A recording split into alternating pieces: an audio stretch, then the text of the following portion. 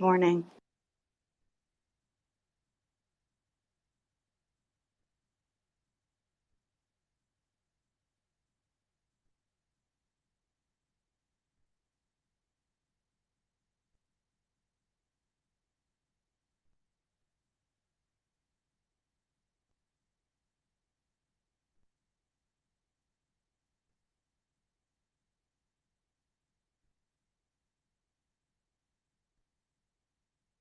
It's the bad one, right?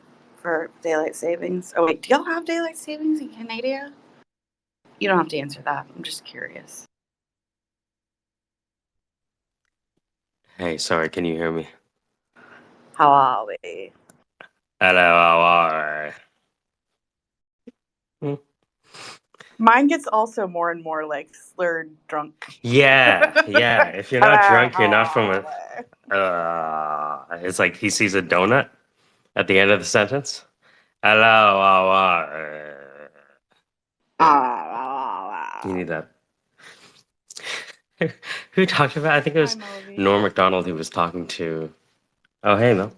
Norm Macdonald was talking to Jim Carrey about impressions, and Jim Carrey was like, "You gotta get the essence of the person, so you don't even have to use any."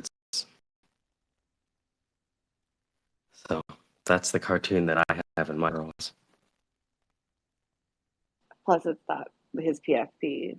Like, I just this visualization.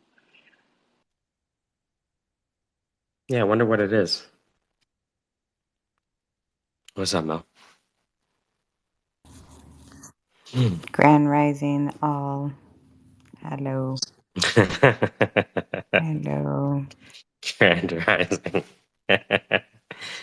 Oh man, Grand Rising. I got it. Took me a second. Okay, sorry that I figured that out late. no. It reminds me of a time where like there was a time where like all the black people used to call each other kings when I was in high school. Yo, what's going on, king? That kind of thing. And so Grand Rising was another one of those. Well, it's interesting that in English the the early hours of a day are called morn. I think it's disturbing. I actually, this is funny that you said that. I went to film camp when I was a kid, and Mm. the teenagers were making 3 minute black and white short silent films on real 16 millimeter Aeroflex, like the actual film cameras. This was 2001. And one of the films was called Good Morning, spelled with a U. And and like it was her getting ready for coffee, and like her tie was a noose. Anyway, it was teenagers being dark and funny, but that That'd triggered a be interesting memory. though, right? Because, every day you wake up is a casual miracle, right side of the bars, right side of the ground, right? Um, and so maybe the way to really be thankful about the casual miracle of waking up is to remember all the people or mourn all the people who didn't have that same chance today, right? Like a good morning. Yeah, and that's what I wonder because it's like, okay, in Spanish you say buenos dias, which is good day. And so like it's habitual to say good morning, but I'm not a person. If you notice, I always say salud. I always wish health as my greeting. My greeting is always wishing health on everyone. that is my that is my salutation for ages. But the whole and grand rising in English, I was like, all right, well, I like that one more. But I say good day a lot. I try to avoid good morning, and it's funny because it's always like, yeah, it's always there. It's like, why is this a morn? Why is it? But what you just said, it's like, where does the word hail from? You know? Hail Mary. The etiology or etymology. I don't know the difference between etiology and etymology, but either way, the source of good morning. Etiology is the study of the movie E.T., and etymology is the Mm-hmm. study. Thanks for clearing that Sorry. up. I'm sorry. It's good. Etiology. It was like, actually, it was the wife that wrote the whole book. What? No way. So yeah, so I love the ologies, the studies of. Um, the bumper stickers I came up with when I was, an environmental science major and I was in all the ology classes was geology rocks my world, virology is infectious, and biology is my life. So those are my little things that I never made the bumper stickers. What could have been? I could have been a bumper sticker mogul, y'all. You know what's annoying about like free garb, like swag bags? Swag, you mean? I Yeah, love swag bags. is that the logo? Like they could make it just on one side. Like the t-shirt doesn't have to have both sides of the fucking logo, you know? Like put it on your back. Here's the You want to be a target. little more discreet, you fucking asshole. Right? The Jeez. swag works though. I was at a coffee shop like this week, and there was a guy with a Techstars Patagonia vest on, and it seemed a little older. So I was like, "Techstars, not in Arkansas. We don't have that shit here. We also don't have that many Patagonia vest tech boys walking around." So I asked him about it. It's like, "Is that Techstars? Techstars?" Why'd you And call them he tech boys, though? Tech Bros. I called him Tech Bros. Oh, I thought it was like fuck boys. It was like tech boys, Yeah, kind of no, thing. I still forgot the tech, or yeah, the F boys. But There were many no, of he actually works for a tech stores What as a is the swag Venn buddy. diagram of fuck boys and tech boys? well, tech Customer boys, service. tech boys, there are How much some fuck how boys. much overlap is there between the population of fuck boys and the population of tech boys? I The feel like it's overlap very is similar. money. The defining factor of a fuck boy, a tech bro that's a fuck boy, a tech boy Mm-hmm. that's a fuck boy is like um, that they actually have like funds to like Mm-hmm. fuck boys. Fuck boys on the usual, on the regular don't. They use they use pussy to have a bed. You know, So Wait, a what's a fuck tech, boy? a yeah, fuck what boy is is a that, guy Mel? that fucks. That is a game fucker that gets his way with fucking. That's basically the slightest of Okay, the let's break smallest. this down. Oh, What's an A game fucker? We're doing etymology here, clearly. oh for God. That depends on you. If he does you good, then he's a game. You know. Um, Oh, I uh, Not to completely derail the conversation. So I heard today is the day that a lot of people at Twitter are gonna find out if they still work there. they found out yesterday when their Slack got disabled.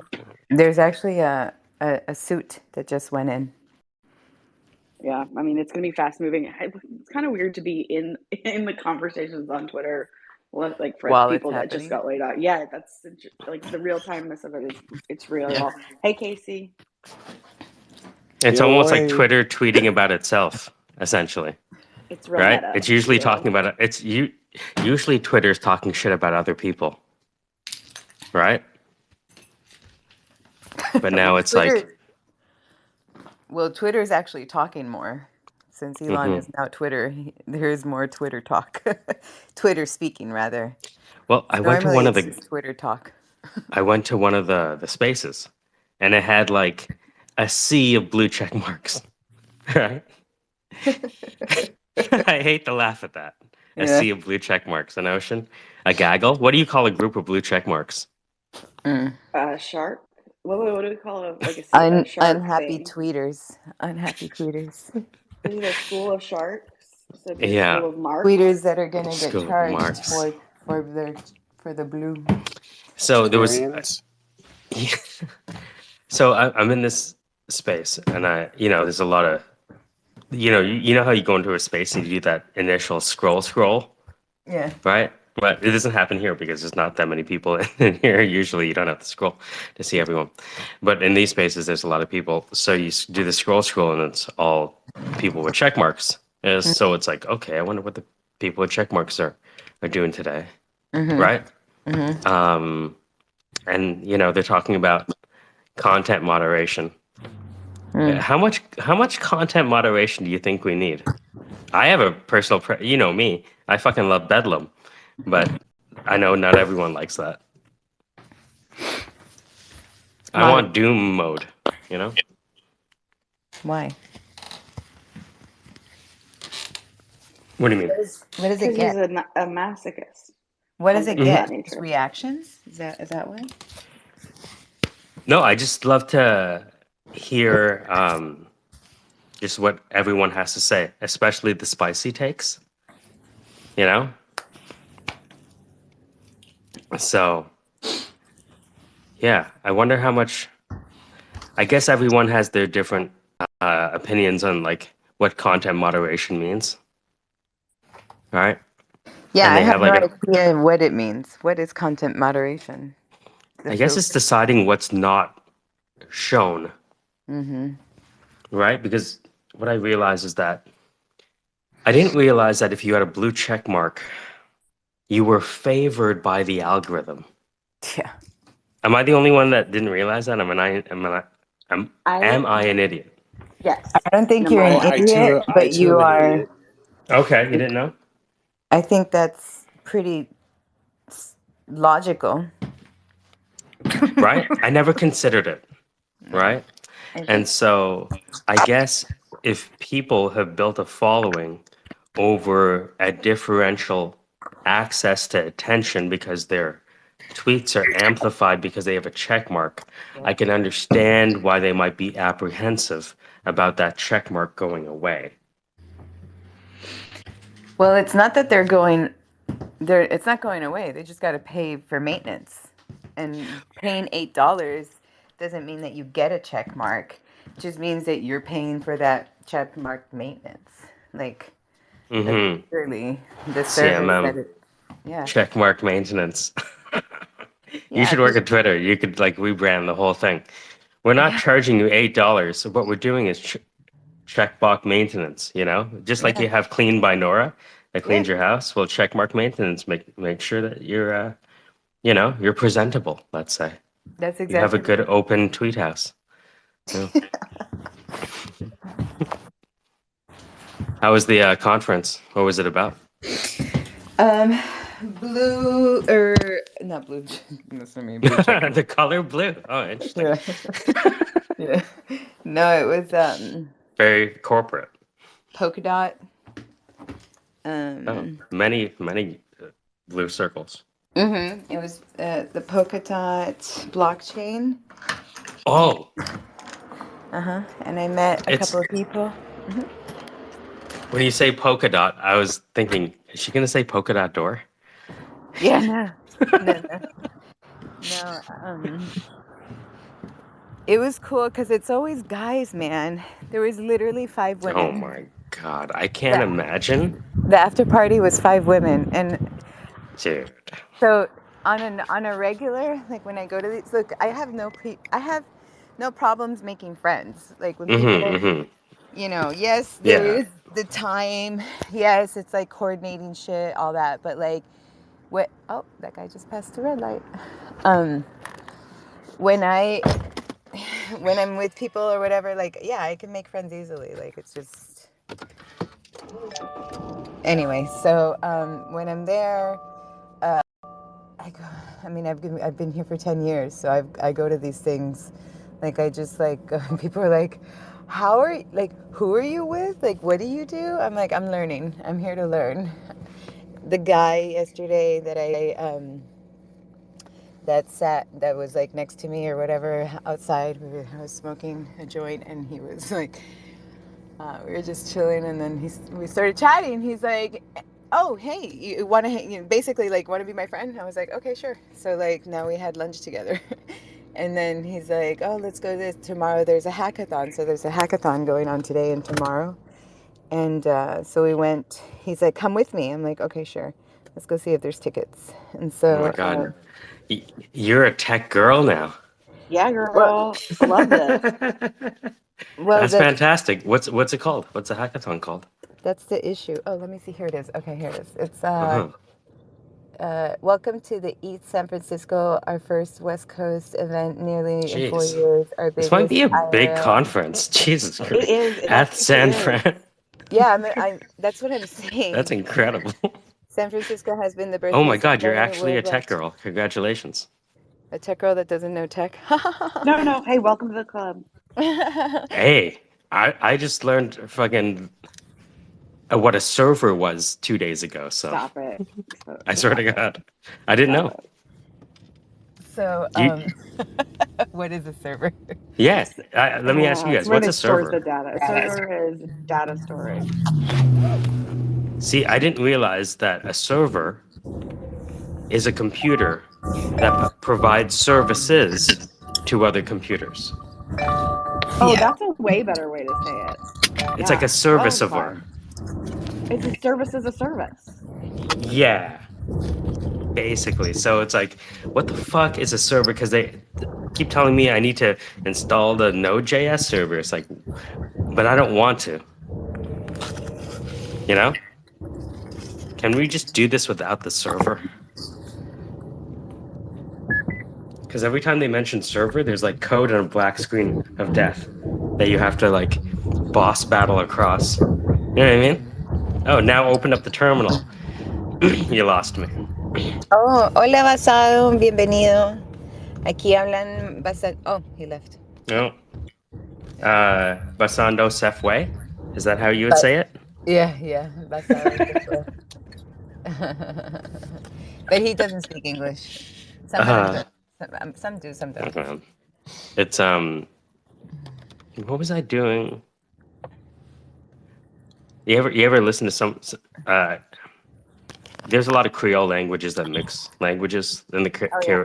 Caribbean, and so it's Patois. interesting to when they Patois. switch to yeah, so it's like sometimes it's French, so it's interesting to kind of see if you can make out the non-English words. So hold on. So this is a big Yeah. frigging conference.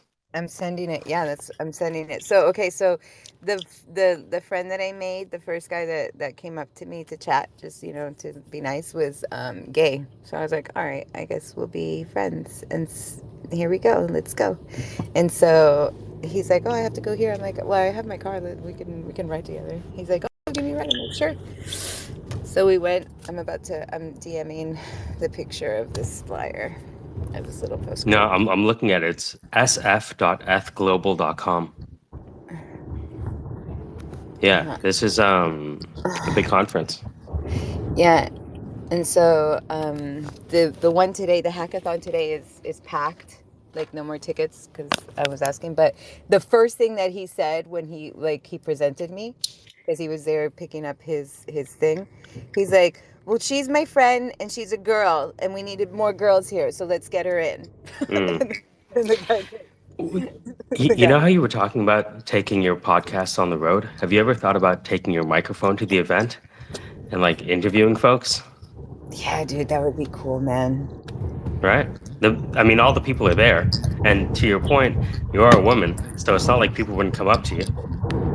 Right? Well, no, that's the thing. They don't come up to me. So last night when I was at the after party, that there was like only 5 girls at the after party. Literally, there was like 3, 4. Honestly, I say literally 5, but there was probably less than at the after party. There was definitely less than 20, and at the event there might have been 30. I'm just thinking if you have a microphone there, I think you could attract a crowd, you know?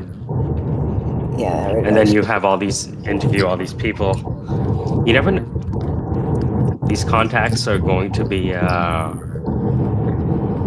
know what I mean? Like if you did something, the people you would meet would be nuts. Yeah. I'm like, yeah, so I'm trying to figure out if I go. It's already 10 o'clock, but I haven't received an email. So I signed up for the volunteer because everything was already, tickets were sold out. And so now I'm going to figure out if I can go or not. I mean, I can. I'll probably get in at some point. Like somebody will be like, just come in. But I get all like yesterday, like I had tickets for yesterday and I got all nervous, you know. It's like I get all like anxiety. But oh, what I was saying is like one of the girls the person that I actually made contact, like a good contact, is she's in marketing, and she's with Safe. What is this? Luna Well, which is a DeFi platform. Like they do lending. So I'm like, wow, that's the kind of job I want. Like, yeah, I want to learn how to do techie stuff, but like working in tech is what I want. And DeFi looks like a good I don't know, a good place to try. Can't fall off the floor. What floor? But like I'm on the where floor. you're, Yeah, yeah, got right. it. Yeah, You know what I mean? yeah. There's, you lose nothing. You would, even if you failed, you would have lost nothing, right? Right. Yeah. But you know, and what else are you gonna do on a Saturday, right? You have the, um, fucking everyone who's anyone on Twitter Spaces in the Ethereum community is gonna be there. Yeah, and I don't really know a lot of people here in spaces that do Ethereum, Hmm. so that was There is a room for an interesting voice because most of the folks at these conferences would be like, beep bop, beep ba do, boop, boop, boop, do, do, do, boop, boop. You know what I mean? Like, that's basically their podcast, right? So your perspective would, I think, be cool. You just need a camera person. right. The Bitcoin company I went to, So you could, computer card, so I had a key card, so that's what I was on.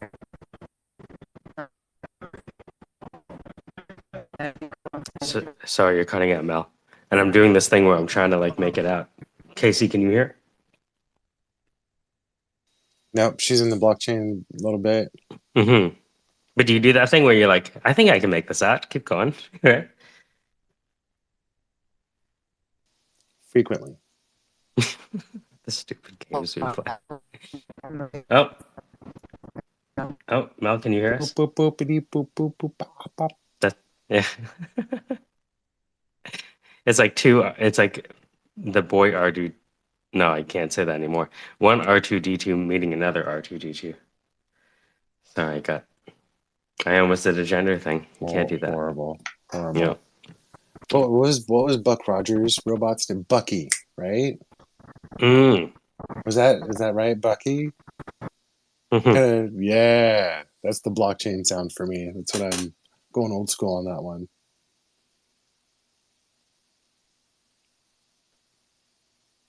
So,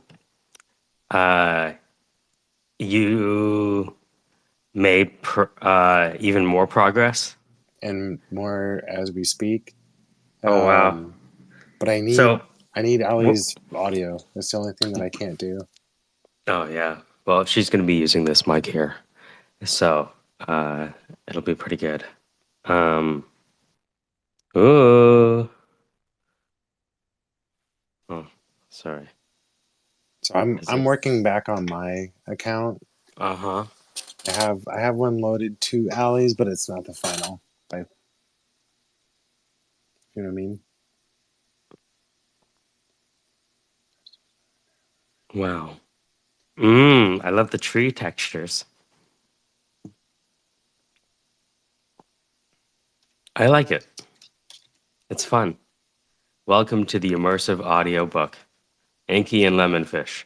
Follow the arrows for our narrative of free range and M-A-blank-E your own. Yeah, I'm actually rewriting that right now. Yeah. Inky and Lemonfish. Follow the arrows to experience our narrative, or free roam and make your own. Each piece of art is read to you at each stationer. I'm still phrasing this last sentence here.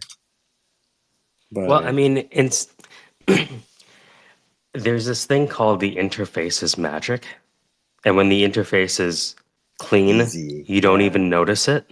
And so when I see that, welcome to the immersive audiobook, Inky and Lemonfish, I think that I see that being proximal audio placed right beside the spawn point. I literally just like 15 minutes ago deleted the audio that I had on there. Ah. And because I'm redoing the audio on my account Mm-hmm.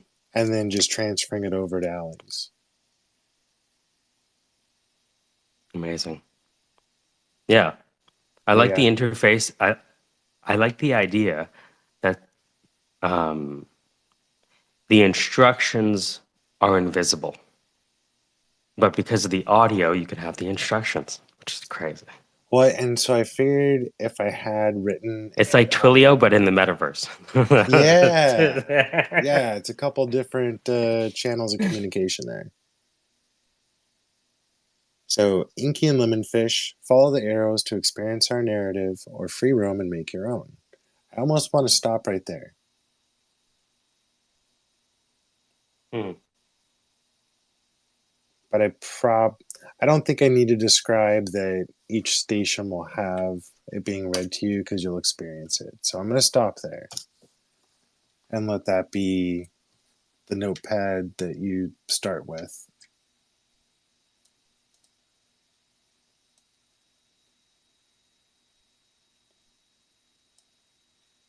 Mm-hmm.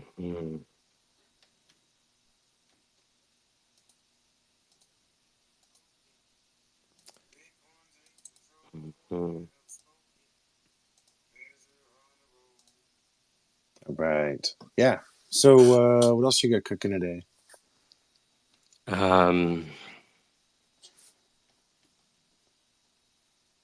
We're training up someone new, a new tech.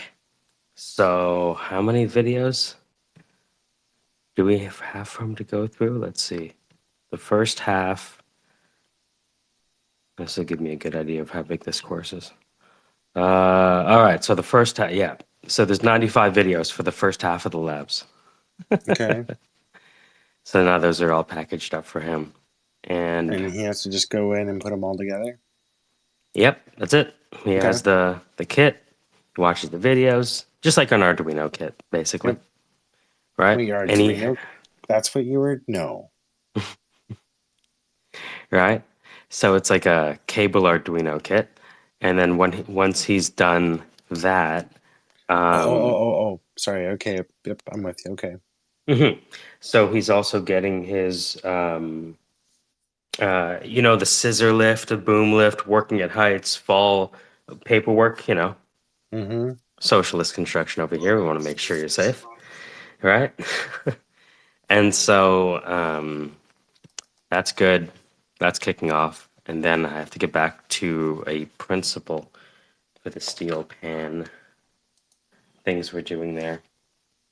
Is that still pretty much rolling forward? Yeah. Yeah, it was well, you want to hear something funny? You know who's Yeah. on you know who's on strike today? Oh, Yeah, son of yeah, a yeah. bitch. Really? Wait, who's on strike today? Ontario Oh, teacher. So suck. I think they're on strike today. Let's see in the news. Ontario teacher strikes. No, Ontario school strike 2022 begins today. So the teachers are looking for a raise. And again, some people think teachers make enough money. Other people think forcing teachers to teach during a pandemic and risk their lives to fucking teach multiplication is something to be commended. Maybe there's a spectrum. Can you imagine the job of a teacher? And be like, hey, what do we want you to do? Hang around with sick kids for a living. What? My job is to hang around with people who are sick all the time during a pandemic. Go ahead. And not just the sick, but like the most communicatively sick people, most prone to spewing their snot everywhere. It's Jesus. more Okay. dangerous than being an ER nurse, being a fucking school teacher. Yeah, they've always been petri dishes. Oh Those little my those little those little God. like those little virus carrying monsters. But this disease or this one in particular was harsh. Hmm. I want to say this about the schools and lockdowns. I tweeted, or not tweeted because I wasn't a tweeter back then, but I did a Facebook post about how when lockdown started, like I assumed that raises would go up exponentially for teachers because adults had experienced being with their own kids for 8 hours at a time and could barely manage their lives. Surely there would be more appreciation for the fact that one person does this times 24 to 32 at a time, because like everyone was complaining about how horrible it was, like trying to teach their little monsters. Oh yeah. Yeah, it's But it didn't work. It didn't pan out. It didn't pan out. yeah, But the they do challenge deserve raises. right now, here's the thing. It's a mixed bag of signals that people are getting because on one hand, it's tough to be a teacher. On the other hand, if you look at the scoring that they just did in Ontario, kids haven't learned anything in 3 years. Were they sorting out before though too? Because I don't know that kids have been learning things at all in general. You understand, right? Well, it's different because there's immigrant kids and then kids who were born here, right? Immigrant kids have immigrant parents, so they tend to do better in a bedlam environment. Does that make sense? Because like if you're there's a lot like if you're Muslim, you sometimes have your kids go to like a Saturday school. Same thing if you're Jewish or Hindu or whatever. Like you'll do Korean school on Saturday, right? So the immigrants have their own kind of network of, you know what I mean? Especially now, right? There's all these community education services that have popped up. But, I talked to a grandma and she said, yeah, she started school this year. She went for 3 weeks and now they're on strike. I'm like, ah, crap. Well, back to Roblox, I guess. Oh, back to Roblox. Nice. Nice. Right? We got to do the Roblox school. Just don't know how to use Roblox Studio. Or I want to practice this IVR school.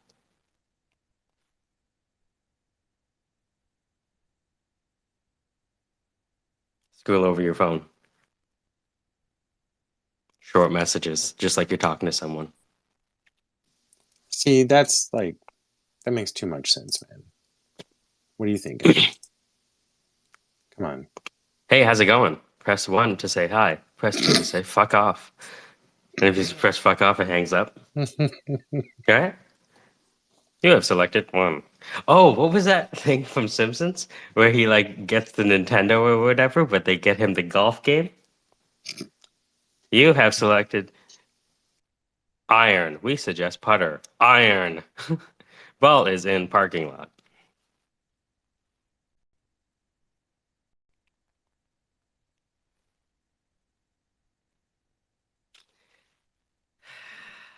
So I am multitasking here as well. Dude, I know, right? you could totally do a fucking. And imagine it's over SMS. Hey, what's going on? You've called the Centralized University. Get it? DUH. If you don't get it, press 2. Boop-a-doop. Here, now it hangs up. No kid. Oh, that's great. Welcome to the Crypto Education Channel. Where would you like to start? Do you know what an interest rate is? If not, press 1.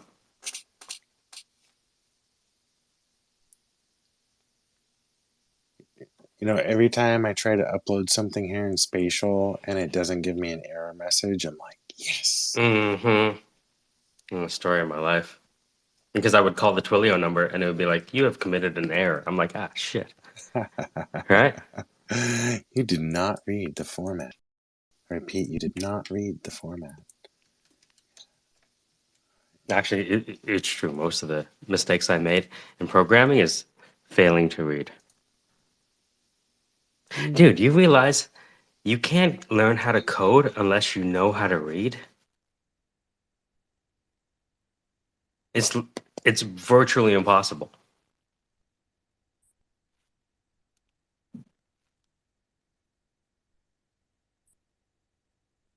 Blows my mind. The amount of people being left behind.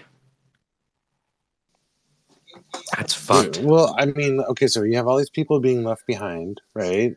What happens to them? They go through hell, right? But that's not all that happens to them.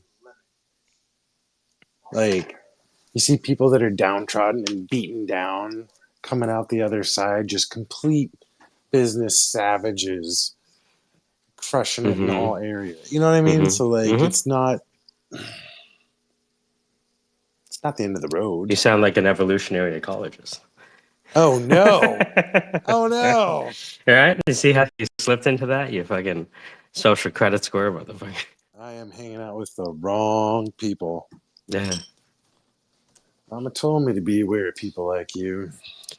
So Twitter's laying off a bunch of people. The only reason Yeah. I call it thanks Twitter is because I think Twitter's pretty cool.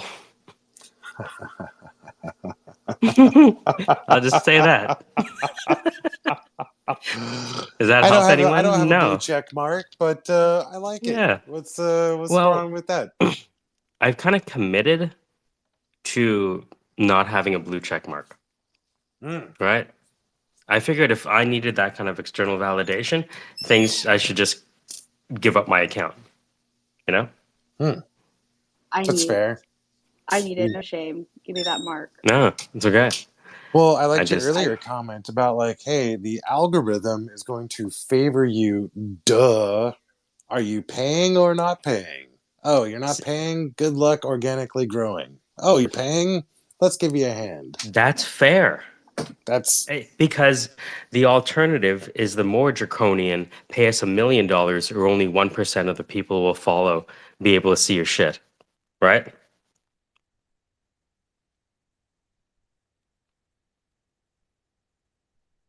I'm so sorry. I apologize. Can you say that again? So what exists right now is, let's say you're on Facebook, right? And let's say you make a post. What is the deliverability rate? The deliverability rate of that post to your follower population?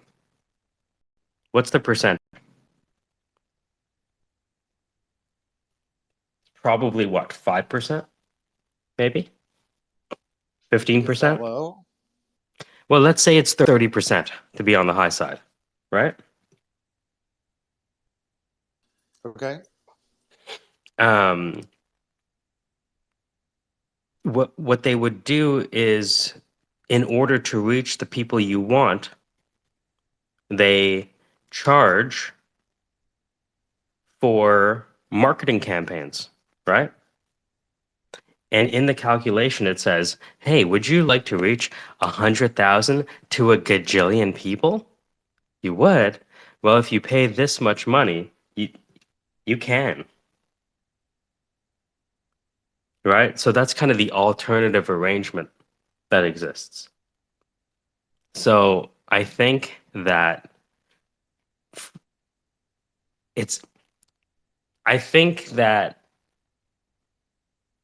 people lose the warm and fuzzies when they figure out how things work, right? And when the mad goes away,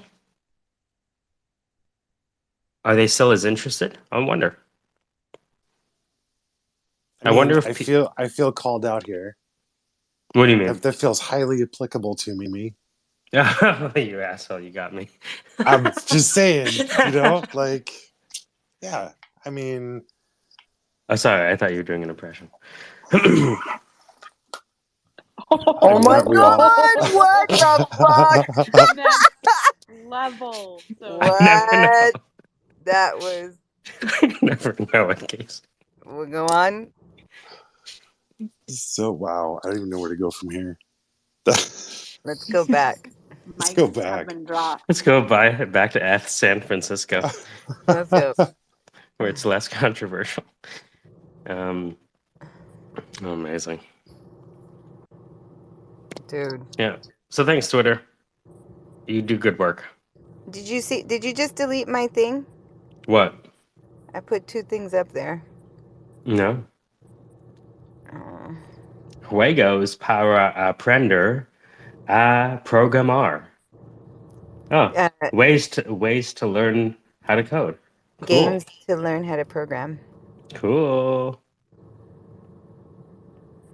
But this was the other one. Look at this one. Talking about blue checks.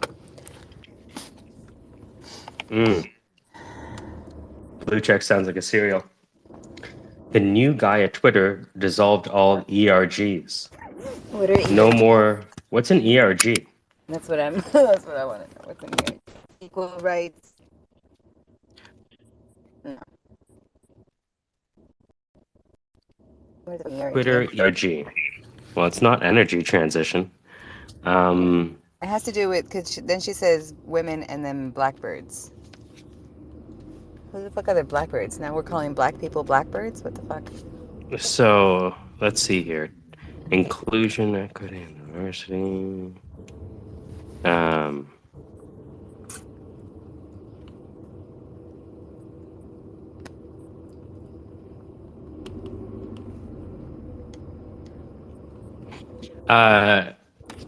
Sorry, Mel. Is the politically correct way to refer to you people Latinx? I don't believe so. That's an American thing.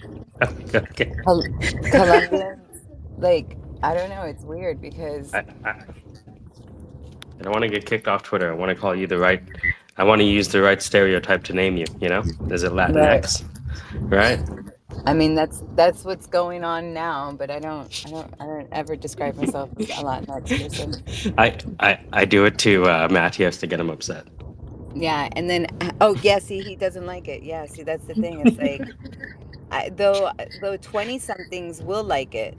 I remember talking to like a 27-year-old, and she was like, "Yeah, because Hispanic comes from Spain and the slavery, and they came here." And I'm like, "So you want to put an X at the end, and that makes you feel better?" It's weird. Fucking people are weird right now.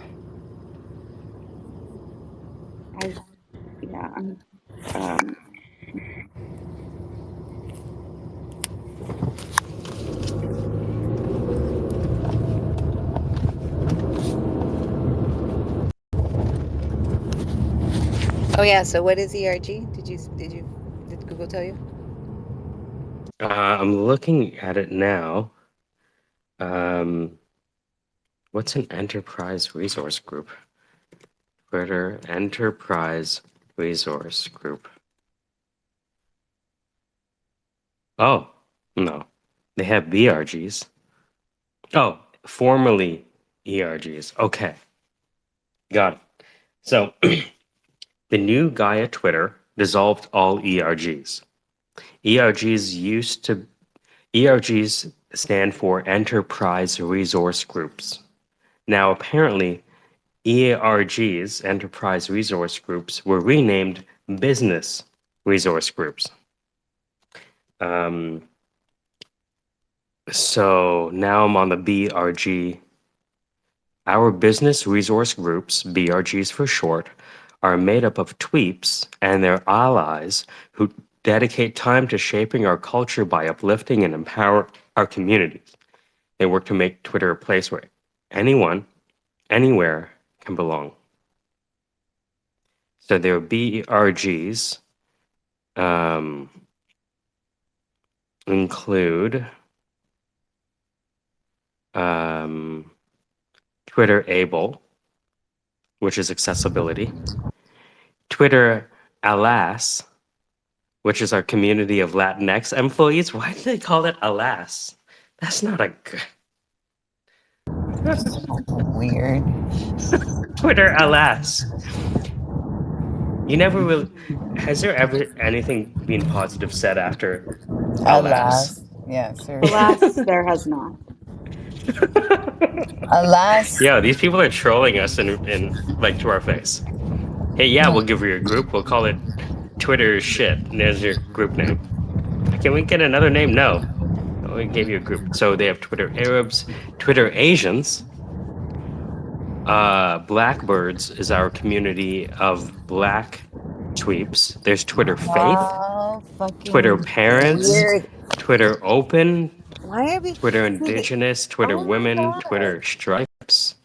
It's so ridiculous. Let's put more labels on each other, all right? Let's make people not like each other by putting labels. Oh, wait, no, I don't belong. Oh, because you're not the same label as me. Can we take a quick detour to see the pin tweet of the drone Mm. walking the dog, and we can get back to Oh, nice. the dumpster fire that is labeling. Oh, I And love it. yes, here's a short intermission to cleanse your timeline or whatever. I thought that was so cute. Carry on. How come there's no Guyanese Twitter? What the fuck? Yeah, I mean, Who that's do the I whole complain thing. to? It's like, oh, let's black Twitter? Like, are you fucking stupid? But That there's is an. so stupid. But it's the I'm name sitting for it. here fighting for my rights, but hey, let me find something else to call me black and single me out. Mm. Oh, idiot. So stupid. People are so dumb. I was talking to Trav about this because it's gonna sound weird because I have a white voice, even though I'm Guyanese. But we were talking about anti-black or anti this or anti this. Like I was trying to tell him that anytime you want to get something, you have to be for something, not the elimination of something. Because trying to eliminate something is a state that will never occur. Yeah. You have to be like for like this is what we want to create. And it's like, I don't know. I have a lot of people that I know that are involved in that movement, and I just never like the name because I don't know. What do I know?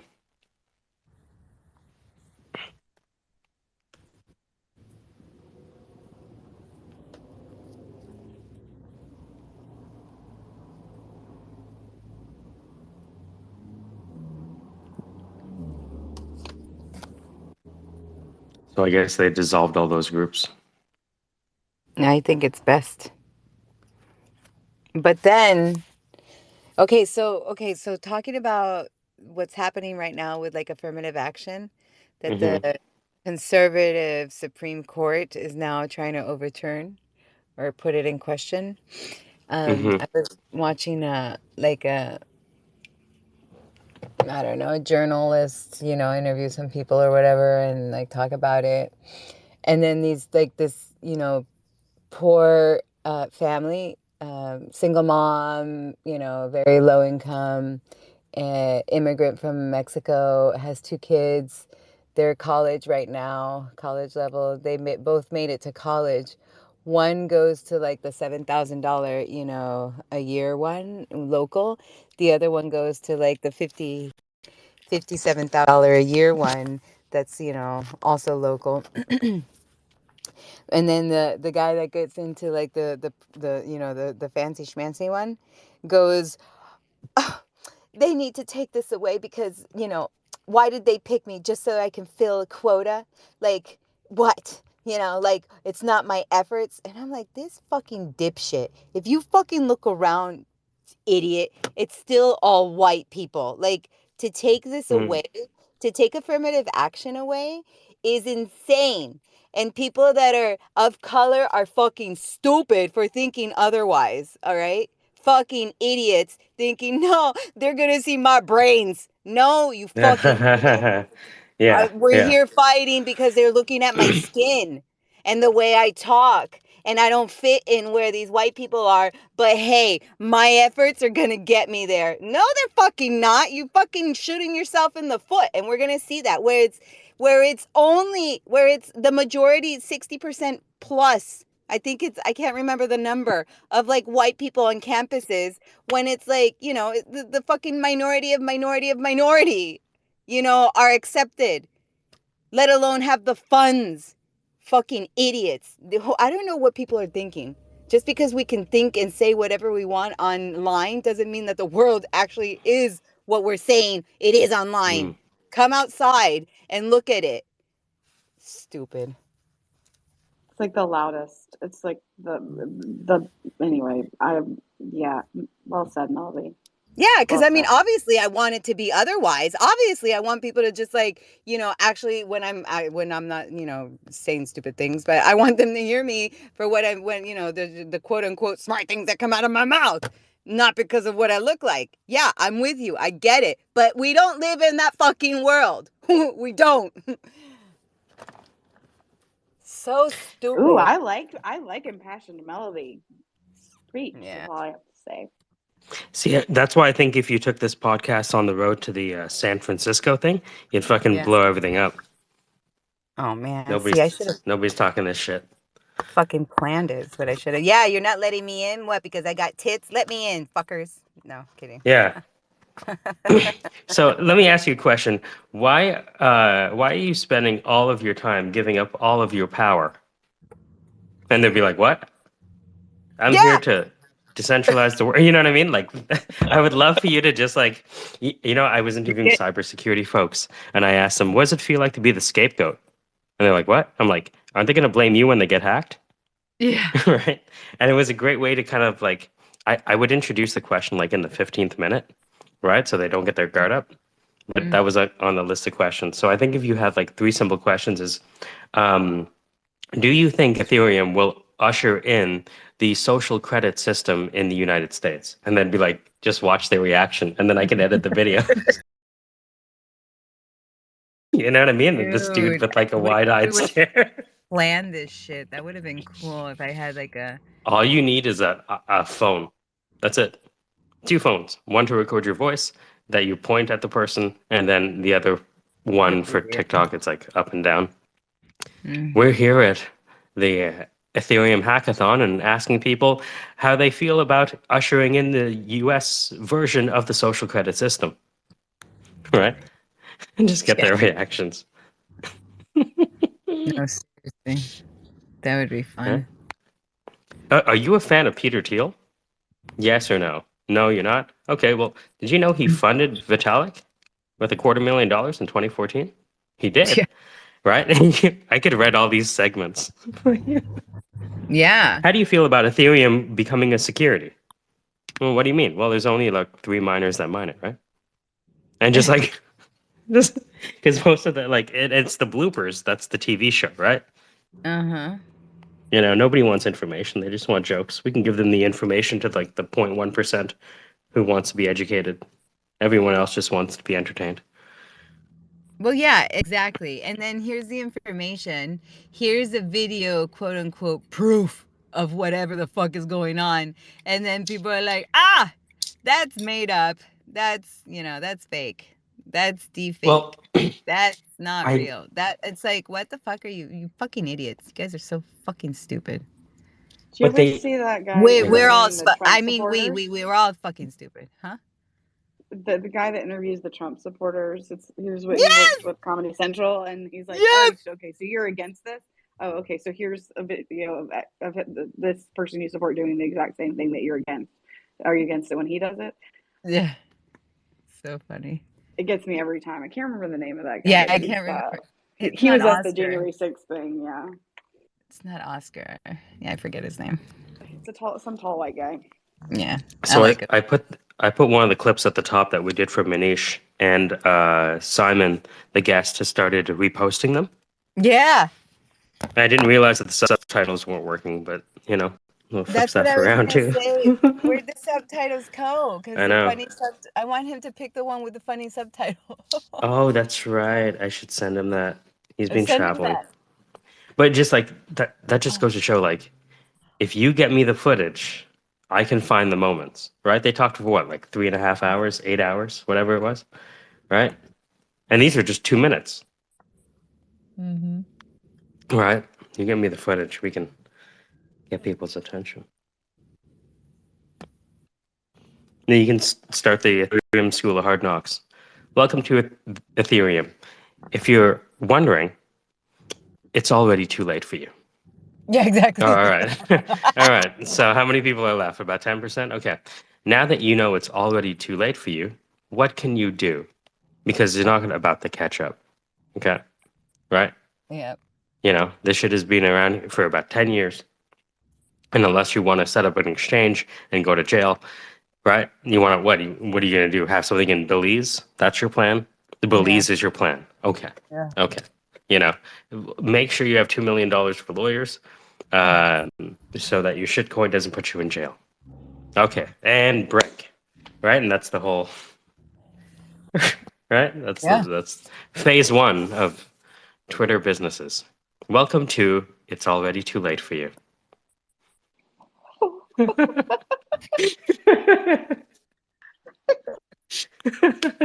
Are you a plumber? Yeah, it is. No. Electrician? No. It's already too late for you. Well, I mean, Unless, unless. And then you have trade school, Oh, yeah. And unless you want to go to the Devi School of Python, 0 to Python in 30 days, right? So you have to you sell the nightmare and then you sell the dream in that order, right? Welcome to It's Already Too Late. The reason we created Already Too Late, it's because if you're hearing this, it's already too late for you. Yeah. You're 2 minutes too late. You're Sorry about that. 5 counts too late. I'm so sorry. 5 counts. I'm so sorry. Yeah. I'm sorry I had to be the one to tell you. Now what? So now what? What are you going to do with your life? You don't have any Bitcoin. You don't have any Ethereum. Your fiat dollars are worth 1/3 of what they used to be. What are you going to do now? Well, it depends where you live. Complain on Twitter. You can go and complain on Twitter. You can be like that black guy in the Black Mirror episode where they hire him to complain about the whole system and they turn it into a TV show. Right? You want to be that guy? There's jobs for that. I like it. Start with hopelessness. Give up. I was talking to a group in Jamaica and I told them, at the end of the day, we have to give up hope and take action. I don't know what to tell you. Because they wanted to come to Canada from Jamaica. Mm-hmm. And I was like, prepare to work harder than you thought you might have to. And nobody knows the future. I don't know anyone. Right? Yeah.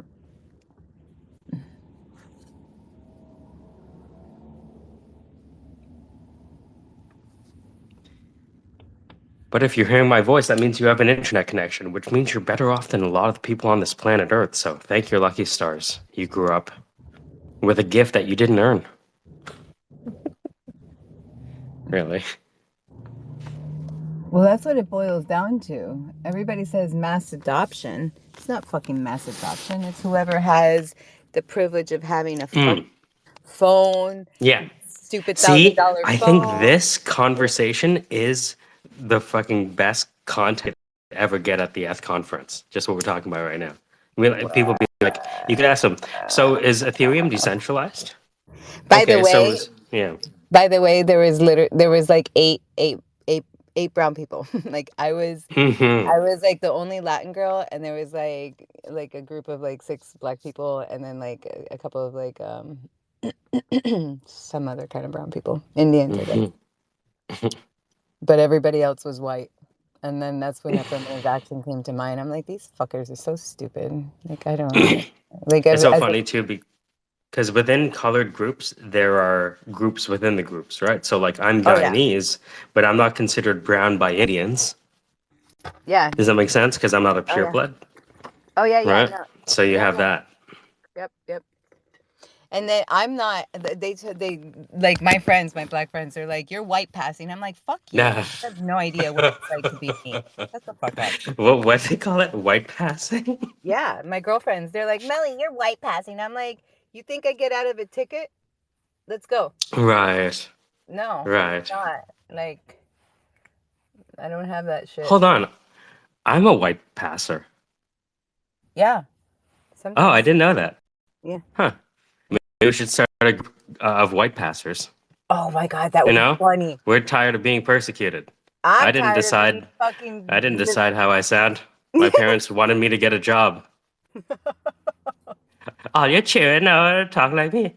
Right? They didn't want me to sound like that. They wanted me to sound like this so I can get a job. Right. For real. Oh, yes, go in bed. I get that walk. What is white passing? White passing is when someone perceives a BIPOC person, Black, Indigenous, and people. I guess I'm a people of color. White passing is when someone perceives a BIPOC person, me, as a white person. Mm-hmm. Oh, so basically, my whole career on Twitter Spaces is white passing. Right. Oh, I didn't know that. Yeah. It's good to know. Is that a good thing, by the way? Is this a good thing or a bad adjective? No, it's not a good thing. Oh, crap. I mean, is it a good thing? I guess that's the question. Like, Well, it's time. we It's get time, to decide what it is. exactly. It's time we own this shit. Like, Yeah. all right. But Okay, I so can't. I don't get, like, I'm not white passing, man. Like, hold on. from afar, probably, but, you know, just because I'm pale. Okay, so I have a confession, everyone. I am a white passer. And what that means, I wish I knew this 18 months ago, but what that means is that I'm a person of color who. Hold on.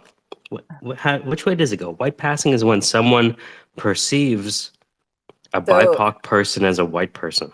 yeah, Yes, so because he I'm brown, presents it. but I sound like a white guy. Yeah. So, am I white passing on them, or are they white passing on? They are choosing you to be a white passer. Mm. They're dubbing you a white passing person. Oh, historically and today, people have used white passing to their advantage for safety and opportunities. That's correct. Of course. What am I going to do? Speak French in China? Right? You know, what am I going to do? Swear at them in patois? Yeah, It's exactly. not how you communicate with people. Anyways, historically and today, people have used white passing to their advantage for safety and opportunities like education, jobs, or travel. I mean, I'm a recruiter. I'm a talent agent for Indians. I guess so. As well as to uplift others in their community who might not have the space to speak out. You talk so white. Yes. Okay. Yeah, I get that. I do talk so white. I've worked at it all my life. She didn't hesitate to speak out and acknowledge that, yes, she's white passing. In the Latinx community, wow. Passing as white has allowed some celebrities to live completely below the radar and blur the lines of what it means to be white passing. And wow, this labeling shit is just a way for you to turn on your fellow man for fucking Exactly. stupid differences. Exactly. That's why Man, I don't use any of the stupid fucking terms that people you know, use. and they think racism was worse than this. Yeah. I identify as la da da. Oh, Judy. Suck a dick.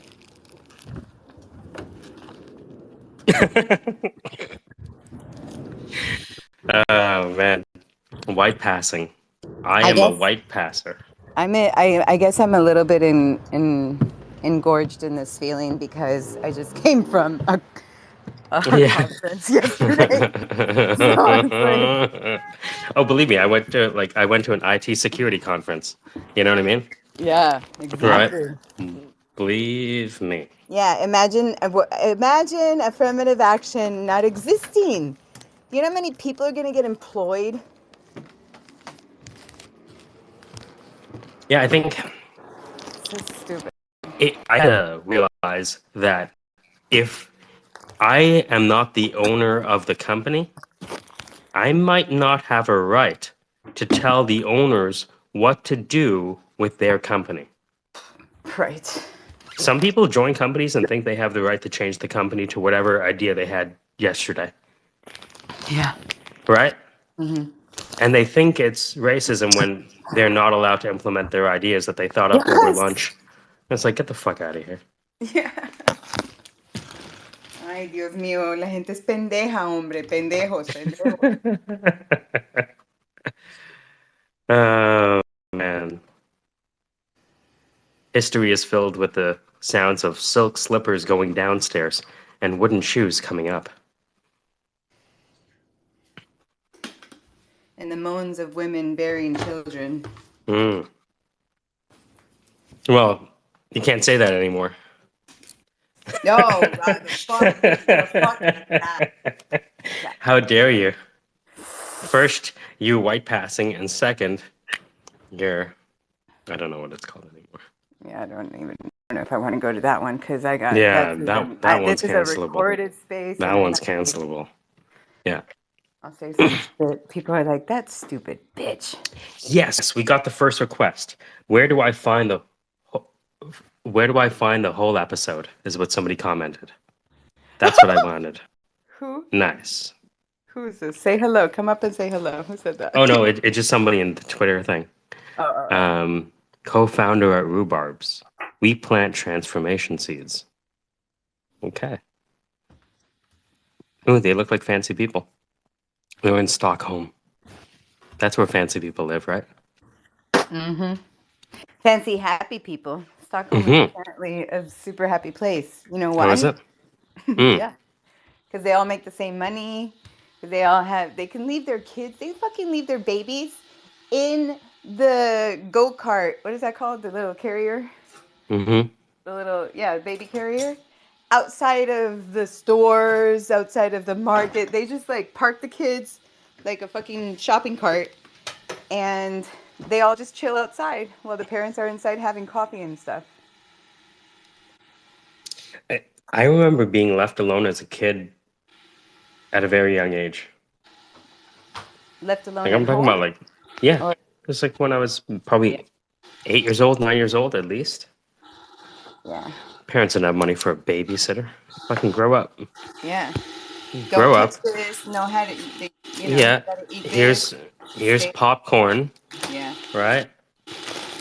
And because we're leaving you alone, we'll buy you a pizza, and the pizza is your babysitter. And I was happy to have pizza as a babysitter. Yeah. We went to a movie.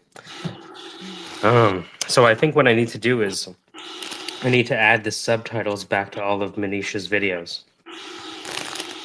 Yeah, wait, so how is he posting videos that you gave him without subtitles? Or are those his clips? The thing is, when I generated the files, I thought the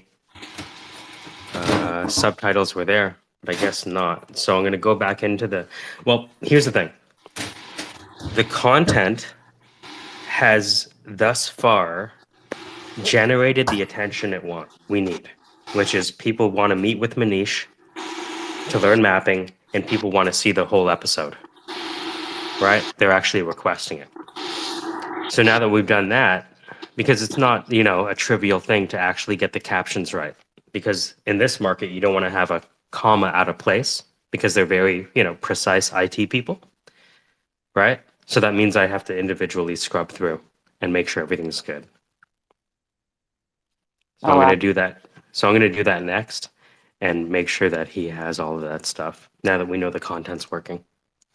And Manish is launched. Yeah. And between Manish and Zach, imagine Manish, Zach, fucking Ruben, and Simon, the things they would come up with. Yeah, man. Come on. So that's done. So where is this? Oh, hold on. Let me add you. I am going to do Manish's now.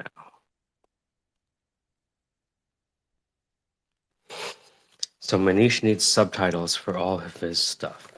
Manish needs subtitles for all of this stuff. Now, if we can find the outcome minds.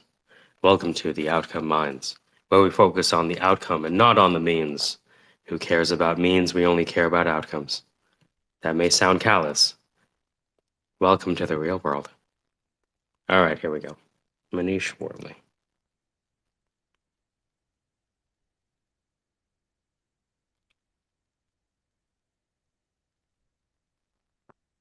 Oh, come on, love. We have Bingo down there dropping his WhatsApp number. I was about to be like, what's that for? Man, you almost look, and then you see it, and then it's like, all right, I get it. I see where this is going. You know what I mean? It's just like, it doesn't even register anymore. My brain has calloused over. All right. So what I'm going to do next is inspect all of the outcome mines. The outcome mines. It's not that you is your podcast dead? Have you been trying to podcast for 2 months and nobody's paying attention? Well, it's not because you suck. Well, I mean, it might be because you suck, but it might not be. It could be because you don't recognize that nobody listens to an entire podcast. They only listen to the highlights. You know, the Drink Champs podcast with that person we're not allowed to speak his name of anymore for whatever reason. People watch the highlights. Only a small portion watch the whole thing. So what you really need is someone who can identify the best parts of the conversation and highlight those parts. And that's why we created insert company name. All right. It's fun practicing, trying to think of the commercial. All right. There we go. Manish. So, oh yeah, because Lagartha did one. Okay, so we'll publish hers. Bang. World of Warcraft. We will build the new Death Star. Oh man, I had all of the subtitles on this. Oh, I know what happened. Because I did a group thing, I have to burn the captions into the video. Ciao. Render at maximum depth. Maximum render quality. Send to encoder. There you go. Good stuff. So, Manish is about to have all of his videos appropriately subtitled. Wait, so it didn't save? I don't understand. There's a setting when you export the video. Got it. That says, do you want to have the captions on the video or not? You want to burn, like they put burning in the captions where they're actually physically on the video rather than in a subtitle file. So I'm burning them into the video so that, because I noticed that when people watch video online, it starts with the video muted first. Got it. And the video has to convince them to engage by unmuting. That's like the first attention point. So that's why the subtitles are so important. So, but look, this guy's getting retweeted by like the #1 IT guy on the fucking planet. Well, You know? I was gonna say So- that, and I haven't seen Manish because I wanted to like toot his horn Mm-hmm. up his own. Look, there's gonna be a lot of people wanting to toot his horn soon, right? I mean, like, look, I know I didn't like you because you had an Indian accent, but now this English guy likes you, so I guess we like you too. And that's how it always goes, right? We have to wait for someone else to like decide for us. And I'm Canadian. Our rappers aren't recognized until the Americans recognize her. You know what I mean? We only have Justin Bieber and Drake, right? Mm-hmm. And they wouldn't have got on unless the U.S. co-signed them. You know what I mean? That's true. I think Justin Bieber was like, he got popular because of YouTube, right? Yes. He was like one of the first people. Hey, well, I want to know what Manish is doing. I heard it's something to do with mapping. Yeah. Like mapping what? Well, he's sorry guys, I'm just gonna take this call. Be right back. What his thing is, worthily. Look that. Wortham. And he had an interview with Simon Wardley. Simon Wardley. Must have been a Wardley conversation. Did he talk for like 20 minutes? The conversation went on for over an hour and a half. Oh my goodness. Yeah, the guy was having fun on the interview, so he just He was like, okay, we're gonna keep going. And then Manish was kind of cutting it like right around the hour, and he was like, oh, I'll take another one. I'll take another one. So it was cute. It was nice. The guy was enjoying himself clearly. So, Yeah, time flies when you're having fun, right? well, yeah, especially nerds. Nerds find another nerd, they're gonna get deep into it. You know what I mean? Yep. I So mean, how have things been? I've been like off Twitter for a bit, just taking a little break. Like uh anything exciting? What are like the highlights that happened? 1 second. I don't have highlights, man. There's just too much shit going on. The highlights are on Twitter. Hit play. Yeah, that's true. I mean, even going sifting through like a 1 hour video, I mean a 1 hour interview, that's tough.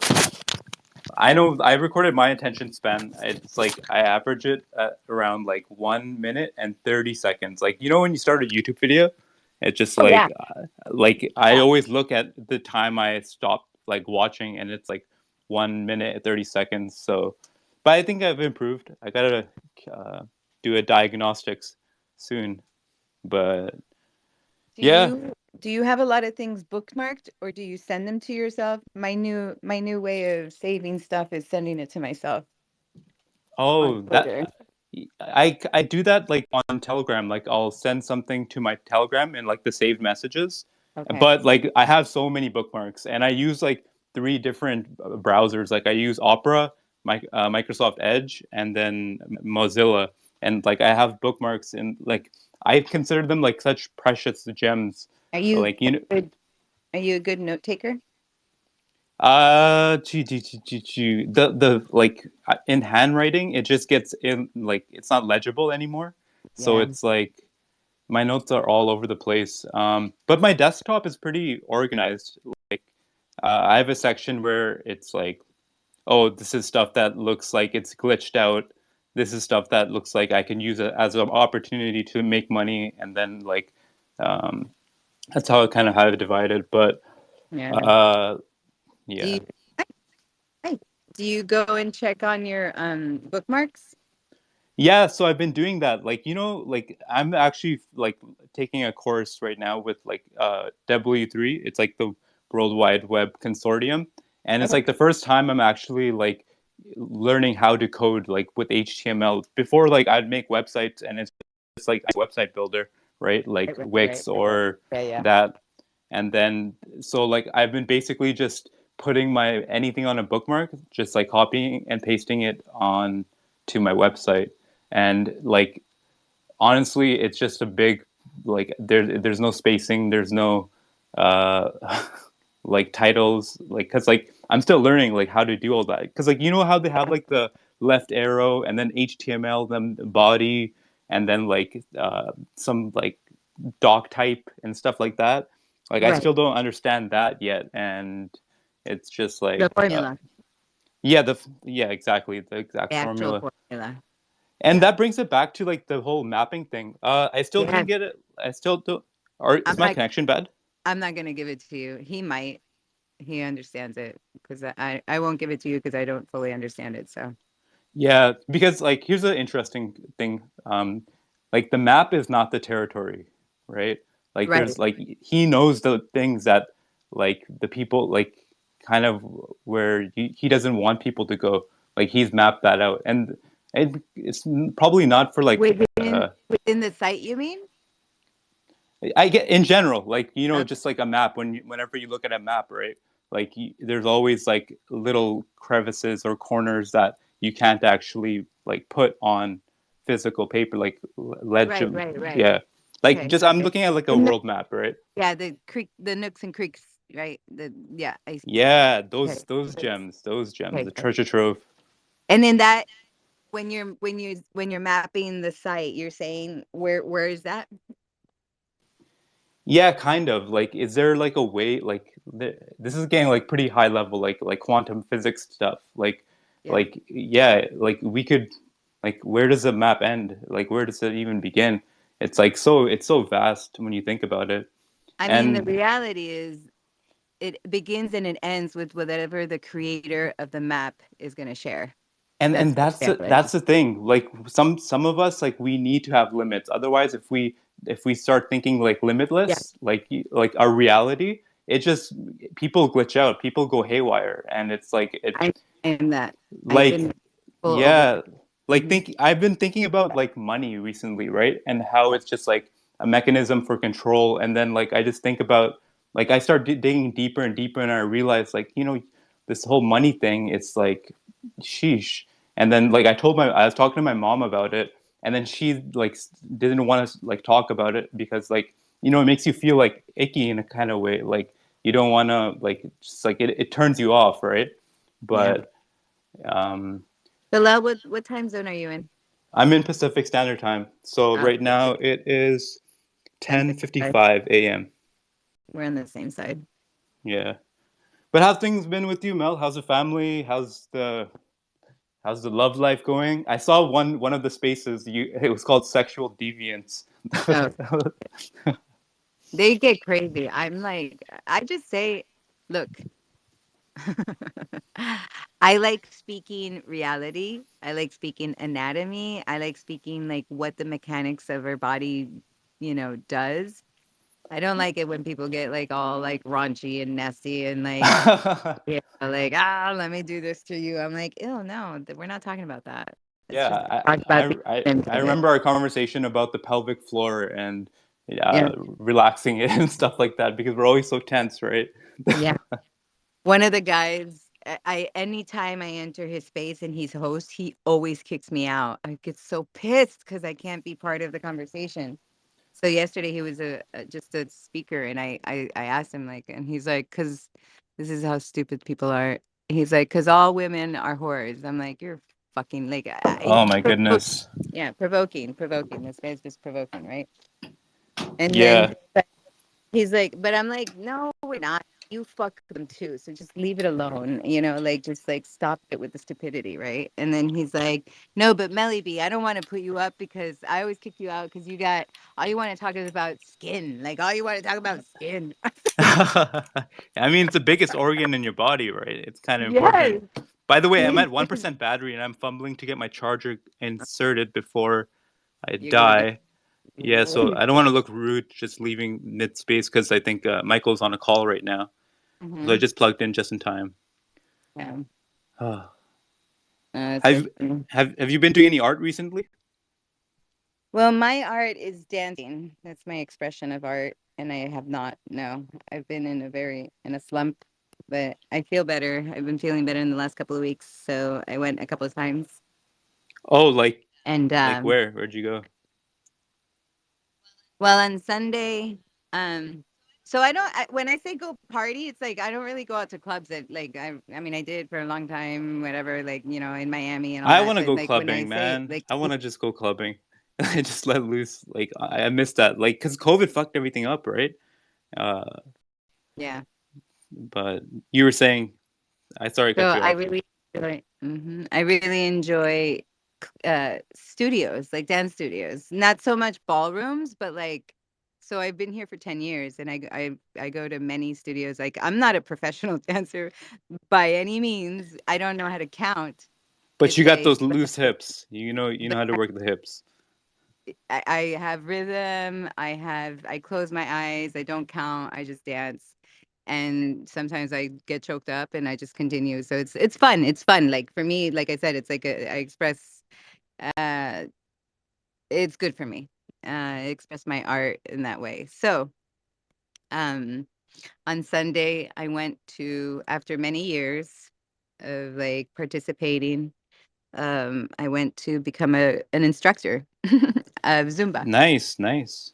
So on Sunday, so like it was just so cool. Like everything came together. I've been doing Zumba since 2001. And so and here in the Bay, I do like hip hop, I do African, like West African, I do samba, I do um many like different forms of like the Latin diaspora and the African diaspora is the classes that I take. And some hip hop, some American stuff. But I don't do like ¿cómo se llama eso? Some like really American ones, which I wish I could do The ones like they spin you up and they throw you up and the Lindy Oh, dance and things like that. Like that's ballroom. So I don't do so event at some point I'll go to ballroom. like how do you find like the right partner? Like, I mean, I guess you just have to like just No, shoot your shot. that's the thing. All the dances that I do are self. I don't dance. Ah, Yeah. So when it comes to the Latin dancing, like some of the times like the guys get in like when I go to like parties, like to events, yeah, um I don't much dance with guys when it's uh like that kind of song because um I don't know their steps. Excuse me. bless Like you. thank you. Cuban dancing. Like I don't know. I don't want to. I'm rambling. So anyway, No, no, that's okay. That's okay. At least I figured out that you've been doing this all single. I mean, like, I know how tough it is, but like, my moves would be like whenever I'm dancing with a girl, hmm like it would just be like twirl her, uh, pretend that you're grinding on her for a second and then just like I don't know, moving your shoulders. But then it's like there's always that tension, like wanting to be too cool, like you're too cool. What happened? my neighbor's an idiot. Oh, ever think about like neighbors? Like it's like when we say neighbors, it's like we say nay, like as a negative, and then it gives a negative connotation when like why What? couldn't it have been yabers, like yabers, like with a positive connotation? Uh, I think I yeah, heard me say that though. Now I wonder. She's you across should the you street should though. you should make it a thing. Be like, hey, let's call each other yabers because neighbors is too negative. Anyways, but that's my TED talk. that So come up with that neighborhood.com. changes the world, Michael. I think I just did it. Mike, Neighborhood.com instead of yeah, start it. exactly. Neighborhood.com. Michael, how's your phone call? Oh, it was good. Now I'm just staring at subtitles because now that people are paying attention to the videos we created for Manish with the Simon Wardley guy, it's like, okay, you gotta, when you do things kind of a little messily first, Yeah, yeah. right? And it's like, oh, people are paying attention. All right, let's go clean this up. Imperfect action. That's what we call it. Imperfect Yeah, action. yeah. But the thing is, like, because it's a precise field like IT, I feel that the subtitles are a direct reflection of the quality of the company. You know what I mean? Obviously, yes. Yeah.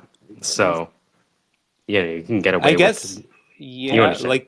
like I do understand because like those I remember the Mind app. This reminds me of the Mind Active guy, like where it's like kind of creating someone else creating your reality for you a little bit, and it's like those subtitles, like we trust them. I think I was listening in a space where they were just talking about just memory gap right now. Uh, What do you think we're about the thing up there? about who? The nest. The Nest. Mhm. Oh, what do you mean the nest? Like, are we in a nest right now? The nest up at the top of the room. Oh, I like to stay word thumb. Let me see this. I didn't look at it. Oh my goodness gracious me! This is snow modes. Whoa, whoa! I'm the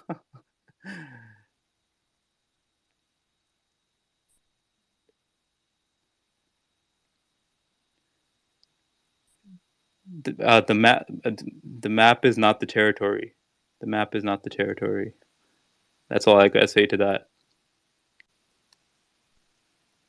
See, what's going on? Lower class wife doesn't work. Middle class wife works. Upper middle class wife doesn't work. Upper class wife runs a small business that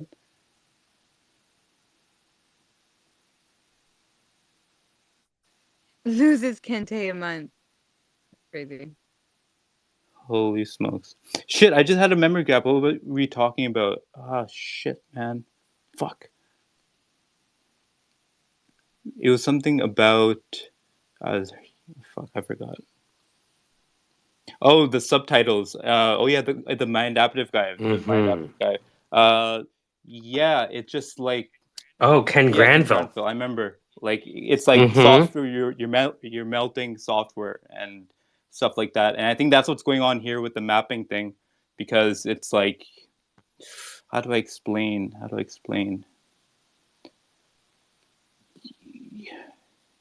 We're like, it's like a stable diffusion that's happening, right? I like it.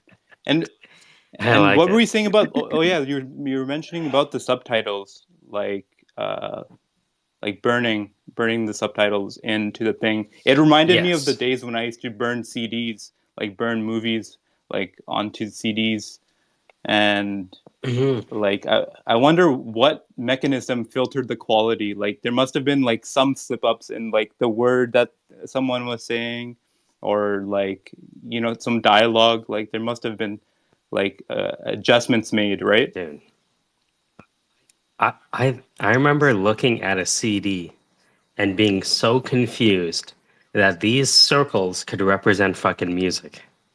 I'm like, you mean to tell me that all these concentric circles on this slice of a digital tree trunk plays music? That doesn't make any sense. Dude, I'll be right back. 1 second. I have the TV remote in my bedroom. I gotta put it back. Okay. I have like the fireplace set. The fireplace channel. It's on right now, and Yeah. You're such an old man. Can you all learn the phrase? We will build the new Death Star, and the new Death Star. Sorry. Can you all learn the phrase? We will build the new Death Star, and learn the lessons of the past. So we will build the new Death Star and learn the lessons of the past. So I'm a poor engineering chap, and my systems are a mess.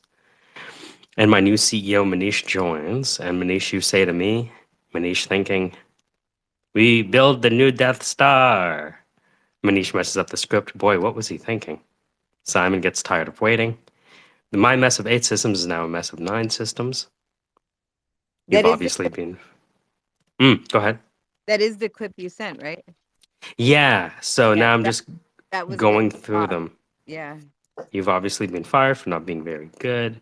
Zach, you've joined and you say, we will build a new Death Star and learn the lessons from the past. And now what type of vibe are we feeling see, right that's now? there's a... Sorry to cut you off. No, it's good. The lessons of the past. So we've now got from 9 complete. We've now gone. Government needs societies and don't need things to be trust. So we've now got from 9 complete mess of a system to 10. And you've been fired because you failed, but don't worry. Because you've failed. Apostrophe VE. I wish I would have got it from the beginning, but I can go and watch it, obviously. Well, I'm not sure if he's posted the whole thing. Well, I guess it's on Facebook. Don't worry, we got a new CIO, Ruben, and everything you say to us. Ruben hates taking direction. That was my favorite. Yeah, yeah, that was so funny. I was like, I wonder if you could add humor in the subtitles. Heck yeah. You know? Parentheses. Yeah, you can just by in brackets laughing. Like trolling the speakers, right? In a way. Uh-huh. You're like, oh, here we go again. Fucking Zach again. You know? All right, so we have World of Warcraft. I learned more from running World of Warcraft guilds than I ever did in business school about leadership. We have the new Death Star. And we have Wardley Mapping Explained. Now, this is the video that he reposted and that people want to see more of. So I want to get this perfectly right. Wait, I want to take notes on this. Sounds pretty important. World of Warcraft. Warcraft. The new Death Star. Mhm. And then what was that last one? So this is Wardley mapping explained. Wardley mapping. Wardley. Okay, that's hardcore. That's Yeah, really right. hardcore. Starts with war. Yeah. Oh, have you ever thought about this? Like hardcore, and then like the Quran, like the Quran. Like I started. That's etiology again. Yeah, that's what it is. We're all just pharmacy and phonetics. No, pharmacy, food, and phonetics. That's all we are.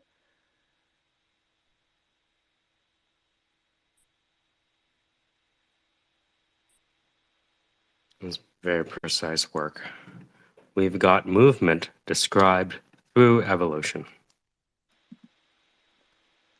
We've got movement described because it's all about the first frame that they see. Dude, I feel like I'm gonna throw up right now. This is pretty deep stuff. Through the evolution. Yeah, the first second is the most important second. But you said mute sometimes, right? Well, videos start on mute. Yeah, that's right. That's viewer discretion advised type deal, I think. It's just a progressive disclosure, right? Imagine if every time you scroll, yeah. This one is a good one. Oh, you posted something in the nest. Let's see this. Yeah.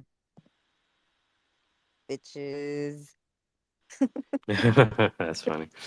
Hey, mega woman, if you want a country run by men, move to Iran. Crazy. I feel like I'm gonna throw up. Yeah. What's the vibe that we're getting right now, guys? It's 11:11, and I just said it. Measure your own vibe. What are you talking about, dude? Weirdo. Hey, we need the weirdos. Yeah, measure it. I'm not kicking you out. I'm saying measure it. You bring up. I'm being a team player, but there's no I in team, so yeah, you're right. I mean, there's a I in win, but not in team. Yeah, exactly. What you winning? Everything.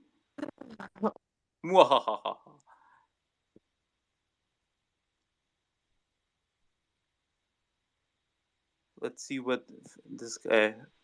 Fucking dumb 4SS. No, ha. No, ha. I'm just looking at the other listener that we have, the one other listener. Yeah, the other listener that only fucking hears and never fucking talks. Regular guy, Lil Wiener. This fucking dumbass. What a fucking dumbass.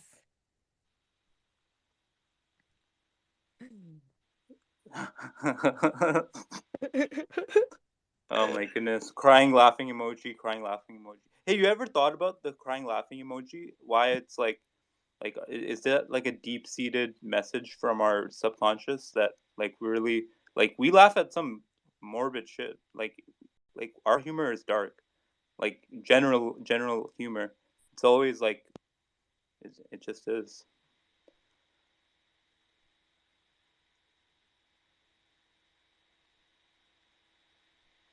No, Like but I know that we like sometimes we get tears when we're laughing and stuff, but that's very like that's the very law. Can you read fucking dumbass? Is the fucking the thing character. the character? Yeah, I can. It says now ha now ha now Oh, Noah. That's his name. Noah. Oh, thank you. Hey, teamwork. Nice. Yeah. High Noah, five. make it trying. Noah line se for be mud gonna oh my goodness. So I just read it backwards.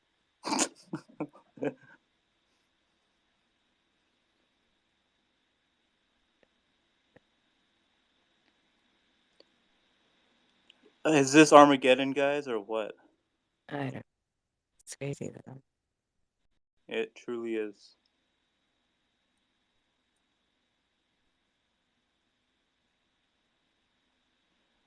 Thanks, Twitter.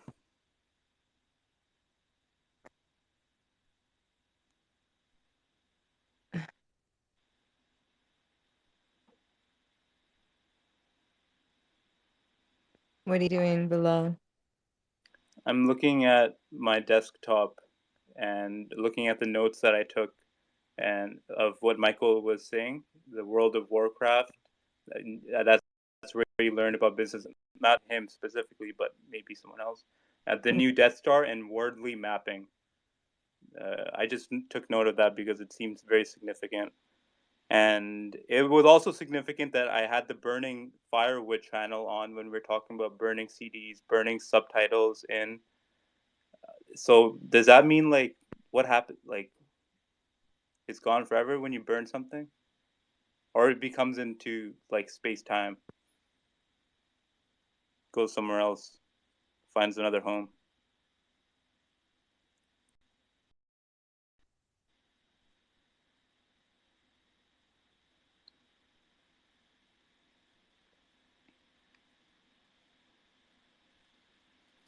So instead of putting the guy's name, I'm going to put his Twitter handle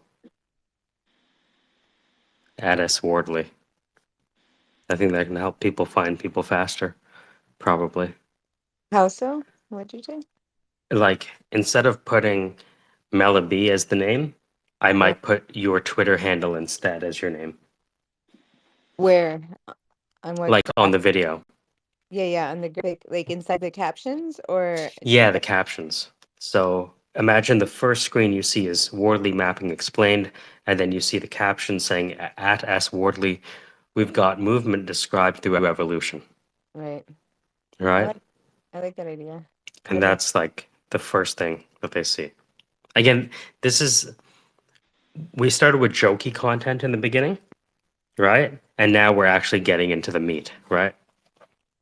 You know, we had the stuff about World of Warcraft and how it's better than Biz School, starting really light. But then as people pay attention, we're like, okay, so we've entertained you. Now I want to tell you what I actually meant to tell you. You remember that scene in Gladiator, right? Are you not entertained? Yep.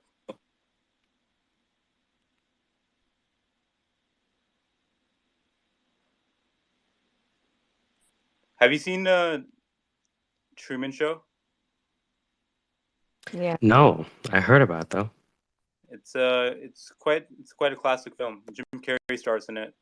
It's basically the world is watching him, and there's so much attention on him, but he doesn't know everyone's an actor, and he finds the end, and basically it's like a edge of a seat moment, and then he finally he exits, but then the audience that were watching, they just changed the channel. They just moved on to the next channel like it was nothing. When really his whole life since he was a baby up until 27 years old was like heavily followed, like Game of Thrones or whatever. And then it was just on to the next. So I wonder, yeah. And I just received this shirt from my father, his odd shirt. Pretty significant. Anyways, yeah. And there's also Ender's Game. Have you heard of Ender's Game? It's a book and also a movie.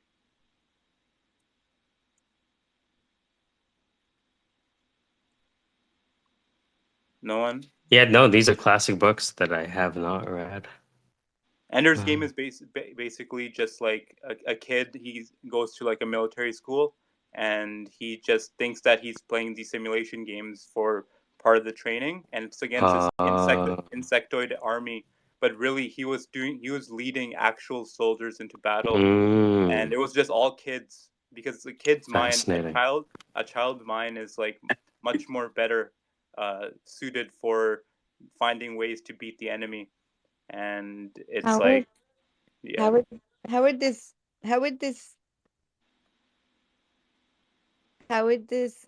joke make sense? How many cups of coffee is too many? I'm currently on my shaky hands cup. How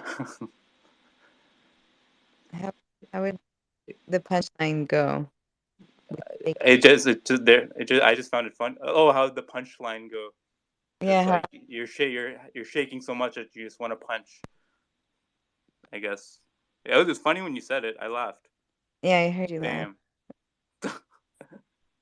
but I feel like something's missing there. I'm currently on my shaky hands cup now. Shaky hands cup.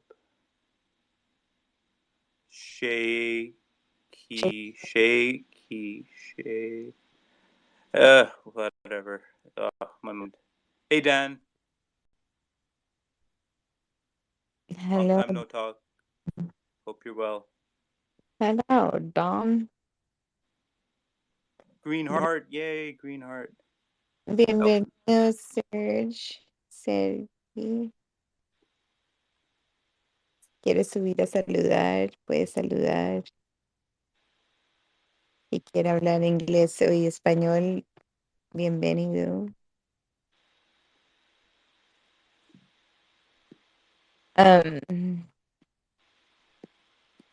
Hi, Sergey.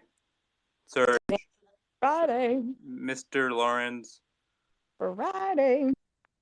Or Dr. Lawrence. Sorry, Dr. Lawrence.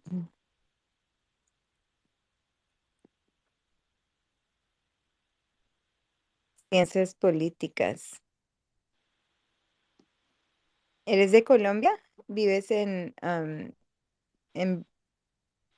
Oh, ok, yay. Yo colombiana también, de Cali. Bueno, nací en Estados Unidos y me crié en Colombia. So, hablo los dos medio chuecos. You speak like two languages? Two. Yeah. Hablo dos? Yeah. Chueco is like Shaking something? more like kind of like twisted, you know. I speak both of them a little twisted, you know. A Yeah, wonky. I feel you. That's actually what it is, chueco. And so I was just telling him that I'm first gen born here in the US, but a little unusual of reverse migration. My family took me to Colombia when I was a kid and I grew up over there. It'd be like it's not surprising to you that like I kind of got the gist of that, even though I don't understand Spanish. I can still feel just the phonetics, the way you talk about it. Like it's in my subconscious. Like I can understand a little bit, you know. And then you obviously supplemented with actually telling us. Yeah. Language is beautiful. I get Bilal, what do you speak? What Urdu, Hindi, English. I've been seeing Greek recently. Whenever I look at a computer screen, I see Greek. I don't know what the fuck that means.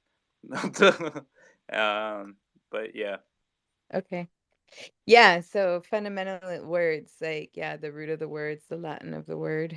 Like I like having conversations with people that can get that if I speak it in Spanish or I speak it in English, like you can hear the root of the word and somewhat. But this is not everybody does that, so I appreciate that. Thank you. No worries. I mean, was it like when did it all like change? Like when did like, having different languages? Because like we must have had just one at one point, universal language. If you want to which is go, love. if Maybe you we didn't have mouths. the We were story of like whatever is in the Bible, whatever is in the Bible says that it was the Tower of Babylon. Tower of Babel. Yeah, I always hear that, but I Tower of never Babel. actually get into it. Yeah, but that's kind of like where quote unquote languages came from. If you are a stickler for history of that book, you know. Yeah, I definitely am. Like I guess it was an ascension. Like if people want to, or maybe it's like coming down. Like it was like coming from down from somewhere else, like from another world. Oh, that makes sense. Like the Tower of Babel is like a helipad kind of a sort, where some new species something would land and it would make its way down, and that's where a stable diffusion would happen, and a new language would be born, and a new society with its own gods or whatever. That's my hypothesis about the purpose of Tower of Babel. Was Tower of Babel like crooked, standing straight? Like I mean, like it was the tallest. The story is, I believe the story is that it was they were told not to grow it that tall, and then there was like confusion that was bestowed upon them because they weren't behaving properly. They weren't being Obedient. obedient. I can't say the word. And what's funny is that like that's the same thing that happened with the Ten Commandments, right? With the stones. It's always like looking up at the stars. The damn, I just wonder how much like ayahuasca these people were on. Maybe like we were always like have a high feeling, high sensation, but they're like our environment like kind of takes that away from us because like shouldn't we have like endless energy, endless like where does fatigue come from? Like why do trees live for hundreds of years and we cannot? Yeah, yeah, yep, you're right. Why do plants go on and they just like hibernate and then go down and then they open back up? Like how does that happen? And we just fucking perish.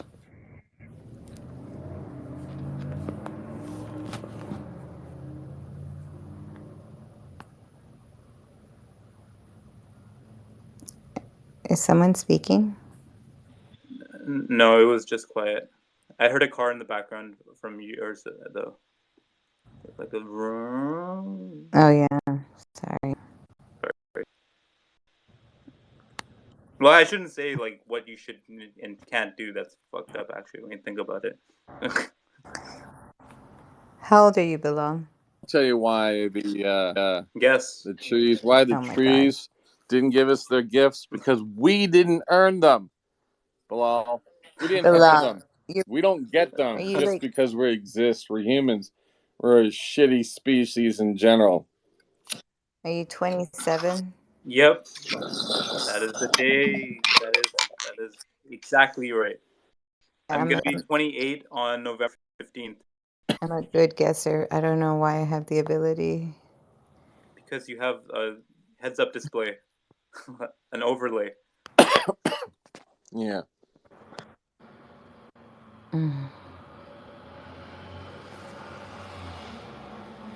Did you see the conference, Dan? Are you driving, Melody? What's happening with you? Are you in the car moving? No, I'm sitting on my sofa, chilling. It's even better sitting on the sofa. All right. So what's the conference? What conference? Hello. Sorry, I I don't lost. know what I we're have talking about. a phone call. What?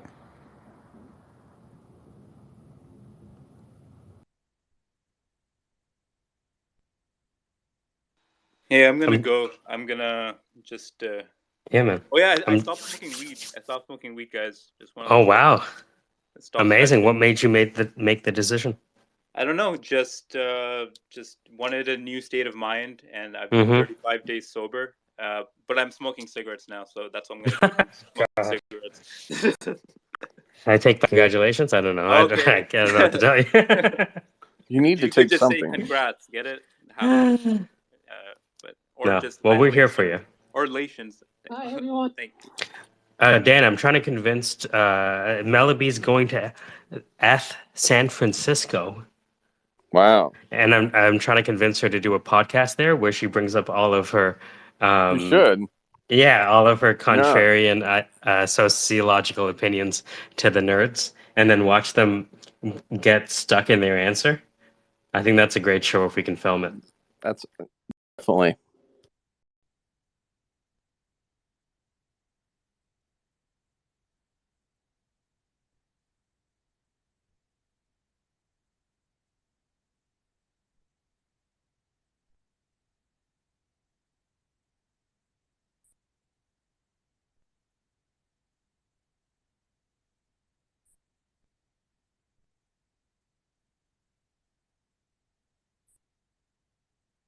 I'm right now doing subtitles for Manisha's episodes because now they're starting to get attention. So I was like, okay, fine. Articulated points at which where you do have enough. Oh Do I boy. have the Got some conditions Zach in there. met to move on Yeah, Zach, right? to the next phase of this? And Zach's the only guy who can ask a question and make it sound like a statement.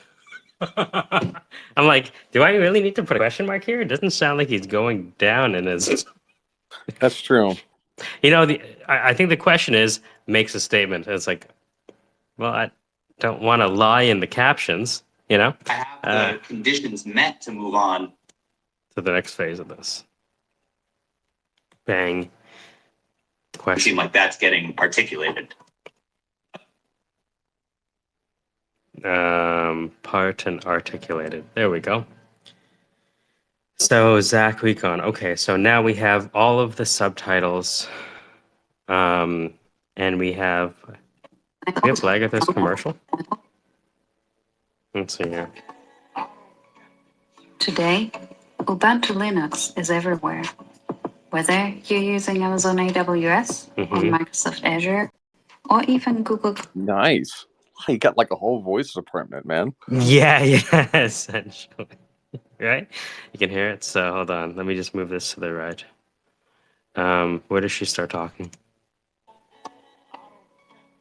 Bang. So that's where it is. So let's move that to the right. All right. Today, Ubuntu Linux is everywhere. Whether you're using... Oh, God. No. Let's bring it back. She's got kind of an Today? international flair about that. About her voice. Right? Interesting. Yeah, I gotta create a new subtitle track just for It's her. kind of like disdain for you, yet at the same time, it's going to speak for you. Just kidding. You don't want to be led by someone who likes you. That's true. That's true. You want to like them, but you don't need them to like you.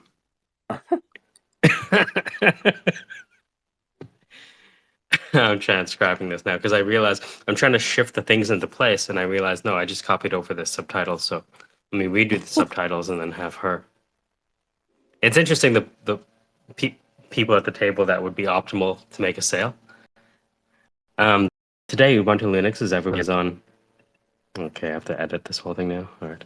AWS or Microsoft Azure or even Google Cloud. You're probably using fuck, what it's actually said. AWS or Microsoft Azure or even Google Cloud. You're probably using Ubuntu as the operating. Oh, you're probably using Ubuntu. Okay. See, nobody says it right. yeah. Well, the AI was a bunch of. You're probably using Ubuntu as your operating system. Okay, so what happens now? Ubuntu as the operating system. Now, the evil.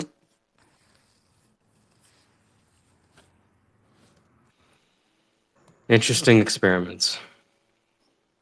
The evolution of Ubuntu would not have been possible without our next guest on the Outcome Minds.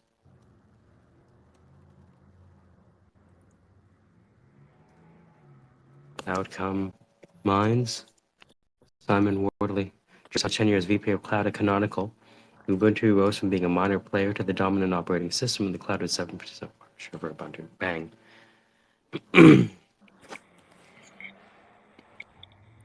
I am because you are.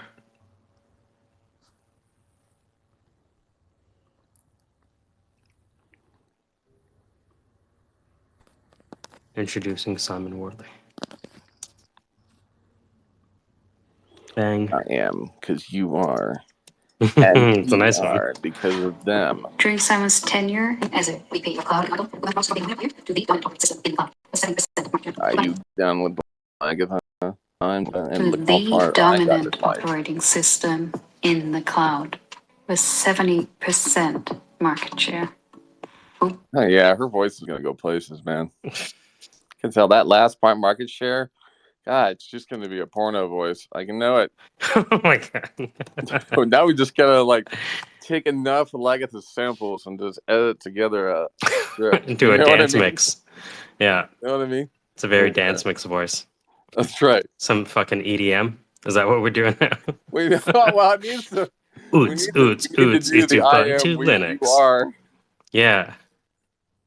All right, so let's see. Talk about 800 count sheets. We just gotta change the product to like 800 count sheets. So what you're saying is we're making beer commercials for software as a service products. Yeah, I'm just saying that dialogue could be swapped out. You know, it's got all that stuff swapped.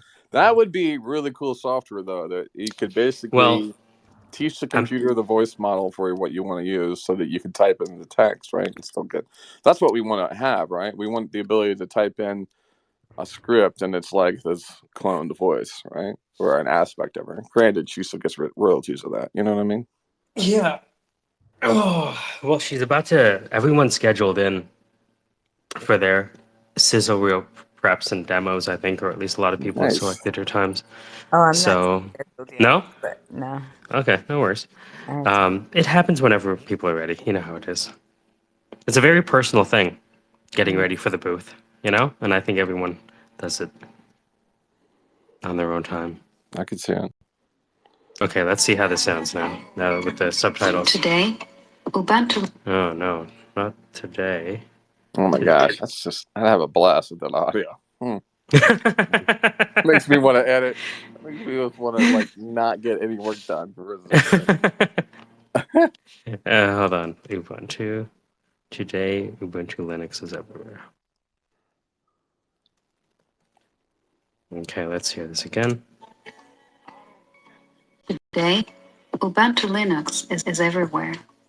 Whether you're using Amazon AWS or Microsoft Azure or even Google Cloud, you're probably using Ubuntu as the operating system. Now, the evolution of Ubuntu. Now we have to change the. Did you have like a heartbeat going on at the same time in the background? Oh, it's the music. Yeah. That's hilarious. I was like, I'm hearing a heartbeat. I feel vaguely familiar and hilarious. Oh no, I don't want to do that. So, it'd probably be easier for me to move the subtitles down. And the subtitles are like 2 lines, but they're too high in one of them. You don't want to. You want to leave some room. So now I need to move this down. How do I do that though? Nope, that's not the way. I want to do it the other way. Now you're not even going down that far. Oh, you're an asshole. So.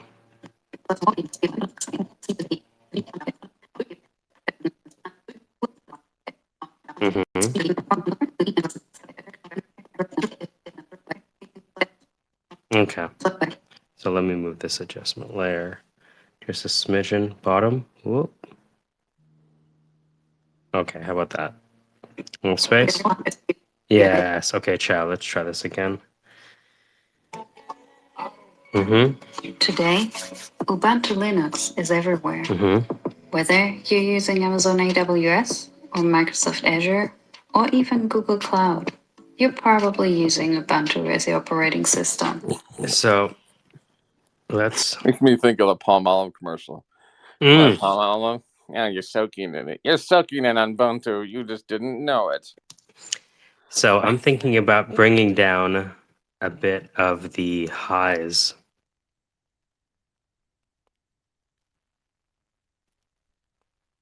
Then again, people might like the ASMR. Who the fuck knows? Today, True. Ubuntu Linux is everywhere. Whether you're using Amazon Nah, I find it takes away from her voice. It doesn't sound as close if you don't hear her face, if that makes sense. It sounds almost artificial. All right. Today, Ubuntu Linux is everywhere. Whether you're using Amazon AWS or Microsoft Azure or even Google Cloud, you're probably using Ubuntu as the operating system. Now, the evolution of Ubuntu would not have been possible without our next You're guest, probably the using Outcomes, Simon Wardley. And right now, Simon Wardley knows where you've been. And you haven't been in a good spot, have you? Well, it's time for you to get clean. Would not have been possible without our next guest on The Outcome Minds, Simon Wardley. During Simon's tenure as a VP of Cloud at Canonical. What the fuck is that showing like that?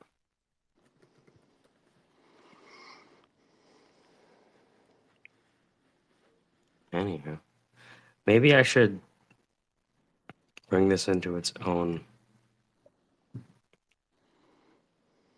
subsequence. We'll call this commercial. What's it? Like, all right. Because I think what we have here is good. Print.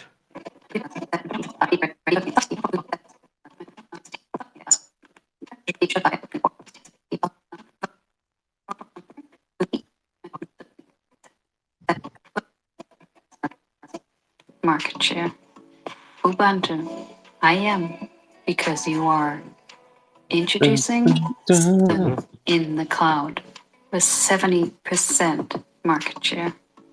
Ubuntu. I am because you. Okay. And then what is this? Music being set up. Music is minus 20. Maybe we can give a bit of a minus 17 kind of vibe. Bring up the music a bit.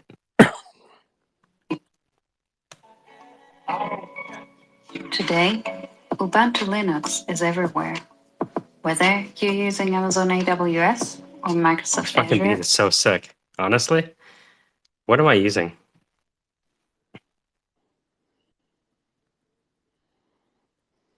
Reveal and Finder. Oh, because it's with Jeff. The guitars on this one. Here's how it sounds.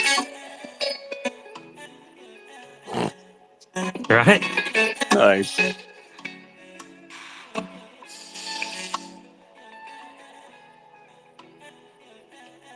So this is what's I started here with the tag.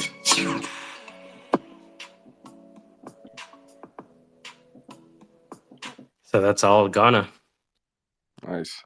Yeah, they're actually shooting a couple of music videos over the next month. So the founder is going down there and yeah, it's all thing. Okay, so we have we done all of the things? We have the commercial for Lagatha. We have the World of Warcraft. We have the new Death Star. We have Wardley Mapping Explained, now featuring subtitles, which are all money. We have the pricing strategy about how we got an email of all the price lists from the whole company, and they end up charging different clients. Oops. That is more Wardley mapping. I'm not going to subtitle that because these are technical things. And then Zach gets subtitled because that's special. Okay. So 1, 2, 3, 4, 5. Export media. All right. And now we're done. Manisha's calendar, version 2. Video. Maximum depth. And what's funny is it's a 2-hour conversation being essentially reduced to 10 minutes.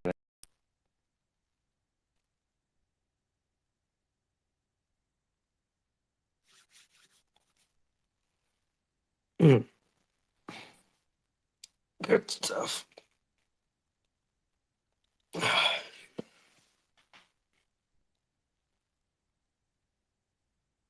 What time is it in India? It's midnight and a half. It's half past midnight. Oh, so we still up then? Half past midnight. Probably. Oh my God! I forgot to sleep.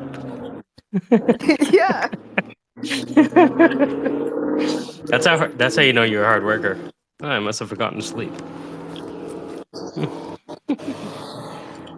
I'll be right back. Let me just refresh this coffee. But right now, I'm exporting these 7 little commercials, and now that I have them, I can turn them into one massive highlight. Make Dan a co-host. Oh yeah, let me do that. Oh, sorry, I didn't. Oh yeah, because you left. Yeah, make a co-host. Yeah, or something. You never know how these things go. Did I tell you I was fucking with a guy the other day where he was like just being obnoxious? So I kept on adding him to co-host and removing him and adding him and removing him. The guy stayed for like another half an hour getting pissed off. It was so funny. I swear to God. He was like, sorry, you know when people say, sorry, I have to go to another space? It's like, well, Thanks for making me feel like chopped liver. Sorry, I have another place to listen to. I'm done with listening to you. Oh, that's funny. And so he said that. I'm like, no worries. And so at that point, I was like, okay, so you don't just get to fucking interrupt the conversation and then leave. So Yeah. for the next half an hour, I kept on giving him co-host. And then I would ask him a serious question and then bring him down to listener. That's funny. I did But for he half was an there like getting fucked with because he was like, "Oh, I'm hour. co-host. I want to be co-host." Look, once people, I give people about 3 or 4 cheeks. And after that, you've decided your fate. You know what I mean? Mm-hmm. All right, let me warm this coffee. It's so funny. Done. Donner boy.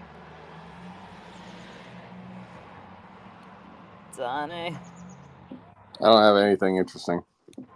Donny, what are you doing? Are you practicing your recordings? I'm not.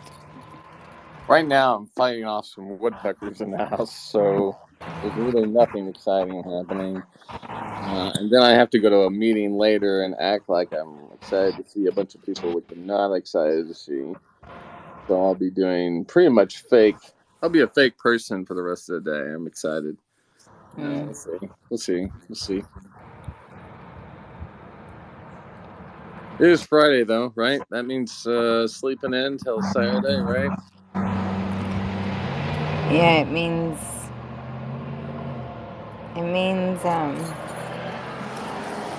my friends are gonna be drumming today and tomorrow.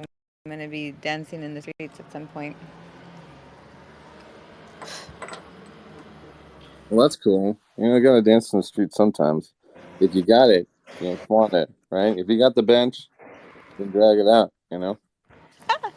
Yeah, I gotta take advantage because street celebrations are very, very much about this in this area, I can see that.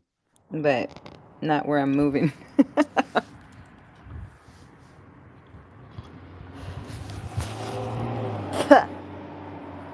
Did you see my video of my neighbor's Halloween house decorations? No, I don't think I saw that. Was it pretty good? It's super cute. It's still up. All 3 of them are like, we're just Oh, I'll gonna check them out. continue. Yeah, we're all continuing to celebrate. The lights go on. It's kind of fun.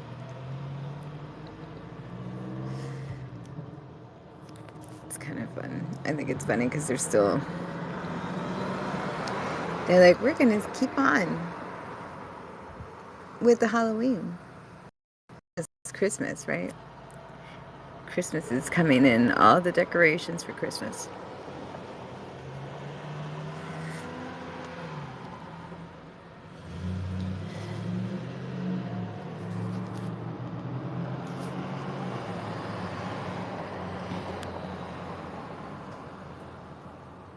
That's a pretty crazy detailed house for Halloween. Yeah. Yeah, the 3 houses in front of me.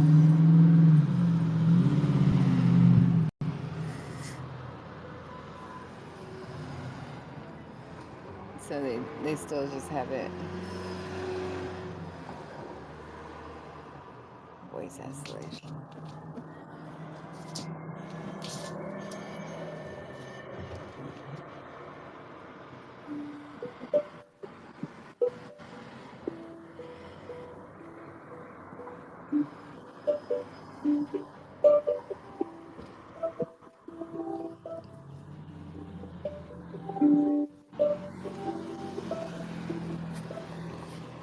Pretty good stuff. I like it. Cute, huh? All right, so where is this at in terms of the... Oh, great. It's all done. Nice. So this is all done. So I can go to Goggle. Goggle, goggle. That's what West Indians call Google. Make sure you goggle. Goggle advice.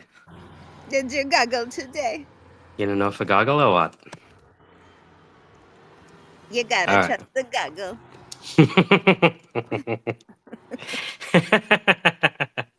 All right, let me create a new folder called subtitles. New folder. The outcome mines S00E00 highlights with subtitles. Bang, bang. And you are now uploading. Beautiful. So technically, I'm thinking if I took... Oh, that's right, because they were at different Jenga Jangos. So if I do new sequence from clip. Okay, so that's that. The cool thing about putting everything in their own little sequence is that when you're like you can now put all the sequences in a certain order. So now I can have a compilation of all of the highlights in one episode. Scale the frame size. Bang.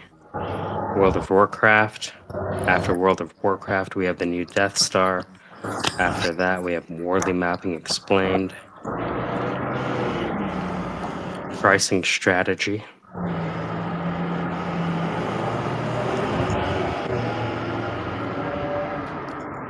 Applied worldly mapping. And then Zach. There's your fucking episode right there.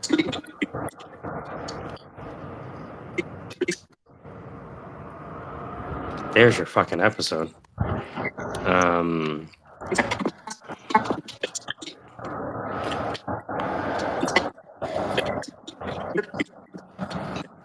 And then I guess we can put the Wortham logo somewhere on this. Wortham.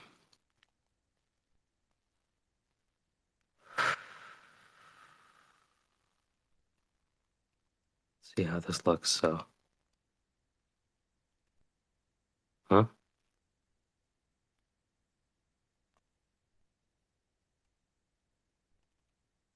No, wrong thing.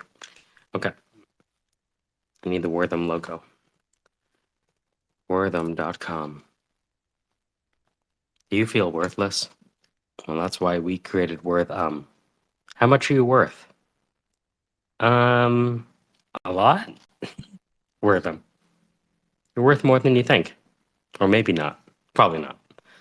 You're probably overvaluing yourself. Or Wortham. Wortham. You're probably overvaluing yourself. Oh, sorry. Okay. Wortham. You're probably overvaluing.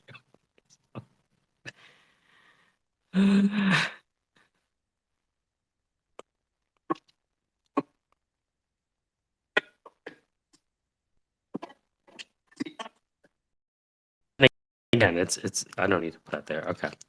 So we're gonna call this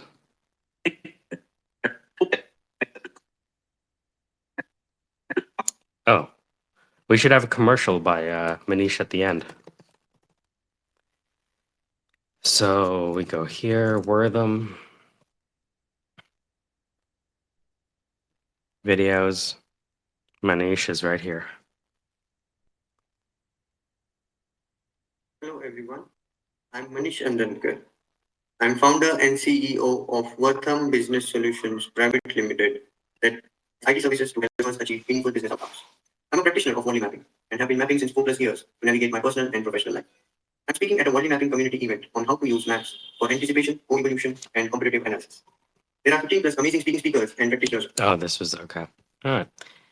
So,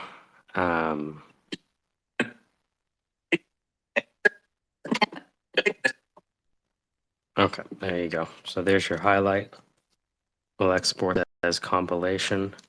So the outcome mines S 00E00 highlight compilation. More maximum quality and depth export. All right. Manish is done.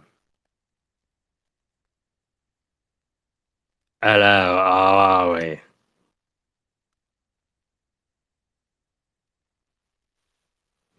Okay. Now let's flush what summer fetching is.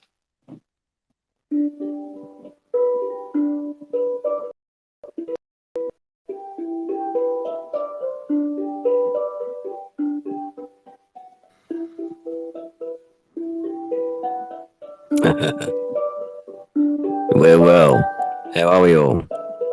Mellaby, Farts, Tate Johnson, fucking. How are we? It's fucking dumbass. Oh, fucking dumbass. Yeah. Forgive me, fucking.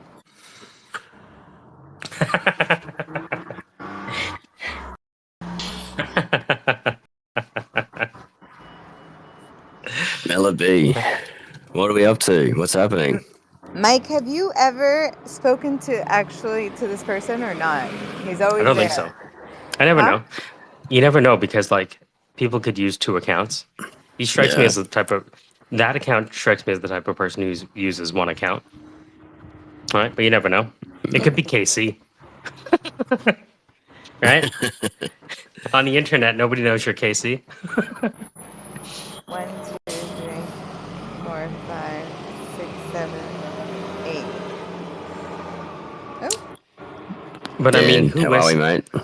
What was that? Sorry, so who, you mean what? So, long story short, like what we've been doing this morning is Manish has started getting attention on the videos we created. Great. So the guy who was in the video has started reposting, and he has like 50,000 followers of like, really hyper engaged folks. So now it's being shared. So I was like, all right, so let's add subtitles to everything and make sure the subtitles are correct because that takes another level of detail. Yeah. Yep. So yeah, we just exported what, like 9 episodes from the 2 hours. Yeah, great. Now he has a bunch of people That's asking for him to help teach them this mapping process. So cool. Mellaby, are you out near buses or something like that? I'm on my porch. Is that the traffic? Yeah, I'm change it. How's it there? Does it sound different? We'll see. Yeah. See what happens. It's quiet now in the background. Okay. Yeah, so Manish is going to be a busy man then. Well, I let's see if you can hear this. See if this works.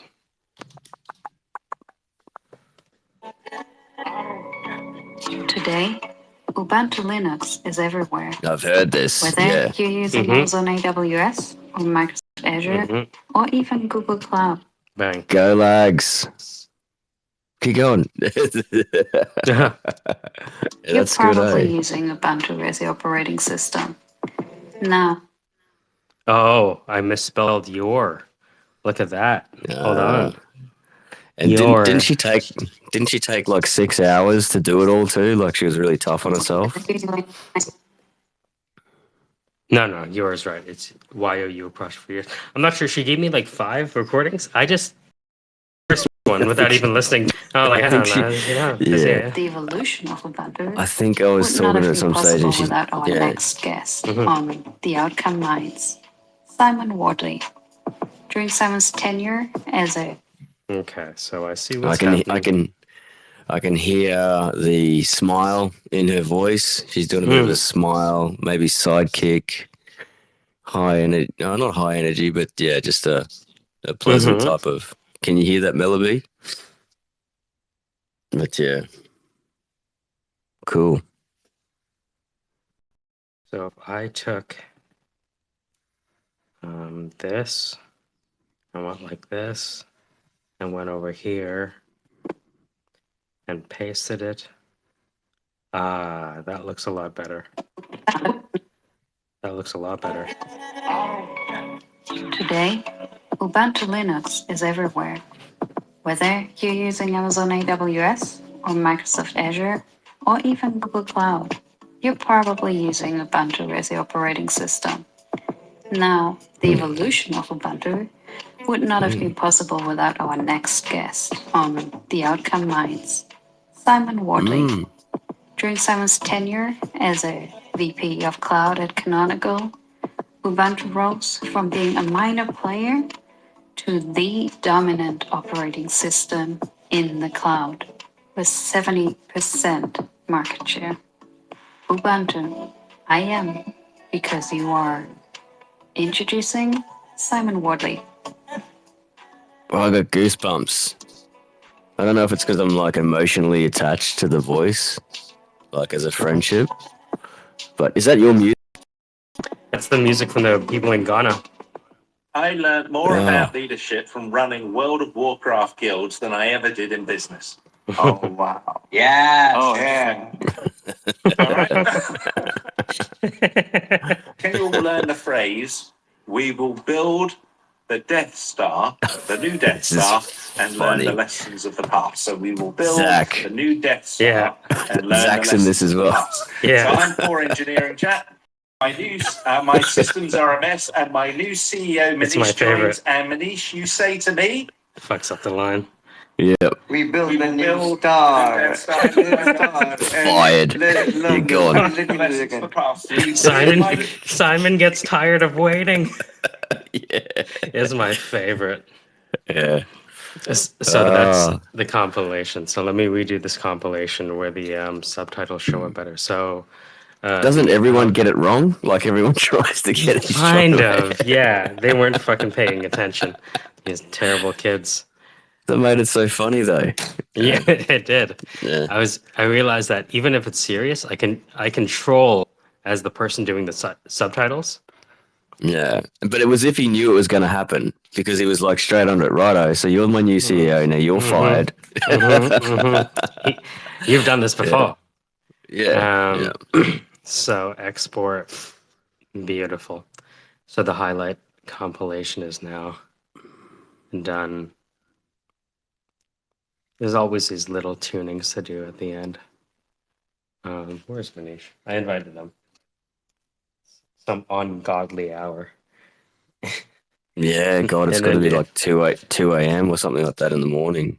In my mind, it's always 3 a.m. in India. Yeah. What time is it now? Yeah. It's probably 3 a.m. Yeah. Yeah, but this is good. This is good work. Ish, Zach, and Ruben did a good job. I want to create a compilation of Ruben thinking and talking about his question in real time. So, Oh yeah. you know how you have an alphabet, right? And the alphabet usually starts with A. You ask yourself, why'd we start with A? It kind of looks like a guy doing downward dog with an erection. As a character. But when you really look at it, it's like, and you're like, where's the question?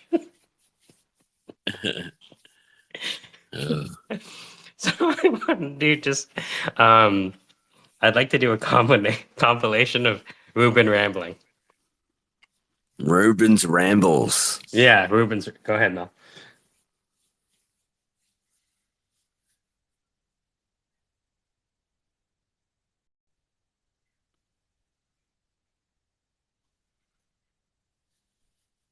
In the room. I think she wants a high five. High five. High five. Okay. Very nice. All right. So, where is this thing? Is this done yet?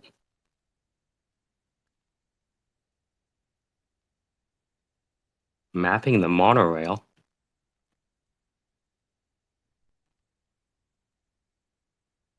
Highlight compilation. Why didn't... Oh, that's what's happening. Depending on where... Muted.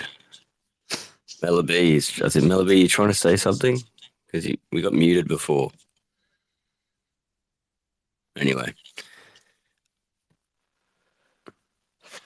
Where is this? Might have to jump out and jump back in. Mm-hmm. This is weird. So I exported something, and now I can't find it. You ever do that?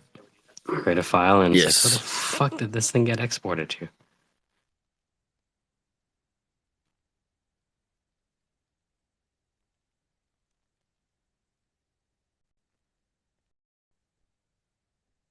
So it can save, export media.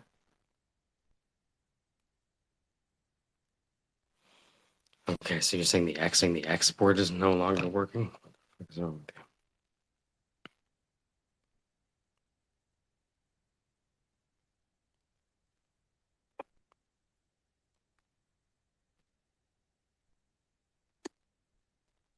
Okay, well, it's not working.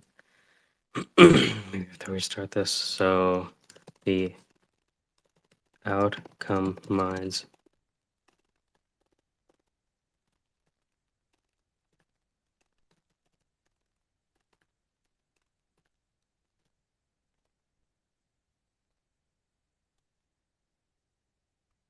Can I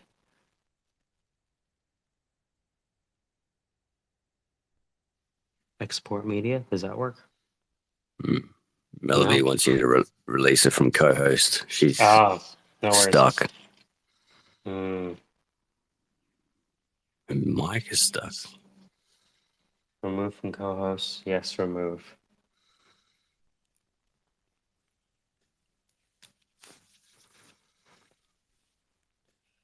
Hello, how are we? We are well. How are we, Casey? We are good. We are good. Good to hear. What's been happening? Work stuff mostly work stuff. Not feeling at work is a nice feeling. That's the short of that one. Yeah. It's good. I'm not looking forward to that feeling if I go back to work. What is going on with that job? I'm just waiting for the date at this stage. No paperwork yet, but we'll see what happens. It's no biggie if it doesn't happen, but it'll be interesting. You're going through a process. Yeah, it's big. Like, it's a fairly big corporation. Like, they're self-insured for $40 million. Like, wow. And they just stuff around with budgets and stuff like that. So we'll see what happens.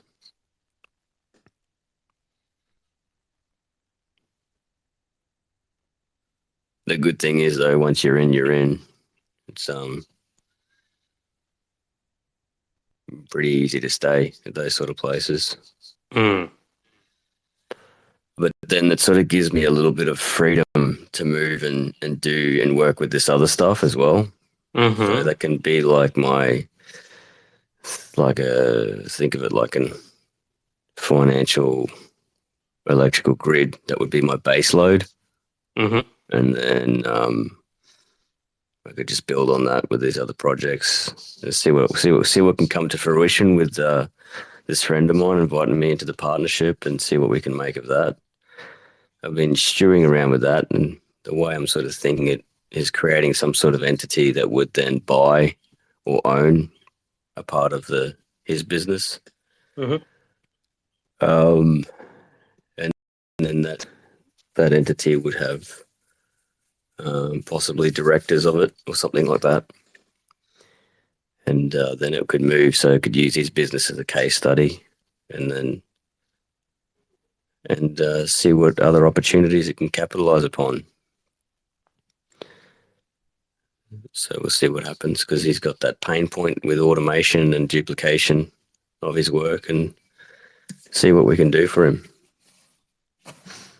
Does he want to duplicate himself? Yes, he does.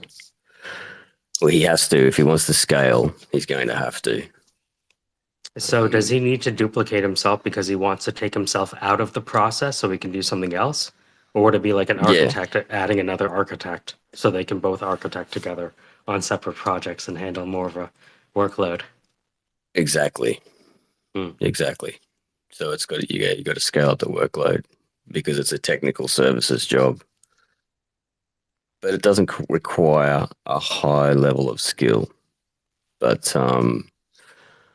well, it doesn't. I think it's knowledge, skills, and attitude. And attitude is almost not for sale. You know? Exactly. Yeah. Yeah. In hiring these technicians to do this work, if I lined up all the technicians in a group, I guarantee you wouldn't be able to tell the best one. Guaranteed. Right? Looking at them? Are you talking about lining them up and Yeah, if you put them in a lineup, you wouldn't be able to tell. It's the most unassuming people there. Right? Yeah. Yes. That's right. So, if we could treat it as an experiment. Yeah. Right? I mean, this isn't something that's going to happen overnight. Like I've been. No, we should do it overnight.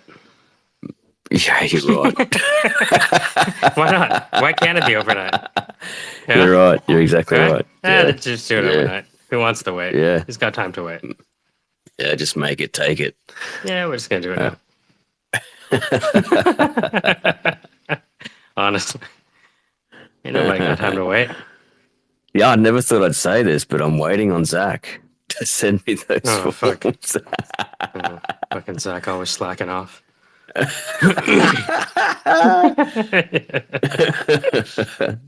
He does have a 30-hour drive, though. He just has to put on the fucking SoundCloud. We're in the last 6 hours of the drive. Nice. Wow, you've been driving all this time since we last spoke? No, we got a hotel overnight. But when we spoke, we were about 10 hours out, and then we've been driving since Tuesday. So we left Tuesday, and so we've been driving since then. Yeah. Yeah. But Michael also has the Michael, can you just, I don't know if you're able to look back, but you have the running estimate squad chart. And essentially all it is writing down, focusing in on what the facts, assumptions, risks, and then information gathering that you need to do. So good point. Great point. Yep. Where is that? Yep. So if you take a piece of paper and break it up into 4 quadrants, and then in the one of the quadrants, it's all the facts. You just said it's a technical job, right? Yeah. Or it's not a difficult job, but there's some technical expertise that you need, right? Yeah. Well, are you assuming that it's not difficult because this guy can do it, but it's actually difficult for most other people, right? So like, what assumptions might you be making? Go in one quadrant. The facts, the no shit facts, right? Like each job goes for a minimum of $5,000, right? That's like a fact because no job you've got is less. By the way, Zach, I put the map to the top. There you go. So if you look up there, Hurls, it says running estimates, facts, assumptions, RFI, risks, and limitations. It's one of the first things we actually talked about, Zach, you and I. Yeah.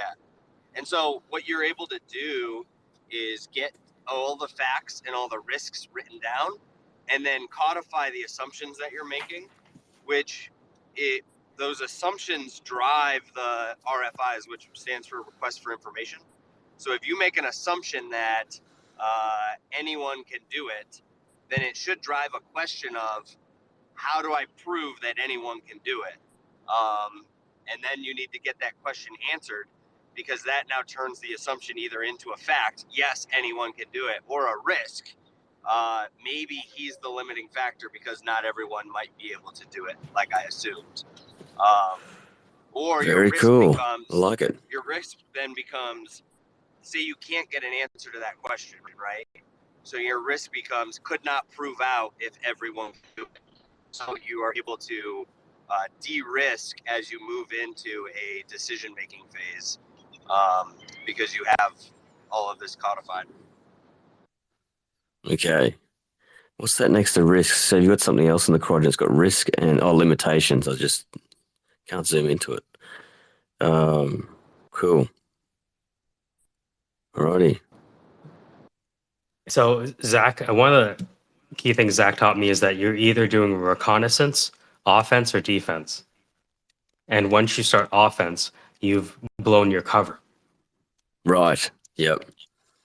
This is definitely reconnaissance, because the way I was thinking about it organically in my mind is like there's a lot of bureaucratic bullshit we've got to sort out with paperwork, working in the mines with they call it safe work method statements. You got to cover all this sort of stuff and have the documentation. So one of the things was like basically you'd have to build that alongside with everything that's happening. And you have to build it rapidly because you can't get onto these mine sites until you can demonstrate that you've got all this set up. So while he's working with the organization, I could then create the entity. He could have no part in it. And then we start building that up. So it's basically all that admin side is there, sitting there waiting to go when he's ready to jump. Then what I was thinking... The question is how then... See, the assumption is that you're going to be able to do that without spending a lot of money or time, right? Like, if it takes you 9 months to get all the admin stuff set up, then he's just kind of waiting to make the jump for 9 months. It doesn't make sense, especially financially. So the assumption you're making is that you're going to be able to set up the administrative stuff relatively quickly. And so now the RFI is, what is the checklist of administrative things we need to do at a minimum before he jumps? So that way you can get an actual fact of, this is how much stuff we need to do, and it should take us 6 months. Now, again, that drives another assumption that it should take us 6 months. That drives the question of, how do I know if it's going to take us 6 months to get all this paperwork done? That's where you can go to a bunch of other companies, not doing the same thing, but doing other stuff with mines and all That's stuff. Exactly right. And then start polling them. How long did it take you? So that's as much of the RFI as you can get answered. But so this is how most people, when they're making a plan, make a lot of assumptions and never write them down. And the assumptions bite you in the ass. Yes, that's so true. So true. So this is trying to sort of capture all of that so you can prepare and plan. The 5 Ps, planning prevents piss poor performance. I like it. I'll start having to play around with that.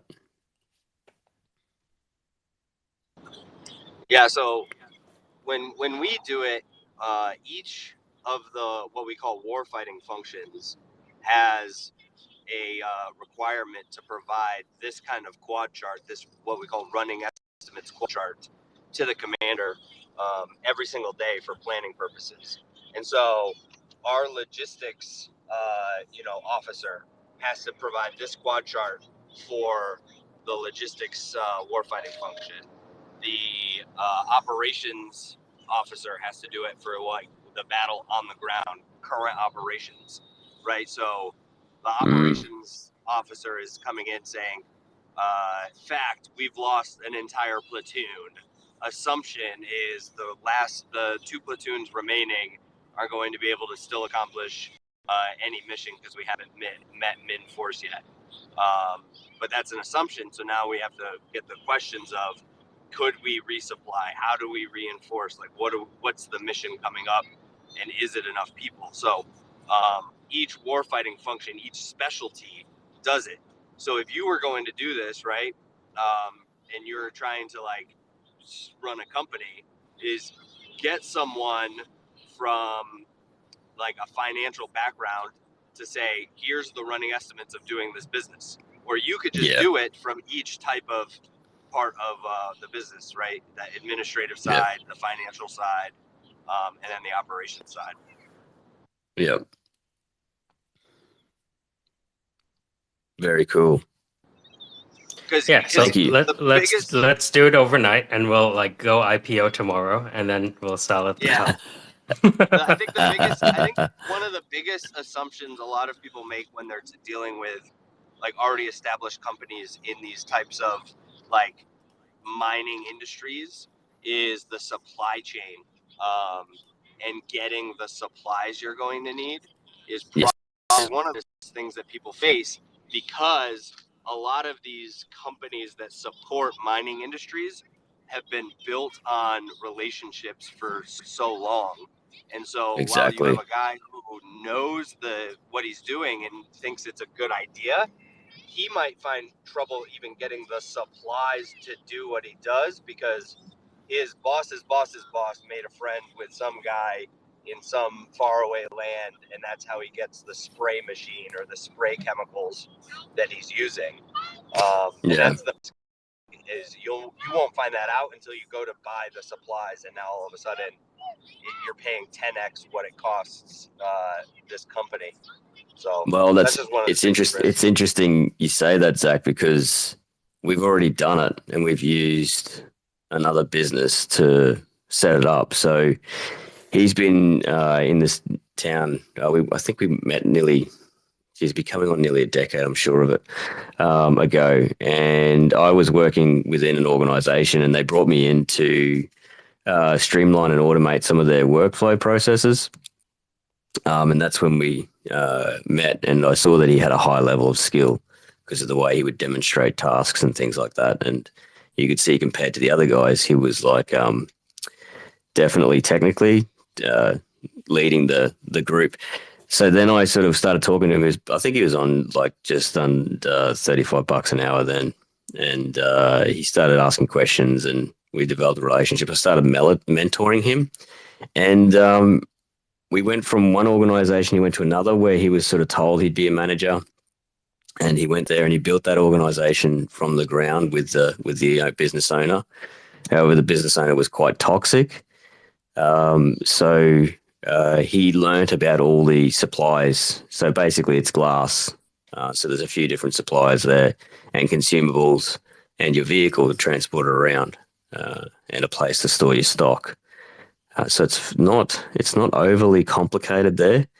And he's already got contacts with the suppliers and all that sort of stuff, and they're rather large. And what happened was he couldn't do the things he wanted to do. So I consulted him again, and we went to another organization who used to be the main competitor in town. And because he left and went to this current job that I'm talking about that he's in, he took the monopoly because customers started going to him. Now, he used his own phone. So the suppliers and the clients all call him and have told him, we don't care who you work for. We just want to make sure that we get you, because a lot of the other techs in town stuff it up, and he comes out, and he's the one who actually comes out and fixes the jobs as well when they stuff it up. So we have that going for us. Then one of his friends, he was talking to one of his friends and talked about starting a business with him. And the friend was already situated in town, and the friend promised a few things and hasn't delivered on those things. So he's built from scratch in this town 2 businesses, and within this year that he's done it, he's taken most of the business from most of the other companies in town, to the point which one of them has folded. Because he took the staff as well. So he's a leader as well. People will follow him. And he's set up that business within a year. And within a year, he's pulling 80 grand a month revenue. And out of that 80 grand, it's just under 30 net profit. But I've only got one profit and loss statement. I want to see more. So, yeah.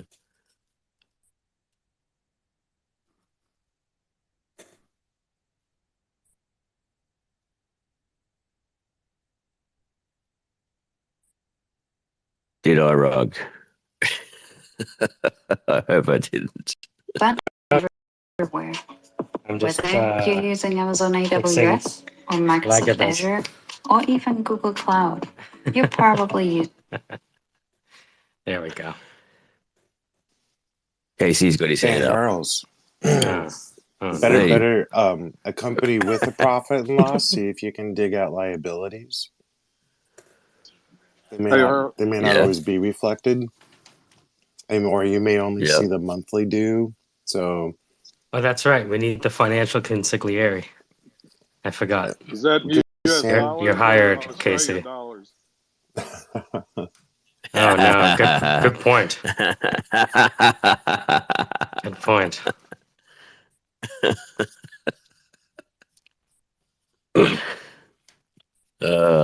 Nice one, Web3. D2, you worked in manufacturing before, right? Or is it just supply chain? No, factories. I worked in the factories, and that's how I got into transportation, and was in a startup, starting 0 to 50 trucks in 6 months, and all that kind of stuff. And it was having the general knowledge of the manufacturing and how all that works, and having a guy who was head of the company who was a transportation guy, ate, drank, and slept it all his life. And shit, he must have had 0 to 50 trucks in 6 months. So there was a service industry part of that industry that you're in as well. It was taking on loads from manufacturers in the area. One of the ones that I'd worked for, Mars, and also doing other transportation, providing for the area, and pretty much started off with a bang. Lasted for my role was a year and a half, almost 2 years, because I had to put in all the management and computer systems. So we used a CAN package, Peachtree. I extracted data from Peachtree, put it into a database that I wrote to do all the performance and maintenance review and generation for the management, that kind of thing. And then set up all the audit trails with the accountant to make sure, nobody had a way of cheating, stealing, and pretty much, put all that into a database system. And, when I got done, that was pretty much moved on down the road. And he survived for a while longer because I got him a capital guy to invest, but he didn't want to lose control of the company. But, when you're $6 million in debt, with equipment, and you have to service that puts a real hard friction on your business. So your cash flow and your turnaround is very important. And he wasn't doing a good job of that. But I found a guy that was from South Africa that was willing to, put 51% in, capitalize everything, and then, let him run it. I would get a small percentage based on what my shares were. I had to, give up dilute shares. And, pretty much the board refused to accept the offer. And that's where I kind of separated ways, because I saw I kept telling him the writing's on the wall.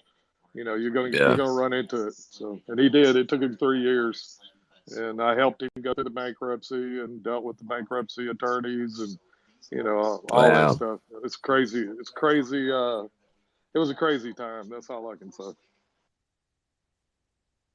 What sort of time frame was that from beginning to bankruptcy? It was about 5 years. He was able to, churn and stay ahead. He robbed Peter to pay Paul. He got when the bankruptcy occurred. Where he got in trouble was he wasn't paying his Social Security, and for the employees and stuff. So he was utilizing federal dollars and skimming, tax money, not making payments, and fighting. He was fighting multiple fires at one time. And when I found out that, I said, "You're not going to last very long." And then when they started to pull trucks, that's when he jumped in, stopped everything. He was still able to operate and try to do a reorganization. Chapter 11, they went through that a couple of years, and then finally went to a Chapter 7. So liquidation. Yep.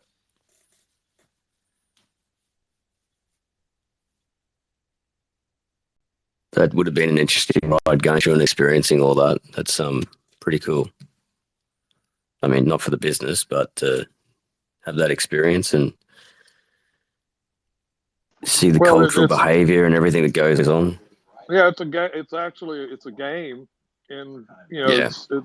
it's like two teams are, you got your trustee, which is trying to look for truth, and then you've got the company should be operating in truth and should be trying to restructure things, and what they were trying to redo all the debt, restructure it, and get lenders to buy on, but that meant deplenishing of equity and then also of um, some senior debt type instruments, and it was like by the time you juggle it around and you can play that process and you're still able to cash flow, and when you get into that situation, all of a sudden a lot of your debt payments cease. You don't have to pay anything, so now your cash is a lot better, but you've got to get to a point where you start resurfacing it, and he wasn't doing it. I think he ended up taking some from it in different ways, using drivers to funnel money out that came back to him in form of cash. You know what I mean? Yeah. So when he left with something he could move on, and it didn't interrupt his life, or just kind of walked, said, "Oh well, we liquidate, bye." Yeah. Trees don't grow to the sky. No. Too far into the sky without the right foundation. Yeah. Who said that? Jack Bogle? Yeah. Trees don't grow to the sky. Yeah, and that's it. That's about sort of setting the foundation and preempting a lot of the stuff. I like that quadrant. I'm going to drop down to Begin listeners. with the liquidation in mind. You begin with the liquidation in mind. I like that. Why not? Stephen Covey for the crypto sphere. I'm going to drop down to listener for a bit and just sort of generate quadrant and have a bit of fun in the background. Thanks, guys. Talk to you later.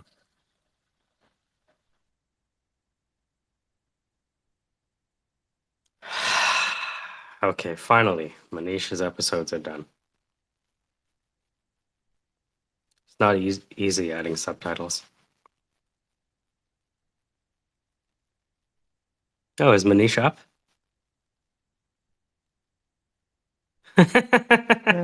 It's so Manisha reading. This fucking whatever o'clock over there.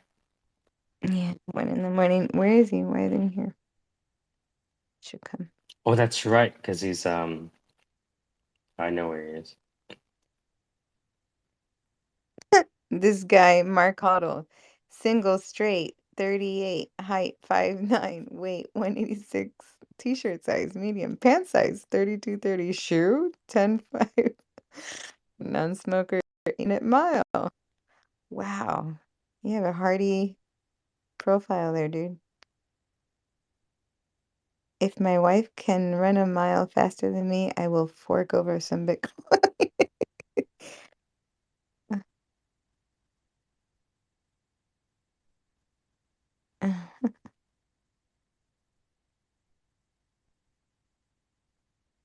Oh wow! So Twitter added or maybe Manish added some subtitles to this. Oh no, Twitter adds its own subtitles. Cool. Yeah, Twitter adds its. That's what do you mean missing? I saw them, but then I noticed. I was like, oh no, not. Yeah, there's a not bar at the bottom. Yeah. Did you find a way to add? Yes.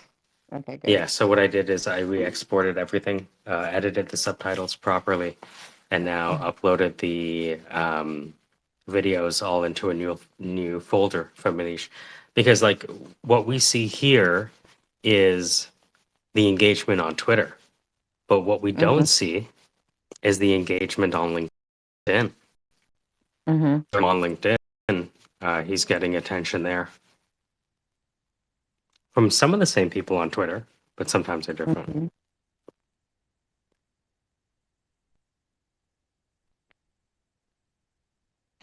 Um,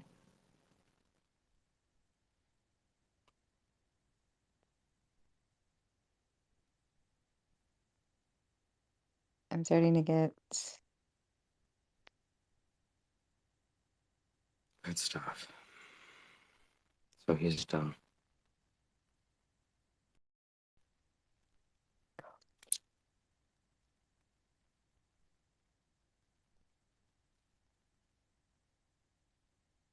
So when is it? I saw that he already had something scheduled. Is it coming up? I am not sure. I know Mm. Zach has been interacting with Simon online.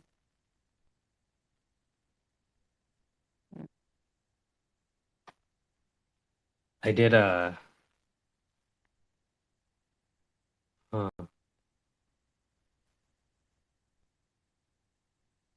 So I know, as long as they know each other, only good things can happen, you know? That's the way I look at it. Oh, you guys know about each other? Okay. My job is done. You guys will figure it out eventually. Mm-hmm.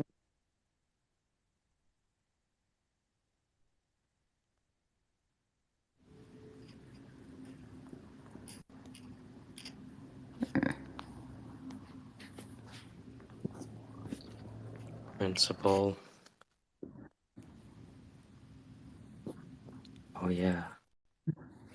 What is this that I put up here? What do you think it is? I think Let me it's see. in Portuguese, and I can't tell the word. Dele, dielétrico frío. Dialuric? So what Dialuric? it's submerged computing. So in an effort to cool computers, some people have created liquids that you can immerse the actual computational devices inside. Yeah, not a waterproof computer, just it's not water liquid. A water compatible computer Oh, in a water way. compatible. Because usually they run water tubes through machines sometimes. There's different ways to cool things, but for these data centers, their HVAC costs are through the roof. Yeah. So, Yeah, some the people were like, the transfer of heat is they have a lot of thermal load, and what they do with those boxes, they actually do a surface coating on all the electronics so that it's not penetrable by the water, smart, so that it can be immersed in the water. So it's a protective coating of some So sort. it's It's not usually a a clear. Yeah. so it's not a special liquid. It really is just proofed material. Like the electrical, it has the coating. Yeah, It's built this what you way. have to do is everything. Yeah, everything. Most of the time, they're surface mounted, and you have the backsides are exposed with all your copper, and usually they put a coat out just to protect it in general. But for water protection, they immerse the chips and everything that way, and then the characteristics of the water have to be watched so that it doesn't erode or eat away at that material that's on the electronics, that kind of thing. So they treat the water in some way, to make sure, it's just like other things, boilers, and you treat the water there so oxygen doesn't eat your pipes, the solids in the water doesn't stick to the pipes, that kind of stuff.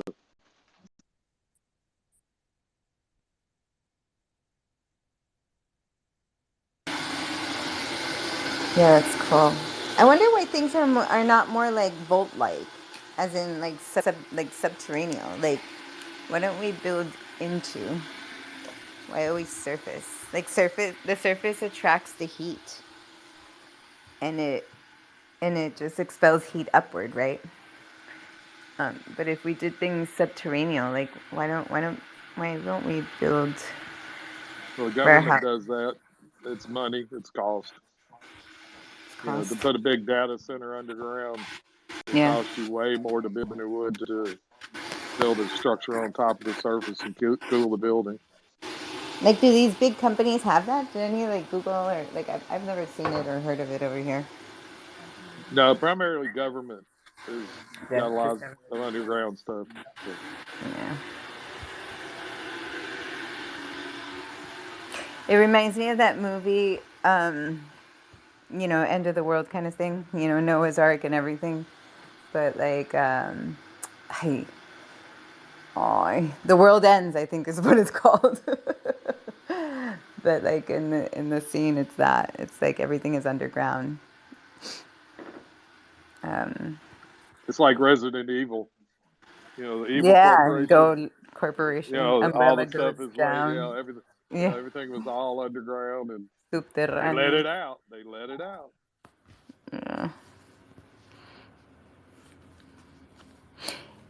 Um, I saw. I guess I just thought of it because of the cooling stuff, but I just saw the fridge. It's like Andy, salud, ¿cómo estás? Tiempo sin verlo. Um, they there's a fridge. It's like an underground fridge, but it's basically just like a box that you put in, like an igloo-shaped box that you put in the ground. And it's not electricity. It just keeps cool because of it being underground. It's pretty cool. I don't know what the name is, but I've been seeing more. And it's just part of like the hill of the house. It's pretty. It's nice.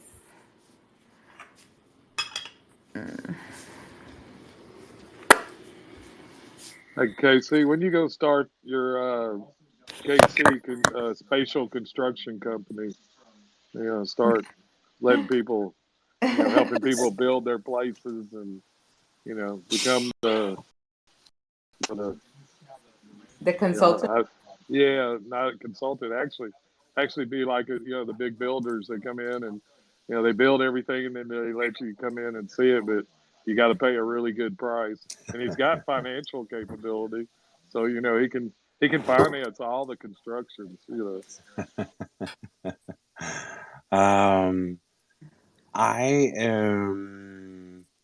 have a group of peers that if I can figure out how to do some stuff on their level, then I think that's appropriate.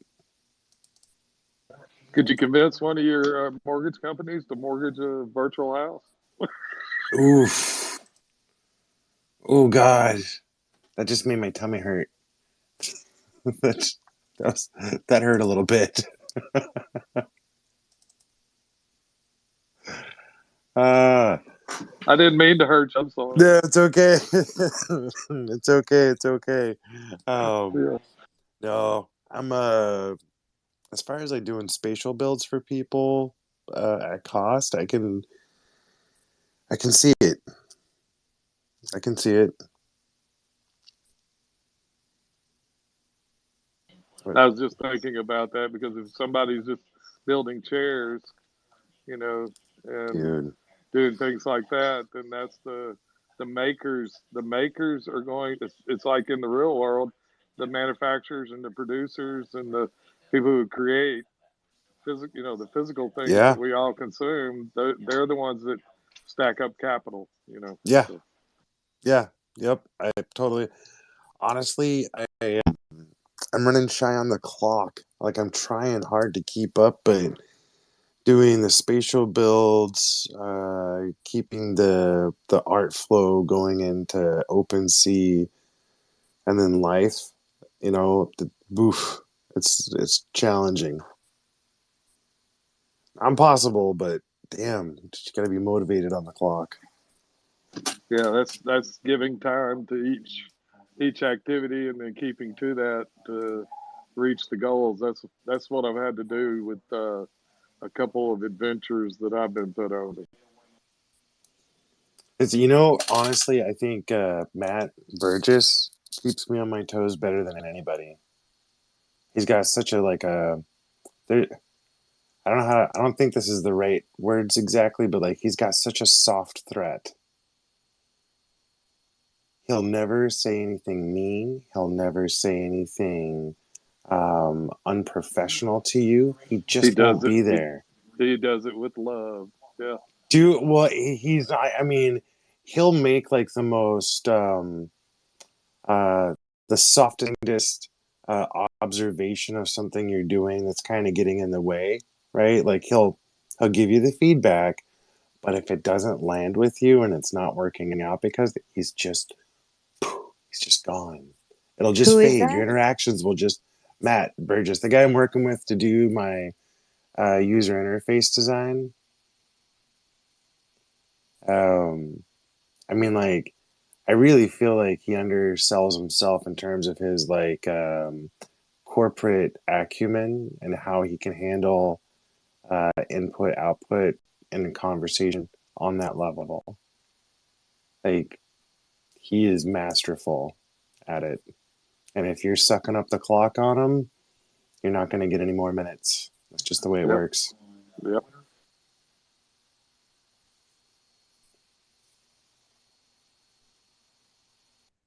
That means you're running with the pack, and you better keep up. If you're not, I'm running hard, son. I'm running hard. I'm tired, kid. Keeping up with the pack. Shit. Yeah. Exactly. It's fun though. It's good. It's good.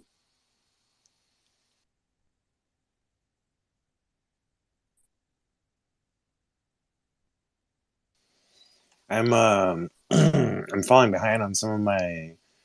God damn, Mike fucking called me out earlier for not being impassioned towards financial literacy anymore, and it is burning a fucking hole in my head. Who did that? You did. Oh, when did I do that? Oh, did I do that? You know he's got a bunch of Post-its all around on the wall. And he throws the darts, individual ones, when to do something. Those are Starburst wrappers, not Post-its.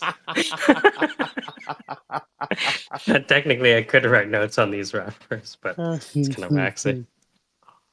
What did I do?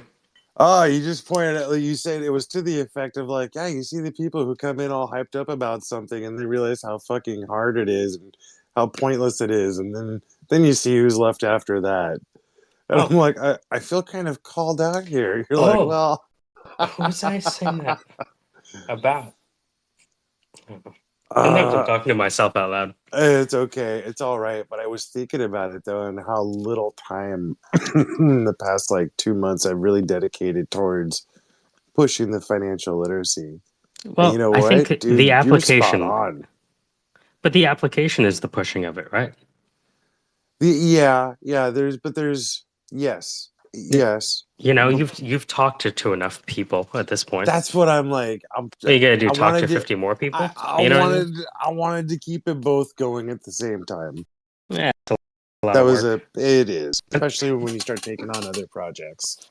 Well, the thing is, you talked, I noticed that a lot of software companies start off as software agencies, and then they end up specializing in a niche and end up doing the same job so many times they create a product to automate it.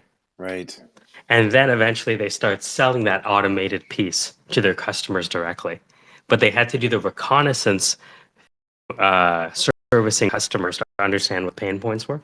Dude, and so, I have such a great example of this. So in the mortgage industry, there are the point of sale systems are they have I love that point of sale systems are called pieces of shit. Oh, isn't that just the best? That's man? my favorite. I fucking love I've always loved that. How's your piece of shit? You mean point of sale systems? Oh man, that's what I said. State of the art. Yeah. Well, so you have places like Bank of America that are still operating on DOS-based systems, right? Plus an enter to go to the next page type of stuff.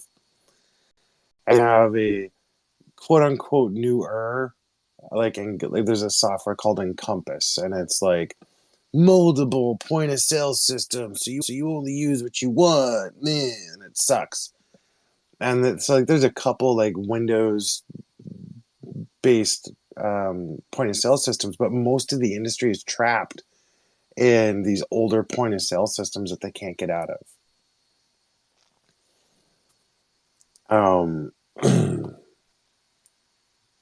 So, shit, I lost it. Fuck, I lost it. I had it. There was a good point there, and it's gone. I'm sorry. So Welcome. did you see? Yeah, it's all good. Did you see this thing up here? This Twitter thing? What Twitter thing? Which one? The Ben Collins NBC? Oh, you mean It is a that nightmare right now. You cannot Ben work Collins, there. NBC News. Twitter employees want to stress that the company is a nightmare right now, and you cannot work there. And the website is built on sticks and might fall apart. Oh my god, dude! Is Twitter Twitter's public now? So they got a stock offering, right? I think they've always had one, no? No, yeah. Classic dude. I didn't know. So No, he took him off the exchange. He's totally Oh, nice. private. So he what? has, he has background investors that pretty much not publicly traded, and he's got investors and other financing, and he's gonna start molding it in a different direction. And I've read tweets of people that have been fired, engineers and different teams, the whole team been fired, and most of them, most of the ones I've read, they come out and they honor those that they work with so that they can promote them to help them try to find another job. And but yet they're not going to leave Twitter. It's funny. I mean, it seems like a ripe time to invest in Twitter versus try to short it. To start looking at what they are going to provide the mold tools around what they're going to give you. Hold on, aren't we all moving to Parler next month? I thought that was the plan. Yeah. What are we talking about? I got we already it decided took me this. a little bit, I tried to join Truth Social, but it's not available in Canada. I can't access the Truth. Right. How appropriate! All those shady Canadians. And the thing is don't be on a VPN somewhere in Europe or Asia, because when you try to log into that site, it says, "Oh no, you're not from the U.S., so you can't come in here." It's funny. So they built a new wall and called it a social network. Mm-hmm. Yep. Casey. Mm-hmm. Invisible one. Now the glass ceiling is customized to your body. Digitally enhanced. You have the glass ceiling, it just fitted to your proportions. I think within 30 days, they'll be Twitter. He'll enough stuff will leak out. People will leak things. You'll start seeing, what the changes are going to be. That kind of thing. So are they saying that Twitter? What is Twitter built on? JavaScript, probably. Sticks, didn't you hear? It could be a menagerie of stuff. Yeah, it's JavaScript Twitter. Nope, hold on. If I look at Twitter software developer. What you got? I used to own stock in Twitter, and when Elon bought it, I mean, it's not publicly traded anymore. So I bought it when Donald Trump was elected president because I thought that was funny, and it actually went up substantially. It went from like 16 or 17 bucks a share up to in the 50s. But on October 27th, when the like stuff went through, like you can't short it, Casey. That's all I wanted to add. So So what they're is using. so now that Go it's ahead. now that it's not publicly traded, it's just everybody just holds what. I got cash distribution. Oh, okay. And the amount of what my shares were. I haven't actually looked at the paperwork that was provided yet, but but I mean, I bought low and sold. No, sold. I mean, Basic. So Yeah. it went up. Yeah. Involuntary selling. Well, actually, no. I supported pushing Elon to court to enforce the agreement or him doing the $1 billion like termination fee, but I didn't think he'd actually go through with buying it. So I was kind of like caught off guard there because they fought so long. He fought so long to get out of the deal or get it at a discounted price. I'm glad that that the amount per share that was agreed to, which was like $54 was the amount that he paid. Not that I own that many actual shares, but that's better than like doing what it was when he decided to back out, which was like in the low 30s or something. Oh, it fluctuated when he was. Yeah, huge fluctuation. Mm. Oh, I fun. followed the case closely, not because I care about Elon Musk, but because I literally had an interest in the outcome. And I also hate it when like people with lots of money think they can use the courts and litigation to bully other people. So I liked that Twitter stood up to try to enforce the $1 billion trigger thing. And then the case was supposed to go to a hearing, to trial on the breach of contract claim with the shareholders on October 17th. And then like depositions were starting on the what was it, the first week of October, and somebody said COVID, cried COVID, so I don't think he was ever deposed. I assume his attorneys were like, dude, you don't want to be in a deposition, just trust us. And then but to actually the turnabout, it was confusing to me, just like from a like legal analysis standpoint. But I'm glad that at the very least, like the shareholders who did own an interest weren't the victims.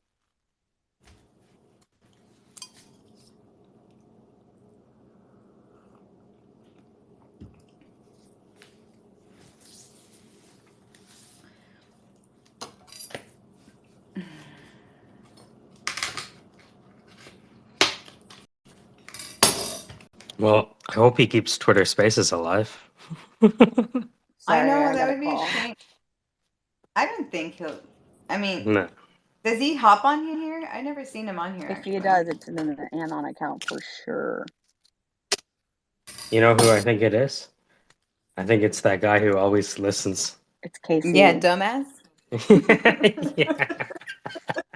Yeah, if I was like a gajillionaire, I'd, call myself, doesn't wipe his butt at hotmail.com. You know what I mean? Just That's on brand for him. Yeah. I think it's a Spider, to be perfectly honest, with a soundboard.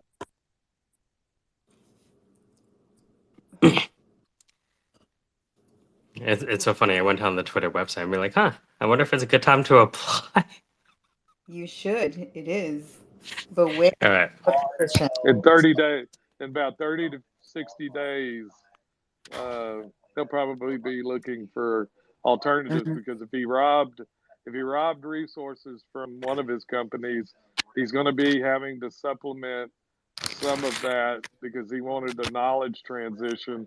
So he took a lot of engineers from his Tesla AI department. So you know that there's going to be some changing and there will be some new creations, but it won't be as heavy as Twitter was, because Twitter was really heavy, I think, with the types of people and what they were supposed to do and that kind of thing.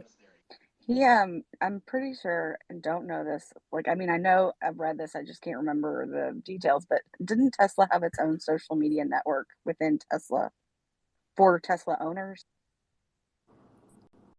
It does. It's Tesla has intranet. Okay, cool. AI.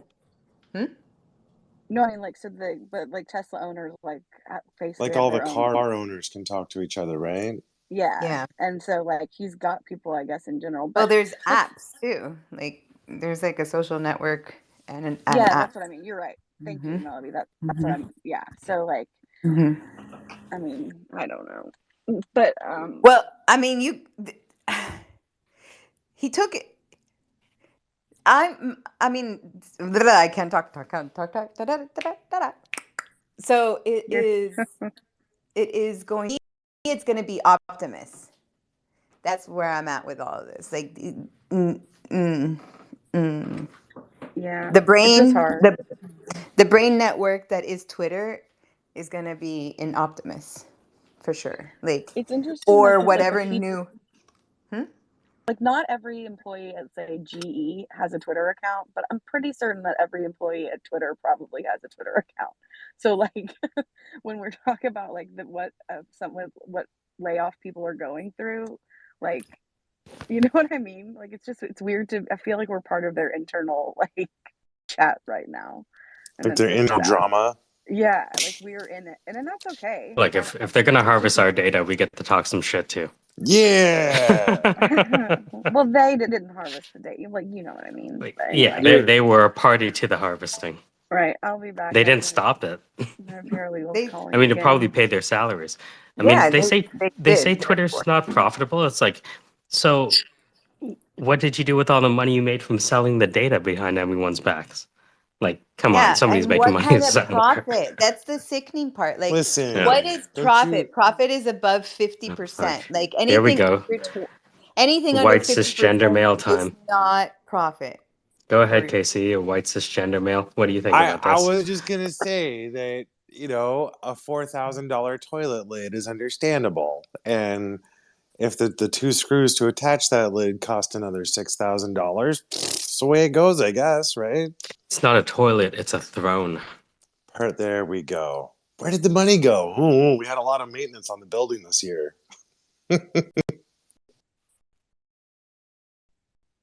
We should probably start from scratch. I wonder if that tutorial is out there. You build Twitter from Yeah, scratch.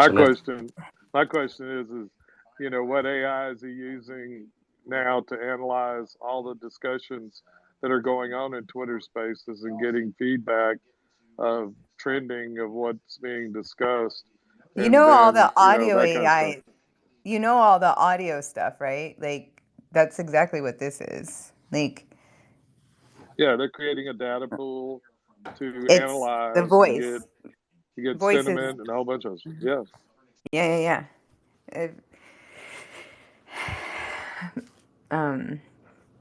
Mike, can you hear me?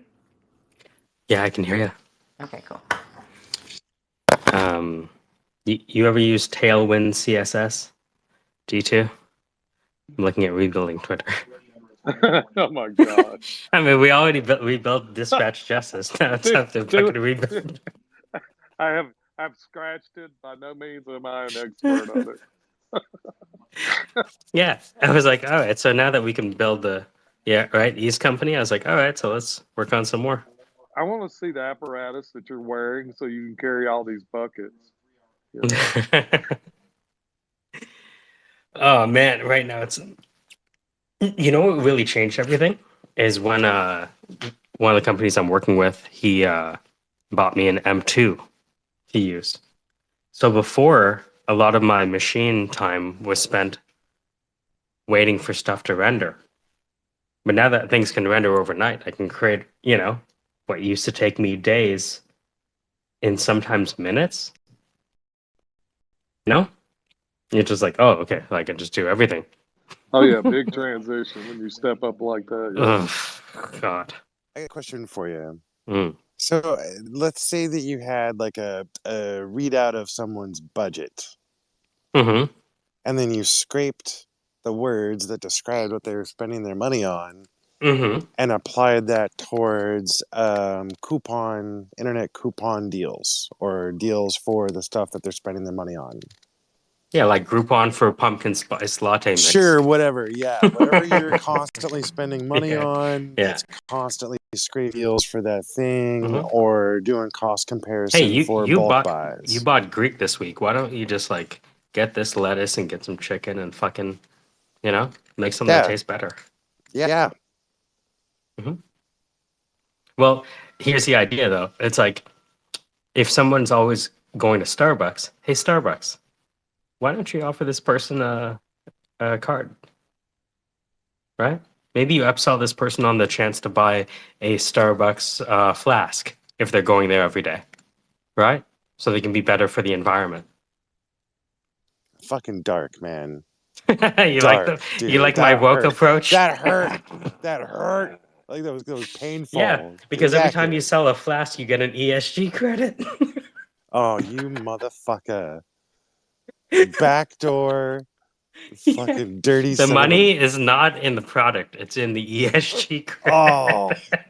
God damn, dude. Fucking That Web just 3. hurts at such a deep level, man.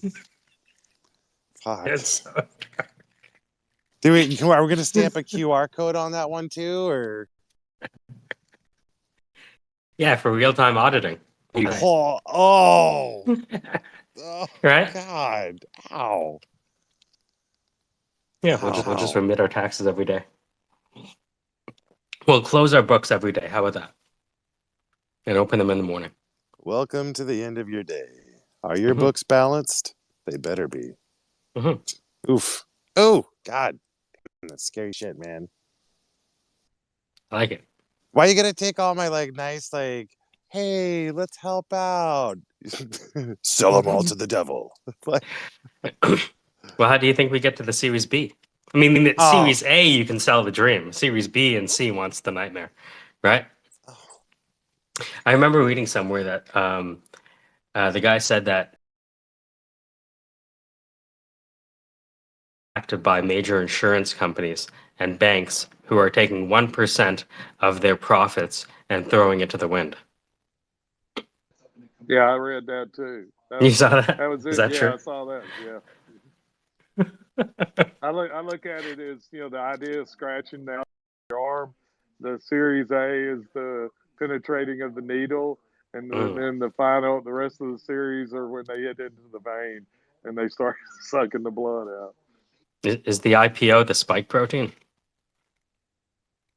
You know when you get the spike in value? Yeah.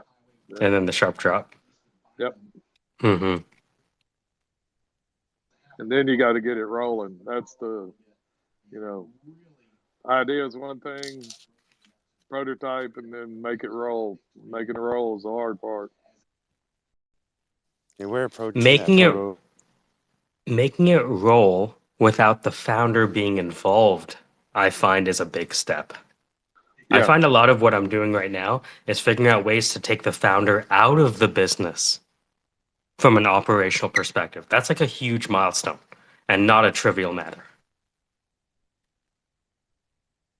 That means they can devote time to other developments, and that would be towards the building. That's the passive. That's the passive nature. Income, that kind of thing. So, yeah. And sometimes that takes like a year, man. That's not a trivial thing to take a founder out of business so we can focus on, business development, supply chain, relations, all of the things that actually underpin the business. Some founders never get out of the business. No, and that's not a bad thing. It's not a bad thing. Some of them stymieing it because of people that need to take it in the right direction, but they don't perceive it as the right direction. There's a lot of, and that's what takes it longer or eventually dies. Causes Wait.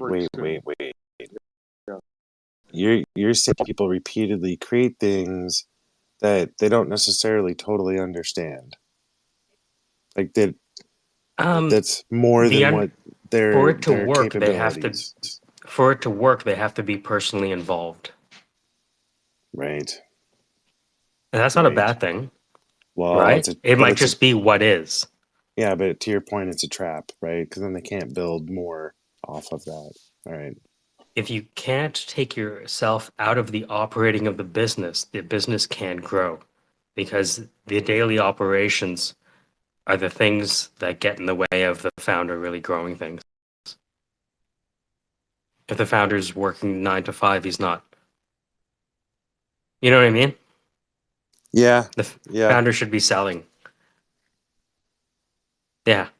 I think that's my answer. That's what Jobs did. That's what Jobs did. Yeah, you're right. Yeah. But he also dropped acid in the Himalayas first. Yeah.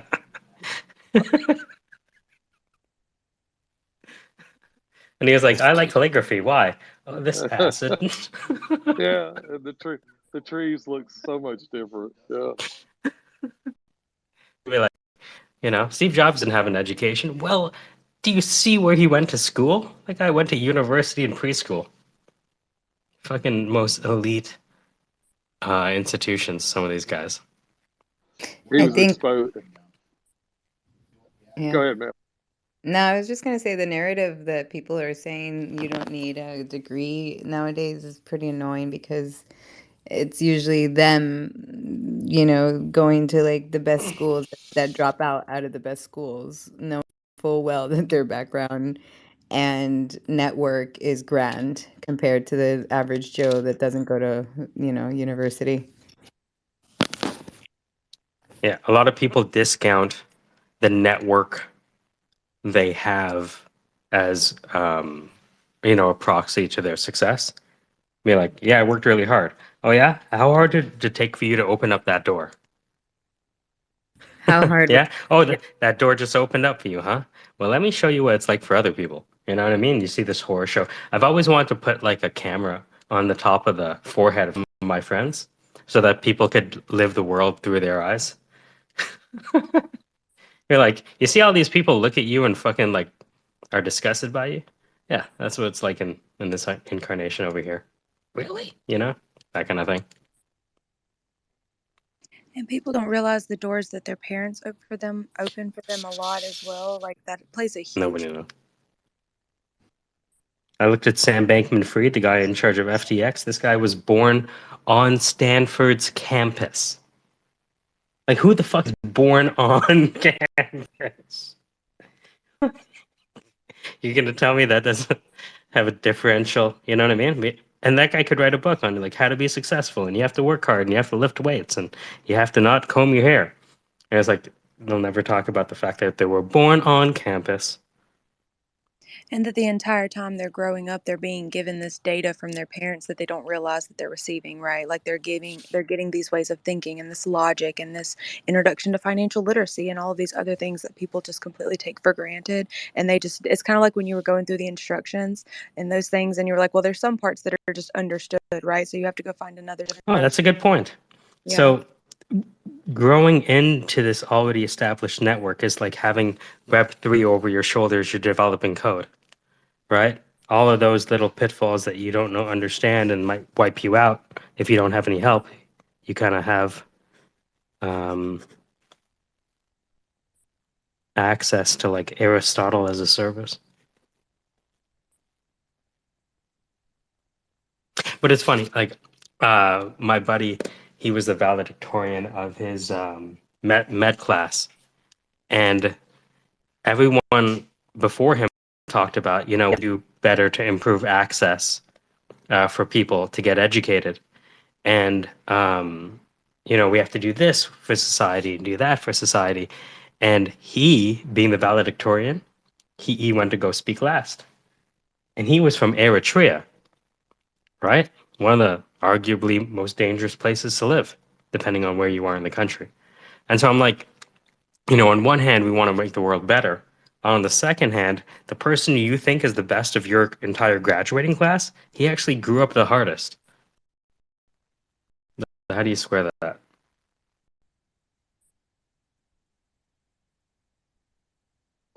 The uniqueness within.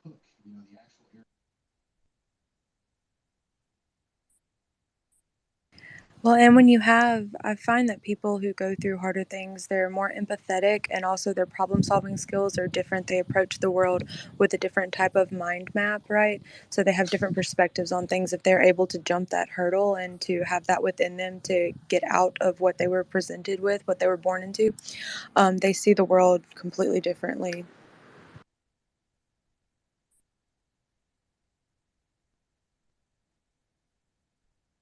Yeah, put it in simple terms, it's like having a big swimming pool.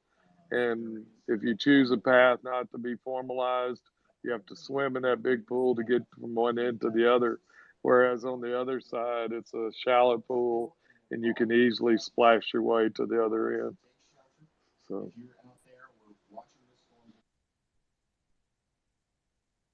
Hello, Dan. Dan's playing with a Patty. popsicle. I know I haven't had many popsicles lately. I'll be having one soon. You've been eating waffles, right? You feel it coming on. A popsicle's coming on. I don't know when. Soon, though.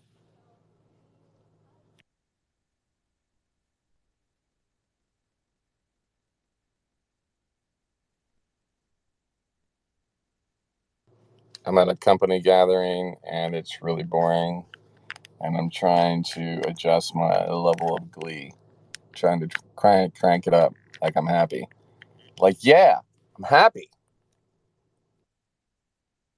What are you talking about at your fancy, boring corporate conference? No, it won't be anything fancy or anything. It's just we're meeting at a restaurant. It's just like a team gathering. Although I kind of met with my partner already today, and that just did not go so well. And so I'm kind of like it's great to see you, but man, I've got to go change the oil on my car. You know what I mean? It's like I don't. I know it sucks to go through this. It's kind of yeah. I'm not the best when it comes to. It's weird. It's like I can talk to people about their startups and be really like I can stand on really good ground. Like when I don't know, when we're both on sort of a discovery crush, like when we're both on equal footing. You know how, like, in times and conversations, when your footing is potentially better than the other person, right? And you kind of can take it upon yourself to either use that footing and like jam it in and to say your point or whatever, or you can choose to be like, Yoda and be like, obviously this power is so great, but I refuse to use it, right? You know what I mean? So what does Yoda do? Yoda goes, no need to use power when power comes from within. You know what I mean? He would say something mystic like that and reabsorb that energy that he would normally then want to.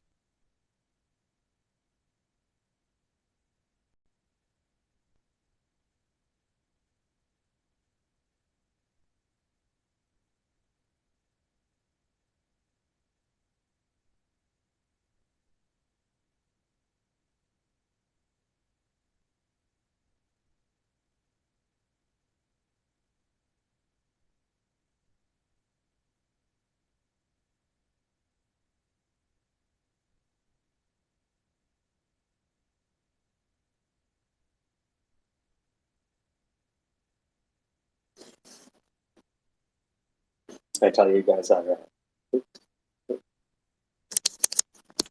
There it is. Here's my phone. 6%.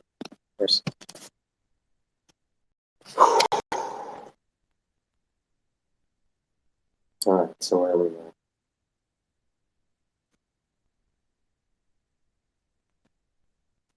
So, like, how does aggro.io work? Get started for free. 10,000 free minutes per month.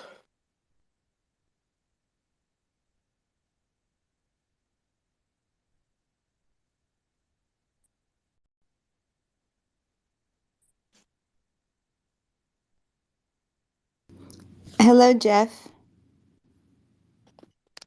Have I spoken to Jeff before? I wonder.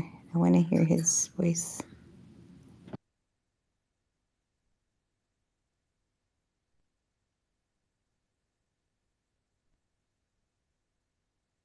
Yeah, it says he was in news audio, so I bet he's got a nice broadcaster voice.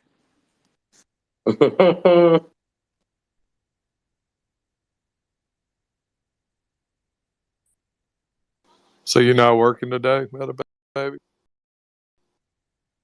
I just got off work. I get off on early on Fridays, and so like I pick my son up at like 4 on Fridays, and then I go back to work on Tuesday mornings. So then I work like 12-hour shifts, like Tuesday, Wednesday, and Thursday, and then I work half a Friday. So I'm getting off. I should be doing laundry right now, but I really didn't want to. I just wanted to look at nerdy shit and listen to see what y'all were talking about. So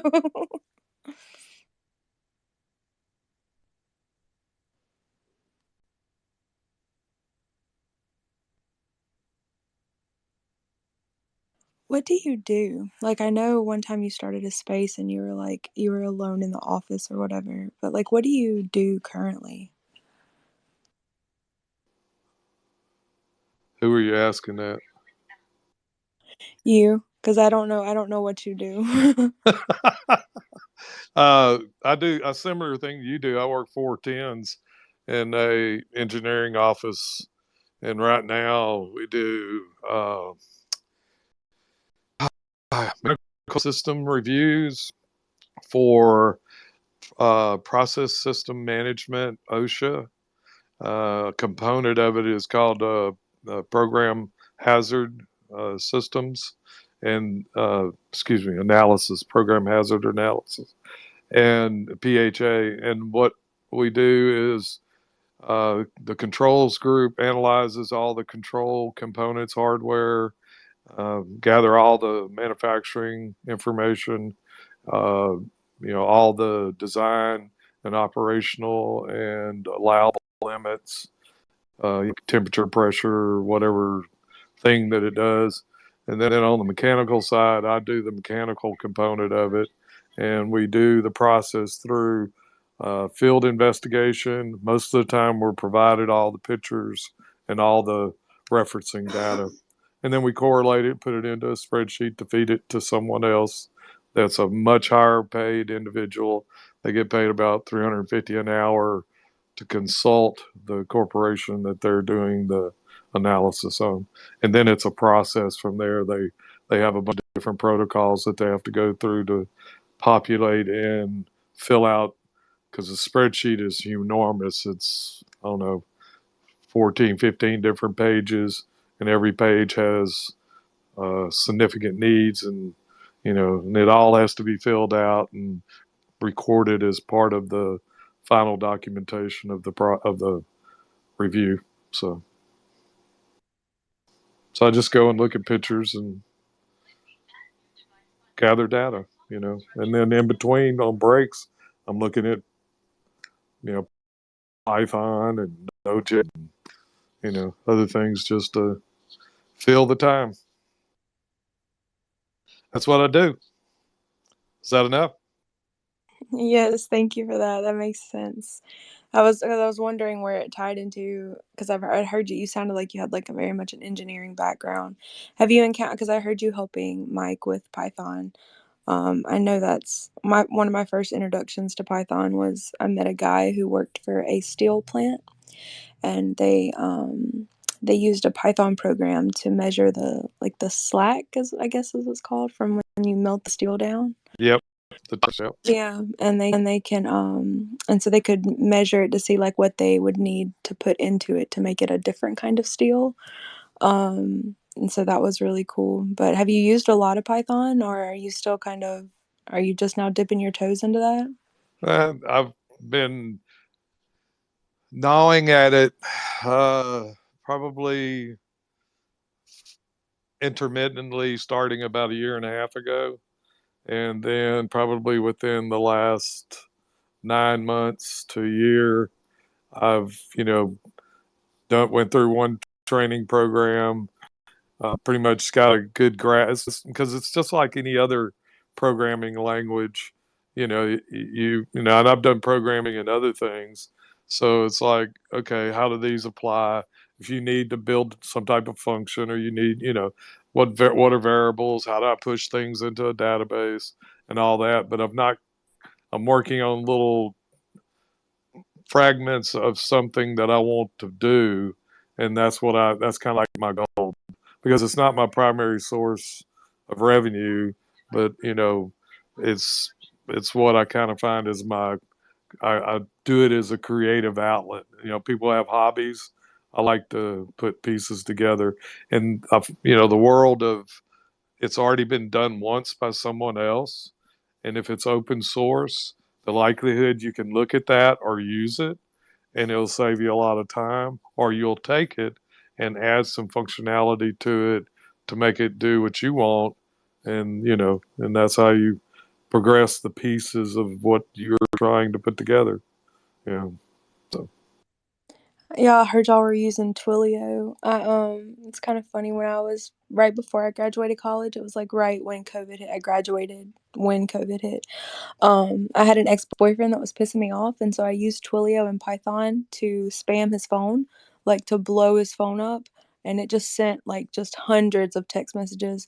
So that was really fun. But I didn't really, I was still like just where I was graduating, and so I hadn't even went into Python yet, but I had learned like HTML, CSS, JavaScript, and you're right, once you kind of understand like the basic core concepts, it's, easy to reproduce. I have to have a task in mind when I want to code. Like I have to have a project, right? I have to have something that I want to achieve in order for me to latch my like gnaw into it. And but so yeah, that was really, when I heard y'all say Twilio, I was like, oh my gosh, I remember when I did that. So yeah, that was really fun. Have you ever I sent Mike a book. It's called Automate the Boring Stuff with Python. I don't know if you've ever read that, but it's really handy for you business It's stuff. yeah, it's in my library. I dropped it, and I've got a litany in my book library. And when I want to read or do something, I go back and I look at those.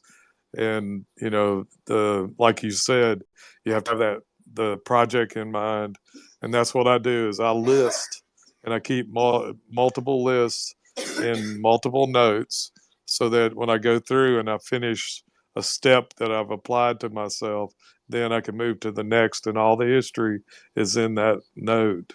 And that's kind of how, what links I went to find information, and what sometimes what code snippets that I originally took, and then I have a corresponding folders where I work, and I put everything into those, and then I subdivide those based on iterations and history, and it's like you go and experiment and you do a splash and you try a whole bunch of different things, and then you push all that away, you clear the slate, and then you pull pieces in and you do the final piece. It's kind of the method that I use. So you're saying if I was more organized and I didn't constantly have 252 tabs and like 300 bookmarks, I would be more successful? It would help because I have that same problem.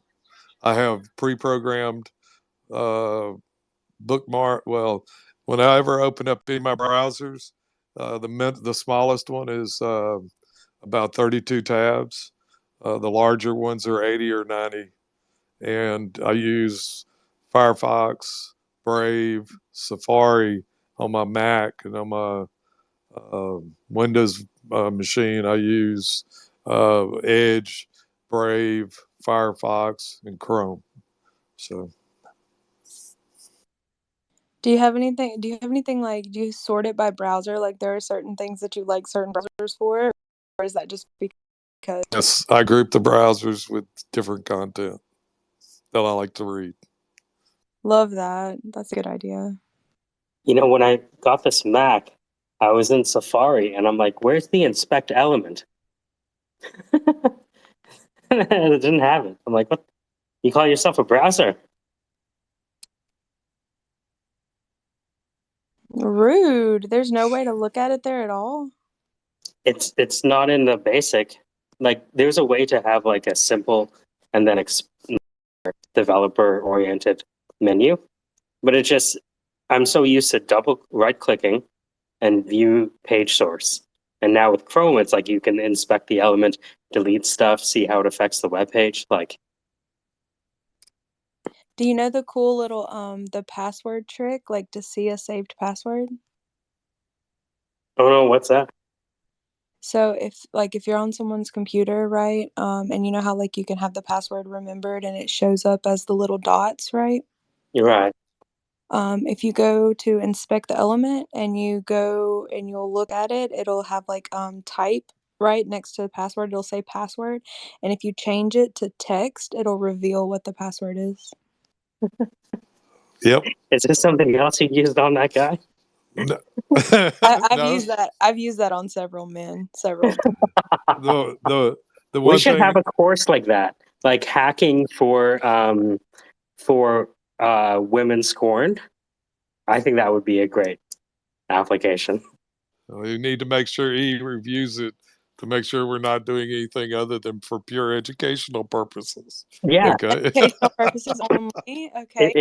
it's more of a service for men, because men would probably take the course more than women and be like, how the fuck did they find out?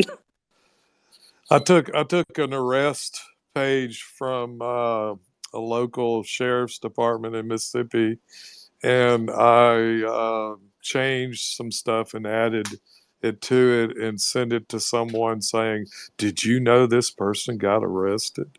And they immediately text that person saying, oh my gosh, what did you didn't tell me you got arrested? You know, it was a mom-son situation. And I laughed my butt off because I'd faked it. And another guy that did our most wanted terrorist, I was a Muslim, and he named me Omar bin Toten, and he did the same thing. Okay, so yeah, so you can manipulate things and have it used against you. I try not to. We use our powers for good and not evil, right, Oma? Exactly.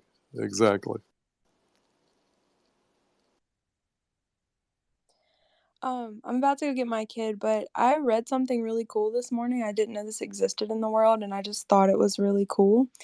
I got a VR headset right a little bit ago, and I've been looking into like XR and programming for VR and WebXR. But there's this thing called mid-air haptics, and I don't know if you've ever heard about them, but they can make you feel, you can feel a touch. It's like an ultrasound touch. You can feel it, and you're not touching anything, right? Like it's a simulated. I need to read the article more. I was at work when I saw it. But have you ever heard anything about that? Because that's what I planned on reading later. But It's probably using some type. I haven't read about it, but the likelihood is probably using some type of low frequencies. If it's not actually attached to you, you know, it's low frequencies somehow affecting, you know, and that's how it transfers it versus wearing actually tactile gloves and that kind of thing. So, you know, um, it's using some type of frequency, I think, of some sort. If it's not touching you, that's the only way it can influence you. You know what I mean? So. yeah, I think it was ultrasound or something. I read it really quickly, but that kind of blows my mind, right? Like that we're really able to you can code a touch. Like you can you can make a machine make you feel a touch and it's not there, right? That's why I read when you were talking about things that are your hobbies, but they're not like your stream of revenue, right?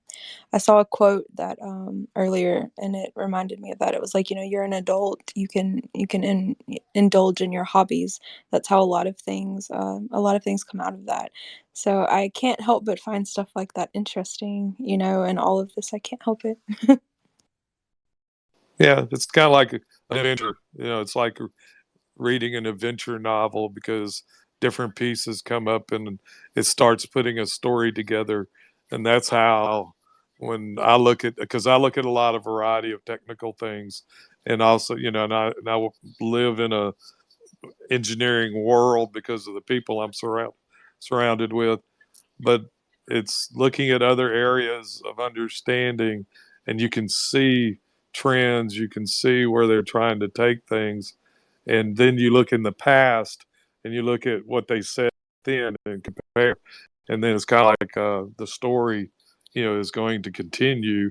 What new things are going to come up, and what are you going to get to read? What? It's like Michael. What rabbit hole? What Trillo? What Python? Colab? You know, how many buckets are you going to carry? You know, and it's, you know, he's having fun with all of them. He laughs that how can I put it? He laughs that stressed, happy laugh. So it's like, you know, how did I get myself into this? Like when But we it's fun. like Yeah. when we first found Web3, that initial whoosh of just like, what the fuck is this? It's like, Exactly. And now wandering through it, it's quicker. It was quicker to listen and learn than it was to try to read it and digest. You know, and then when I started reading after I listened and learned, what you read began to make more sense than it did in the very beginning. I had to stop, listen a lot, and figure out all the new nuances and terminologies. It's just like going into, you know, controls engineering versus mechanical engineering. They have their own set, just like when you go into uh, you know, military stuff. They got different sets of, and you have to learn the nomenclature and all that. And then once you get that down, then it's like, okay, there's fundamental things, and it all piles together. It's it's an interesting journey, and there's avenues of making money. You just have to get to those points, and I ain't got to that point. Happy 3:33, Mike. Happy 3:33. Oh, nice.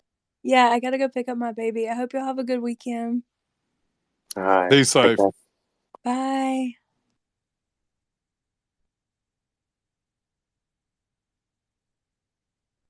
Yeah, I had the universe float over me when I opened Tailwind. And it's like, oh, this is how to develop an interface. Oh. Like, I wonder if you can launch a Tailwind interface. So, hold on. How does Tailwind work?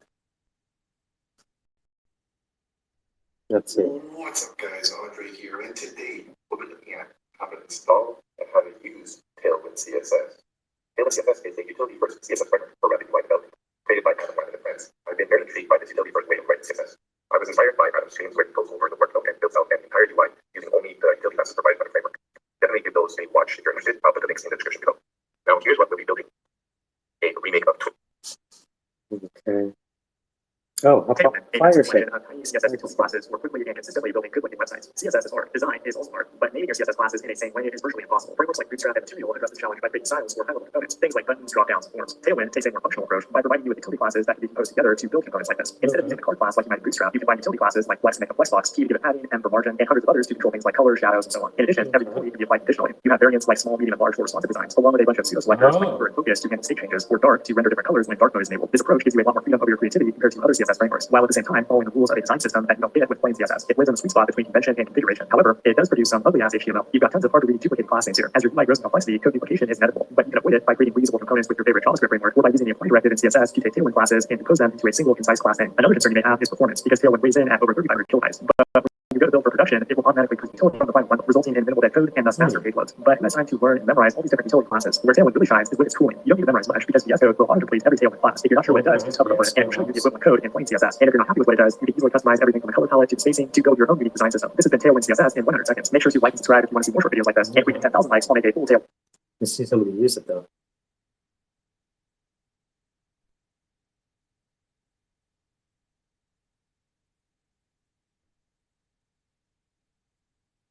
Okay, so we built a nice landing page at two columns and can be stacked on top of each other. And at the small breakpoints, we use the additional space to make the font size bigger, increase the spacing, and also contain the image to a fixed height. Moving on, we thought that nothing really warranted changing radical change with a split panel with the content on the left and a bit more presence, and the text still fits nicely on the left. Oh, wow. That's nice. So I wonder if I could use Tailwind in an email. Because I don't need to.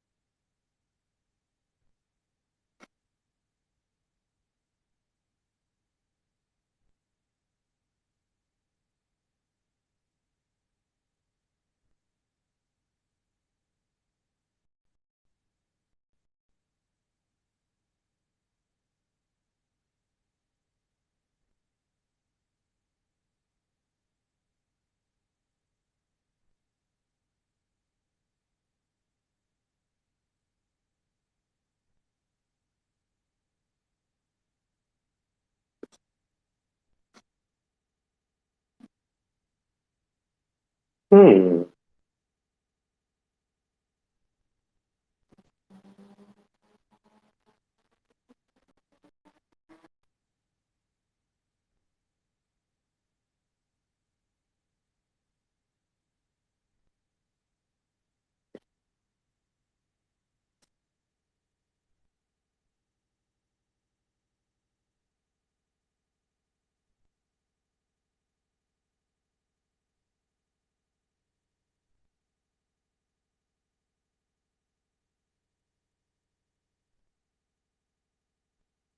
No.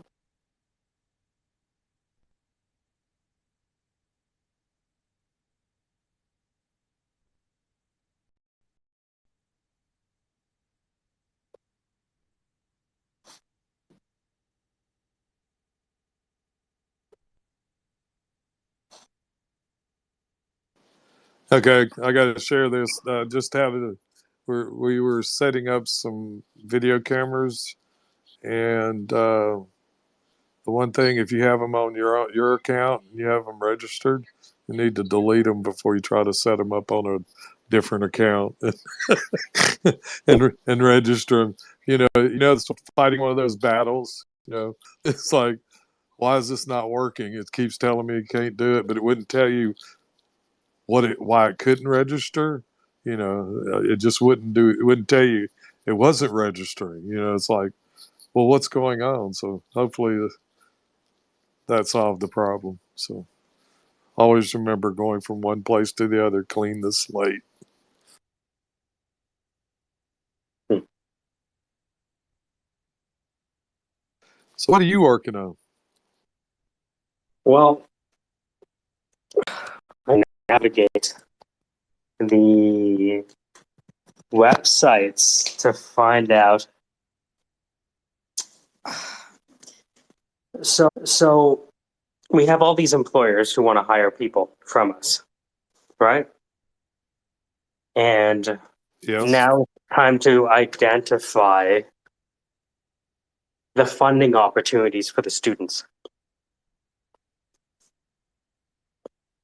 But because programs have changed where they sit in the umbrella, right? This is now called this, and this is now called that, and that is over here. I'm just trying to get a full scope of like what can be offered an 18-year-old, right? Because right now,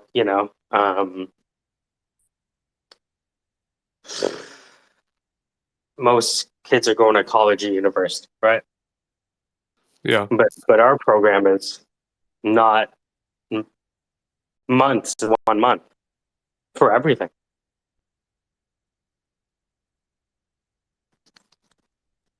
So it's kind of being like, okay, if I'm talking to an employer, I want to be able to say, hello, Mr. and Mrs. Employer, if you're learning to hire techs or train techs, these are the funding avenues available to you.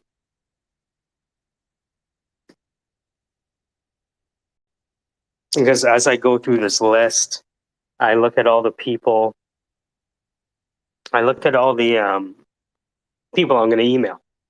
And for the most part, it's people who hire techs.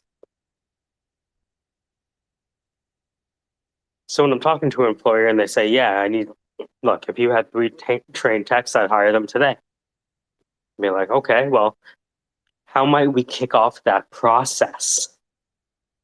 Because to hire 3 trained techs, that means you probably interview anywhere from 3 to 10. Okay, what does that process look like? So it's kind of an ongoing thing. Yeah, you're on-ramping, doing a preparatory on-ramp to bring them. You understand. Yeah. Yeah.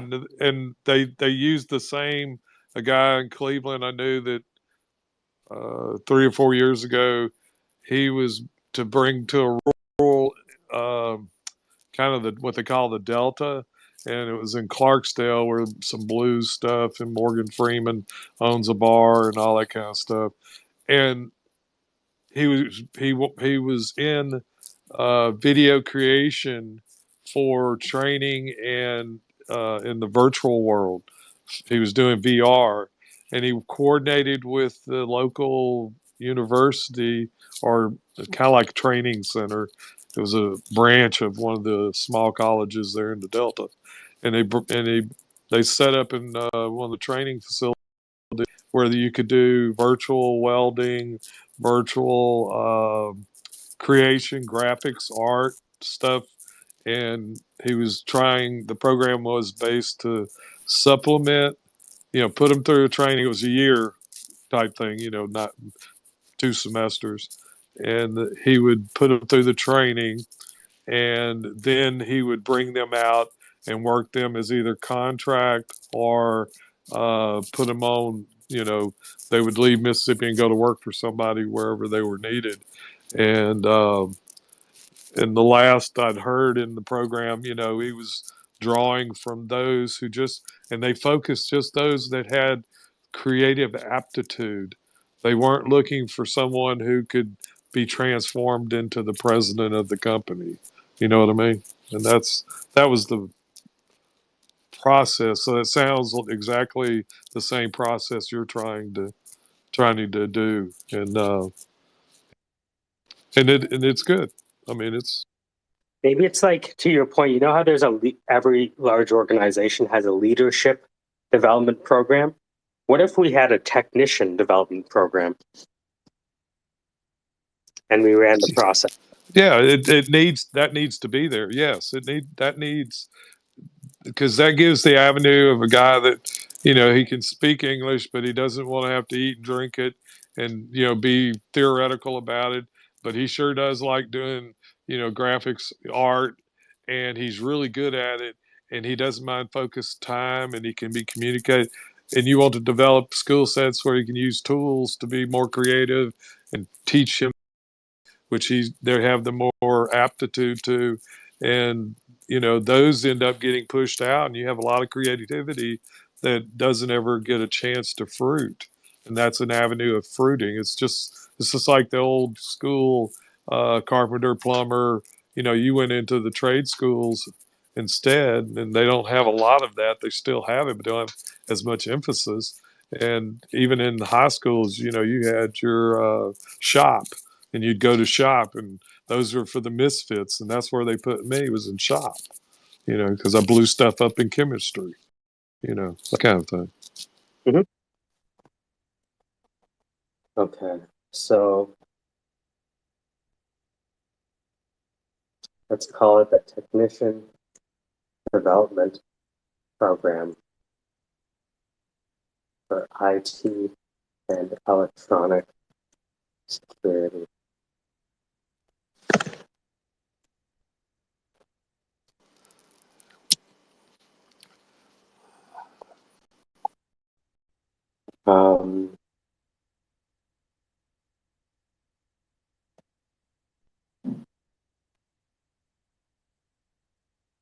So these would be my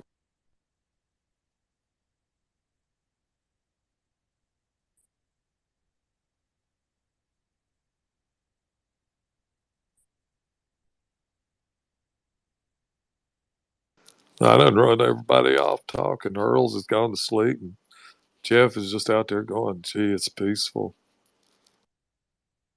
Mm-hmm.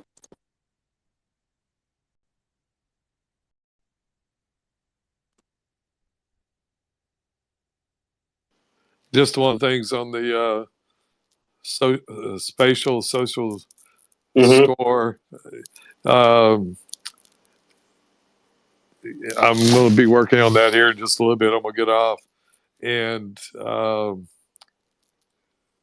capturing the emojis and then the algorithm. All right.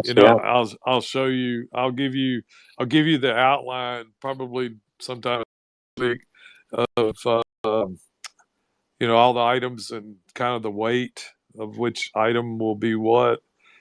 But that's the last piece of capturing, that piece, because I've got one where I can get the time and the name and the sentence that they spoke from Twitter. And then I've also, when you do the transition, you have that in the Assembly AI. So hold on. What you're telling me is that, like, through this entire time, you haven't stopped with this idea. No. Sometimes when we don't talk about it, I thought, oh, maybe he's wrong. But No. you're actually still I told you I've got a certain amount of time each week that I apply to it, and that's what I'm doing, because I've got most of the pieces. I can now do names to the times.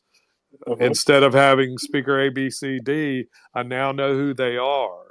And I also have a way of verifying what they spoke compared to that, so you can have some error checking in the back. And I'm not trying to figure that piece out. I just know that can be done once you put it into a database. It's not hard, okay? Or put it into a list in Python and compare the list. It's not hard. And I haven't put that to bed. I told you it'd take a little while, but I was going to get it done. And I've even spoke to my how can I put it? My guru. I spent my guru of coding and knowing what's current. And when I talked to him, he pretty much put me on the trail. He says, I'm not going to do it for you, but this is what I would recommend, just like what you're doing. The And so process flow, and that's the reason why I had to use Node.js, and I've never used Node.js. So okay, something new, and now and that's how you do it. And I figured out, when I kept thinking about when I was logging in to capture the raw data, I wasn't logging in. I wasn't giving proper tokenization for the session, and I was not giving actual log to validate I was a user, because it wouldn't complete without those components. And I didn't know that. And after I read some stuff, I figured that makes a lot of sense. So you're creating a virtual session of you. It's a headless. Yeah, you do it in Chromia. What you do is you create in Chromia, which is the really bare bones browser. It's just like Google Chrome, and you do headless sessions. And when you do that, you have to the Puppeteer and some of the module that I'm using is able to push information up. And if you need to click a button, you can program it to click a button as if you were clicking the button. And, then it would progress on so that you get into the spaces, and then you could sit there and capture. What I'm trying to do is to capture the raw feed, the what's coming from Twitter that's being redisplayed, which I can watch. I can watch it in the inspector. You can see the 100 go up. You can see the heart go up. You can see the hand. Yes. So, you can see that, and I'm trying to capture that. And that's the last hurdle. Once I get over that hurdle, and then it's defining it, like I told you in the beginning, programming would be up to someone else. I wouldn't try to do it. I would want to manage it, do the roadmap. Kind of thing. Can you imagine you could have a list of everything that I laughed at, right? Yeah. As a part of my profile.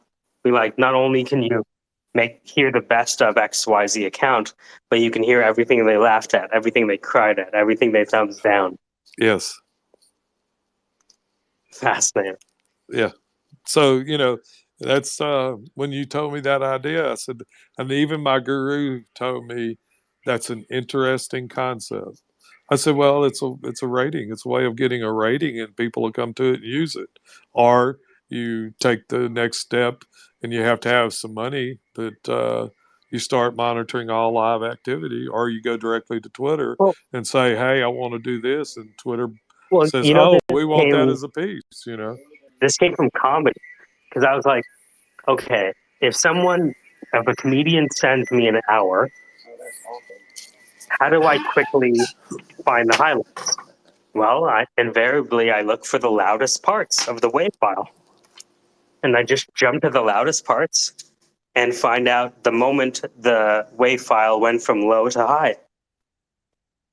And there's my best moments. Right? But here, I always looked at Twitter Spaces like an open mic where everyone has a microphone. Right? And Yep. so but what you don't have in stand up is the emojis. Right? And we only have their reactions that we can see. But here, the reactions are actually encoded by each user. So because their emotion, because their response to the stimulus is recorded and time-stamped, something very interesting from a curation perspective. So it's, looking at the reactions and matching it up with the speaker diarization and timestamp. Well, that's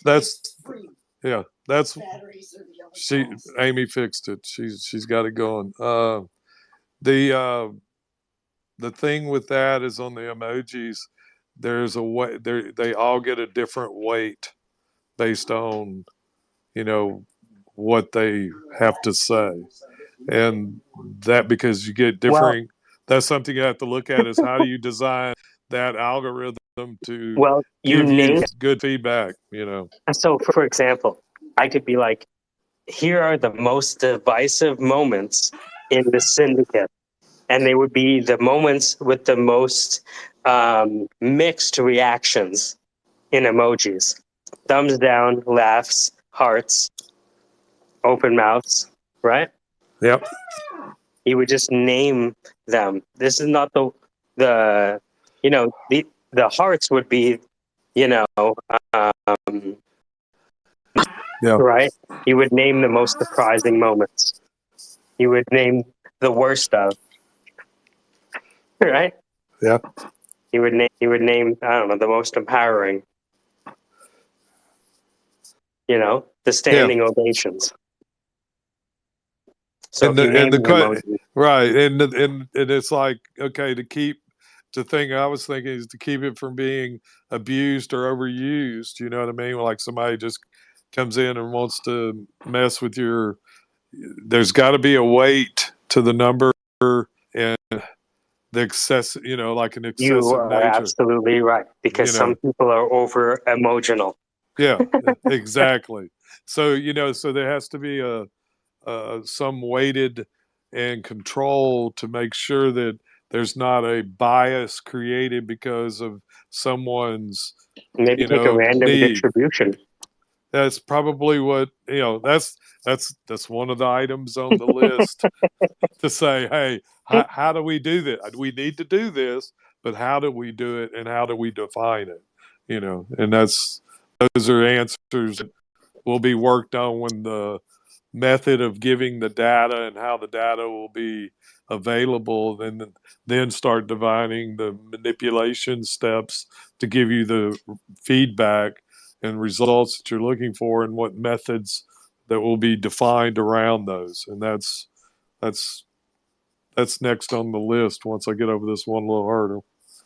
So I told you I have lists, and when I go down the list, this is the concept proof, and the concept proof, and get the data to some point, and then the next step is defining what it is, how it's calculated, formulating the algorithm to produce that, and make sure how you manage it, how you manage that's the model. Yeah, and that's the model. And then the next step will be the presentation, and then doing that. So, and then the next step after that would be the actual implementation. Once you got funding, the implementation of being able to get it programmed or have, value-added programs where you go to someone who's very talented and, negotiate some type of arrangement, that kind of thing. So it's kind of like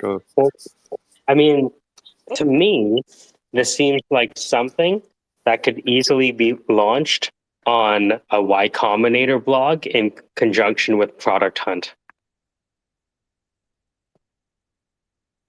after we do the initial testing. Oh my, he just thumbed you down on that one. Love it. So I'm calling it codename the best of Twitter Spaces, right? And Okay. The idea is you have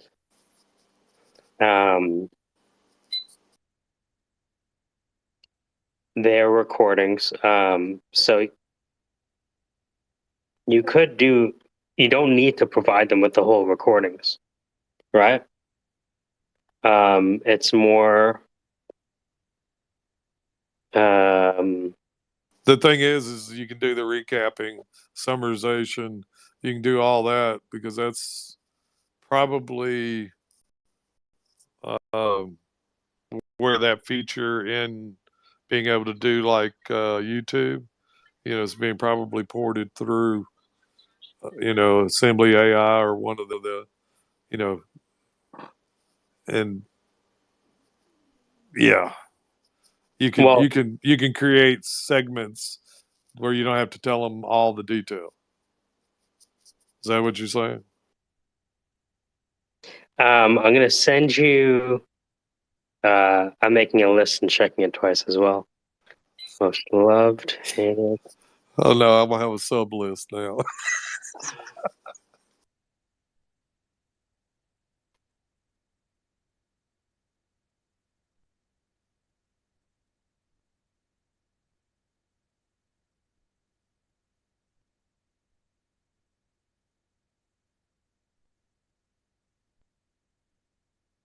And then we have. I'm getting better at drawing a circular rectangle to represent a mobile phone. You ever draw the phone out on your piece of paper?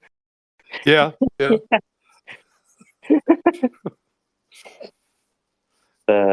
See, I do a lot of technical. I've done a lot of drawing, and when it comes to creating something, putting something on initially on paper, but with the the CAD programs and I like AutoCAD. I can do that in my sleep. I can't do the 3D. I never really took the time to learn it because it wasn't a tool that I needed to use, because I could look at the 2D and see the 3D in my head. I get in a lot of trouble for that. Visualize it.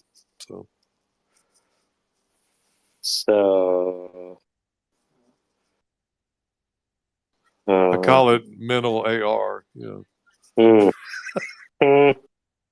I like it. Why would you get in trouble? Would you get in trouble by other members because they couldn't see what you could see, or would you sort of get the visualization? No, I was in a meeting one time with the plant director, and they were having a team meeting on a major project, and he looked at me and said, "Well, do we need to get a 3D model done of this?" And I said, "Well, that's going to cost $5,000-$10,000, project money." I mean, I looked at him and says, "Is that money well spent?" I said, "We've marked everything in the field on each level where everything's going, by taping an area. We have these drawings, and you got good sets of plans and elevation." I said, I can see, and then that's when the plant manager and the engineering director kicked me, and the plant manager looked at me and said, "Well, Oma, most people can't visualize things like that." And I go, "Oh, I guess that's so, but do you really want to spend $5,000 to $10,000 that could be used on equipment or making something better on the project and being able to help them see it?" And the engineering director decided to not do it. So I said, "Okay." I was happy. Fair enough. But looking at things when you create stuff, like I'm industrial, and we built stuff, and you can put multiple levels together, and you start placing, the blocks, and you do it in 2D. You have to start thinking 3D from a standpoint. Okay, I'm gonna lay these out this way and this way, and generally, you do your plans first to get the arrangement that way, and then you take one of the elevations, and then you work that direction, and then all the others develop by themselves. So, in that way, it's just a method that I've developed over the years, doing creative work. When you're asked to, here's a packet of information, we want to build that, and they don't have very many pictures. And then you have to start finding equipment, and putting all that together. And today, the way the world is, the vendors provide you 3Ds and provide you good 2Ds, and it's easier to put all together. But it's and I like that. But doing the detail work of creating the 3Ds, like having the scan, there's a lot of manipulation that has to go on to blend the environment and get it tied by all the views. And then once you do that, then you come in and you put in all the new stuff in 3D from your 2D drawings, and then pretty much everything you represent to the builders are in 2D form, because they don't care about the 3D, only unless they're at a higher level. The worker only needs to see a 2D plan to create what he needs to create. Yeah. So. Sorry. I sent to the wrong fucking Web3 instead of D2K. God damn it. He's not home right now. I can tell you that. He's gone. He's on the road. So. Okay, let me. So see if this diagram makes sense.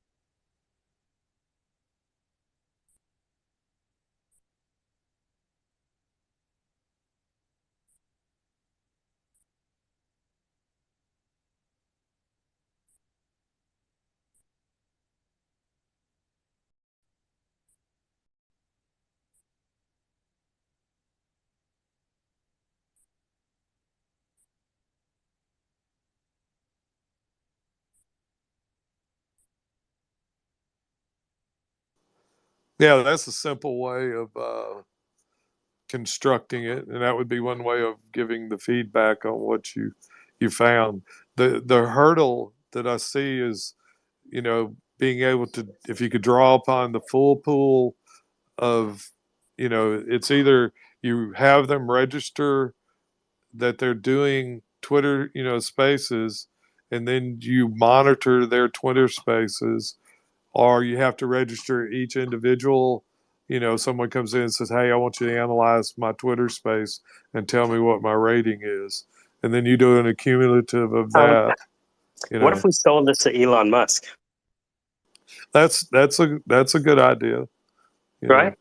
Yeah. Because if we were able to take a select group of people, right? And if you see at the bottom there, it's export the MP4. Right? Yep. If we have the transcript data and the waveform data, we can create the most compelling moments of a person.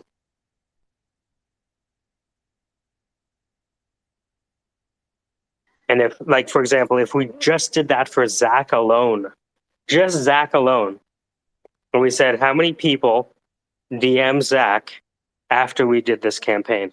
Like, I've seen it happen with Wortham already, right? Which would they do a 2-hour conversation? Yep. I scrub through, find the best moments using the WAV file, be like, okay, where were people laughing? Okay, here they're laughing, cut. All right, we have 10 episodes. The hardest part is getting the subtitles right, to be honest with you. It's stupid, but it's still trivial these days. But now Manish has people interested in, him teaching them Wardley mapping. Simon Wardley's now resharing that content. And he has 10 more to go. Yep. So I know that because of comedy, I can pick out the parts that are hyper relevant. You know, I have that model, and it starts with the emotional analysis. But the fun is when we start looking at the weighted average and the mixing. You know, the model is the most interesting part. Yes. And if you can port that, imagine you ported this model to Instagram videos or any other live streaming. Instagram Live, they only have hearts. You only have to measure one thing. These are the most emotional moments across platform. Okay, the question, just the off the wall question is okay, you create a framework that, you know, you can populate, and that way you can move from different mediums, and then that way it's defined equally across the board, but they can be made up of different characteristics within each medium. Do you see what I'm saying? Yeah, because the emoji spectrum is different across platform, right? Yes. But I think if all we did is focus on Twitter Spaces, we that we're talking about, it's someone would be more than interested. Yeah, I think the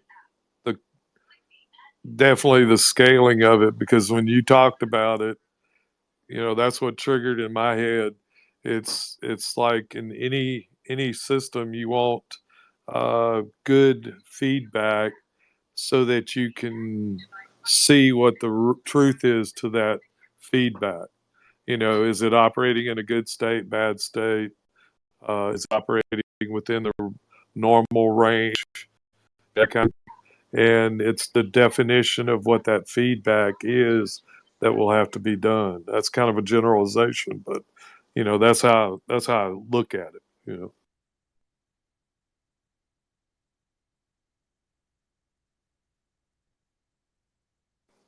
Hello, Peter. How is your grass today?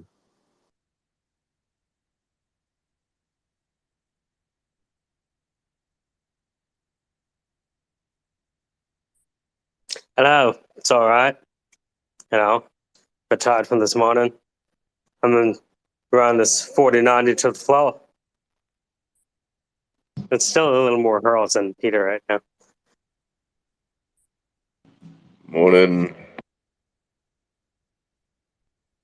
So what's going on with that 4090? Is it worth it?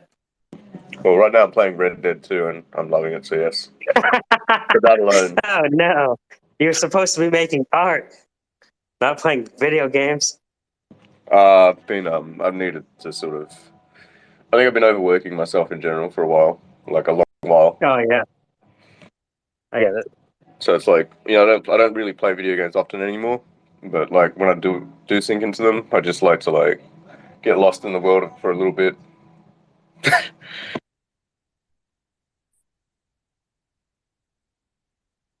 think it's just a nice way to sort of let the mind go a bit, not stress so much. I don't know. What, touching grass? Well, that, yeah.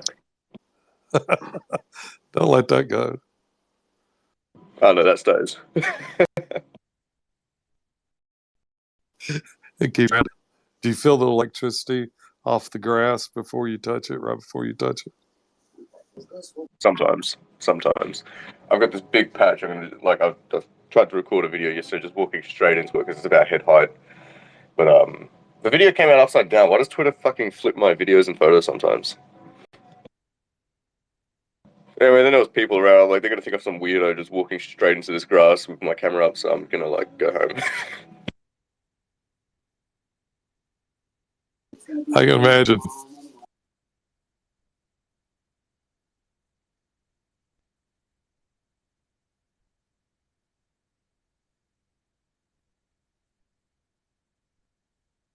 What's been happening on your guys' end? My wife just figured out that one of the Reolink remote little cameras functioned correctly, worked, but she couldn't get it to work because I had them still registered under my name, so I deleted those. And then she had another one that just wouldn't work for her, and finally concluded that it's not functioning correctly, and so the world's good now.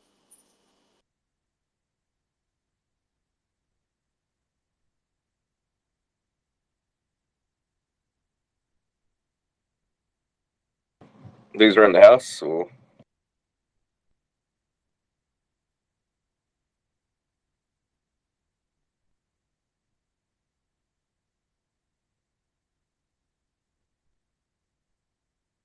This is interesting. So Tailwind, do they have someone using Tailwind on? You ever use CodePen D2?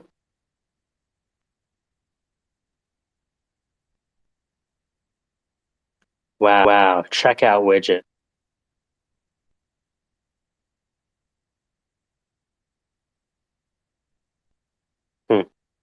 Nope, too much right now. Shut it down.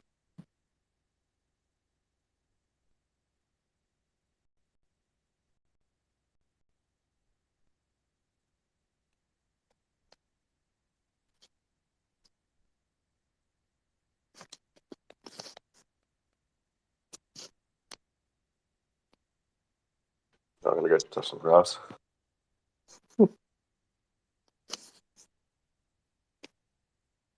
The sun's about to rise here. I got up at like 4 in the morning. I think I need to go to the doctor today. How you feeling? Nothing. I'm fine. Like I feel fine, but I think I've got something stuck in my eye for like the last 2 days. I didn't notice anything getting in there though. That's the thing. It's like usually when you get something in your eye, you know it straight away. Where it was more like yesterday, I woke up in the middle of the night and I just had like that feeling, and it's sort of like it comes and it goes. Like yesterday at work, it was alright for a while, but then towards the end of the day, it started getting really bad. I don't know. Like I've tried washing it out, and nothing seems to be really doing the thing. Usually, if I get something in my eye, it gets out in like an hour or two anyway, even if I don't fucking, like manually get it out.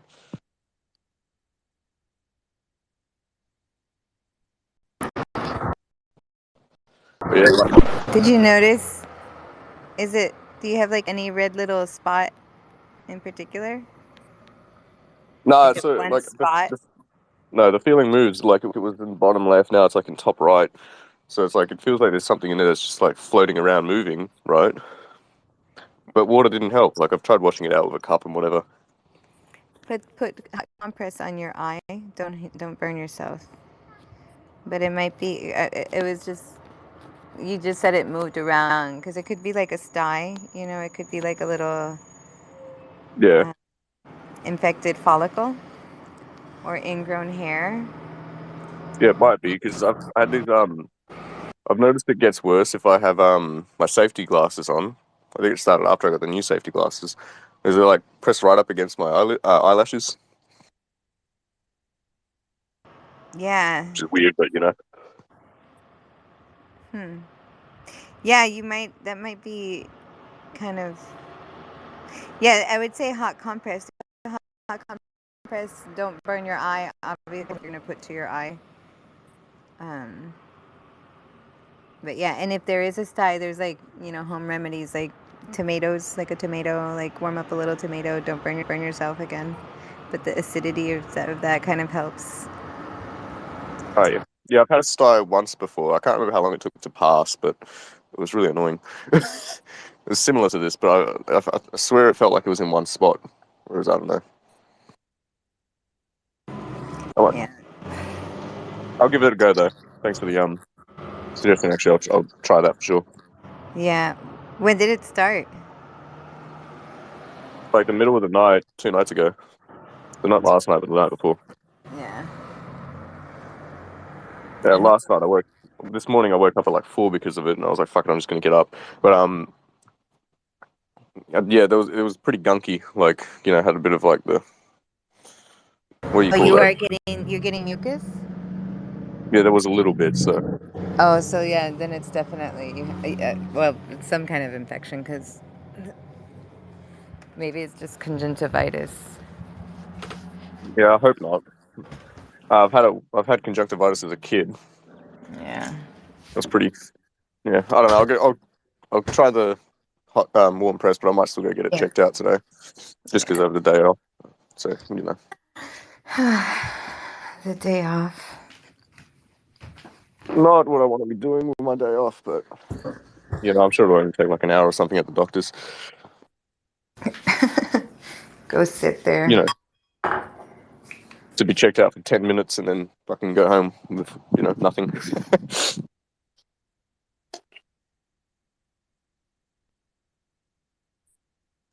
Your search for trained technicians is over. Find them before you need them.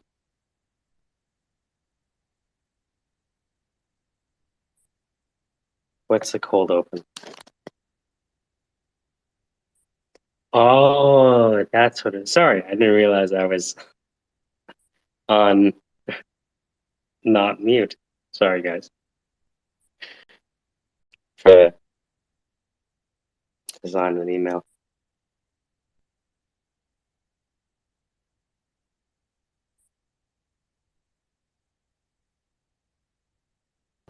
We know what you need before you do, right? So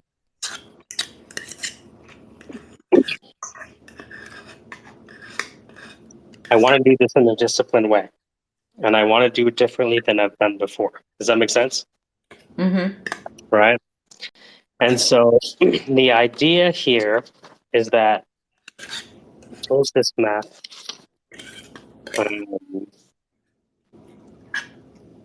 Your customer is living their life, right? And they're living their life before we ever met them. Mm-hmm. And as they go about their day, where is it? Dan VO. It's before this. Loyalty loop diagram. So as they're going their day, they're encountering different situations. And maybe they need to reach for a solution that they don't yet have right now, right? Mm-hmm. Or the solution is not necessarily apparent. So for the customer, as they live their life, they have these little moments of inspiration that leads them to ask themselves a question. And so I really want to nail the situation they find themselves in before they get my email, such that my subject is hyper relevant. And I'd rather be more specific than less. How many characters fit in the subject? It's a good question. If I look right now, when I go to my Gmail, there are, so what you see right now, if you're in your email account, is you'll see like a circle, right? If you're on your mobile, Mm-hmm. and the circle has the initial, right? And then you have the organized, and then the name of the person. So you have first name, last name. And then below that, in smaller text, like a subtitle, is 1, 2, 2, 4, 6, 8, 10, 12, 14, 16, 18, about 30 characters of text as a title. Mm. And then below that, we have another 30 characters, let's say. Say maybe 20 characters. 2, 4, 6, 8, 10, 12, 14, 18, 20, 20. Yeah, so about 30 characters below that in even smaller text if I'm looking at my Gmail account. So there's who's sending the message, the subject, which is 30 characters in smaller but bolder text, and then in gray text, right? They have this idea of a pre-header. And I didn't know this, but that text that goes below, you can write in 1 pixel font so that it doesn't come up in the email. Because if you just have an image, they won't see any text, right? They might just see hi, commas, enter, enter. You know, that doesn't have information about why they should open the email, right? Necessarily. So, moment of inspiration. Someone quits, right? That's a moment.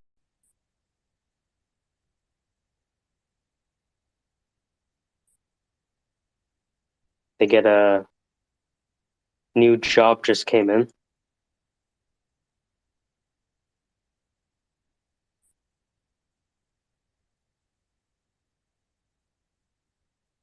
They have a site disaster.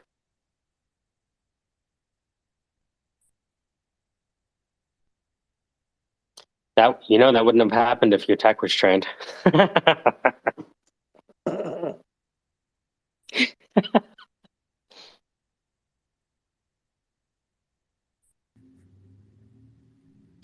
Oh. When they jump ship, here I come. Isn't there a better way to hire trained technicians?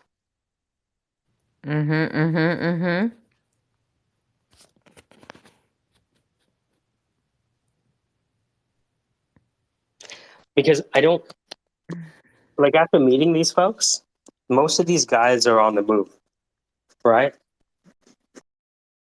At this conference, most of them are hands-on. It's a hands-on field, right? These aren't the keyboard warriors. That's a different conference. The keyboard warriors are in cybersecurity, right? This security one was more the hands-on guys. So I want to optimize for mobile.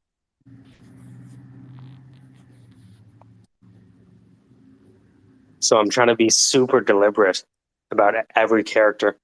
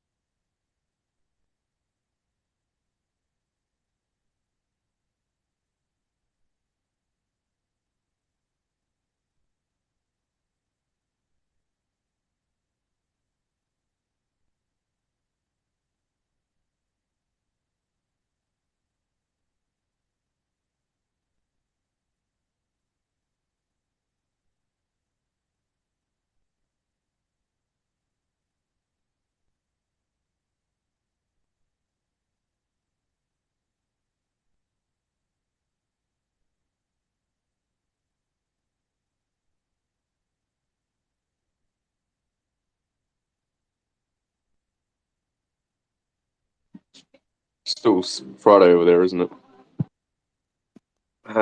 Yeah. Who is it? 5:30 your time? Yeah, 5:27 a.m. Saturday. Yeah. Finally. I can tell. I know at least one time zone. Mel, it's what, 2:27 where you were? Yeah.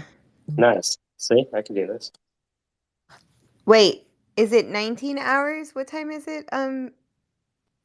17:30 His a.m., right? yeah, it's 0500. Mm-hmm. All right, so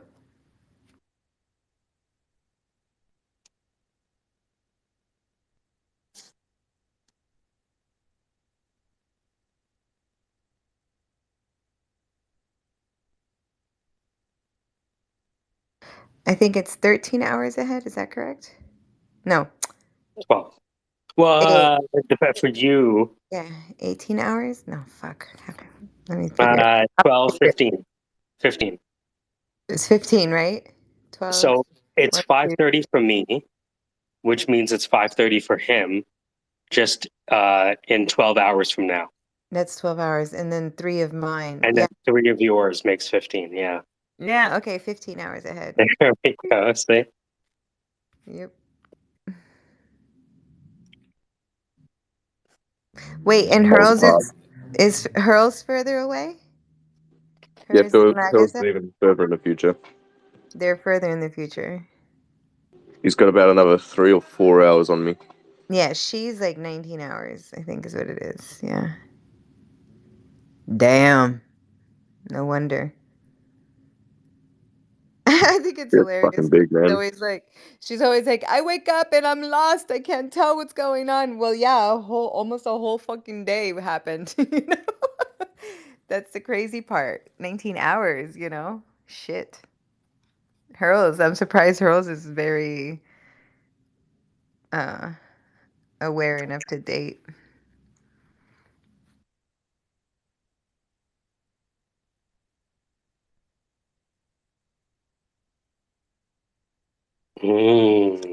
There's so many things to balance.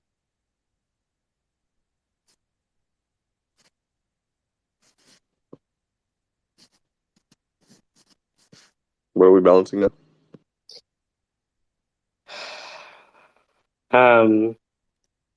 You ever want to do too many things with one thing?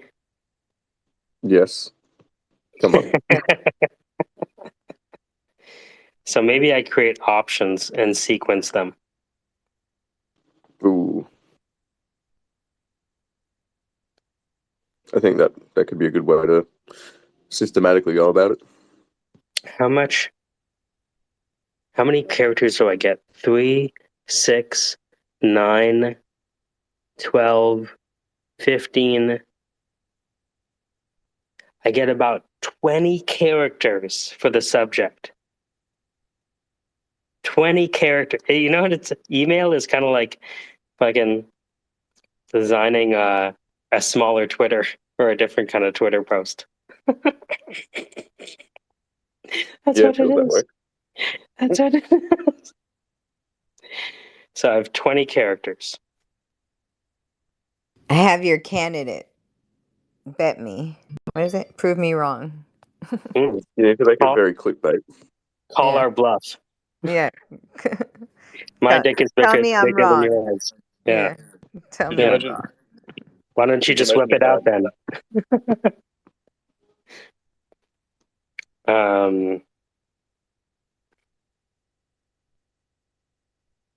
Emails need thumbnails. More work with less text. No, Yeah, how many characters? I email SMS from an email client to an SMS phone. Well, that's why I'm interested in Twilio, because I know that the email campaign is one way to reach people, but the SMS campaign is better. Yeah, but see, you can also take their phone number, and if they're a service provider, they usually have an something for the email to be sent to the SMS. Shut your mouth. Yeah. Wow. If you look into the, Verizon, it's like, I can't remember, at Verizon something, and you put your cell phone number before it, somebody can send you something and you'll receive it on your SMS. So I'm going to open up a character counter. And how many words is 20? So I got to how many words is 2W is the length of the subject.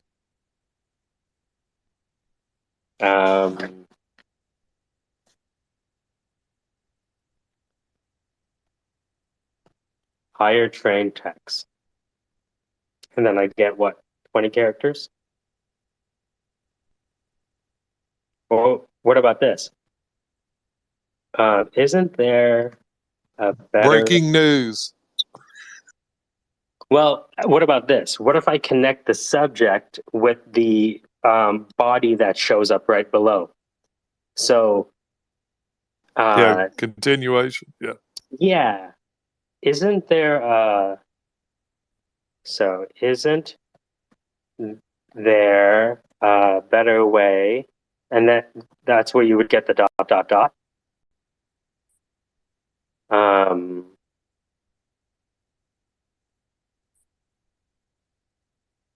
To hire trained techs. There you go. So I would write 5 different emails, right? Each tapping on a different moment of inspiration. I think that's what it is. And then to go from moment of inspiration to moment of commitment would be to see a PDF.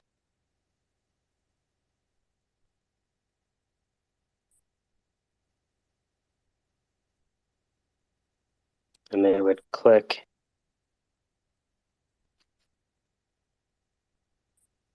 to download PDF. Yes. Okay. So now I need to design a PDF. Okay. And to do that, we go to slidesgo.com. That's right, slidesgo.com. You shit at designing? Well, that's why we created slidesgo.com. Create presentations as if you knew how to design without knowing how to design, because let's face it, who the fuck wants to learn how to design? It's fucking boring. Slidesgo.com. Designing so you don't look like an idiot.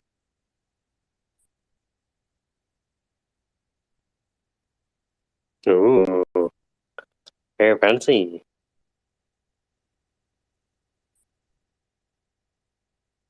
You ever look at slidesgo.com? No.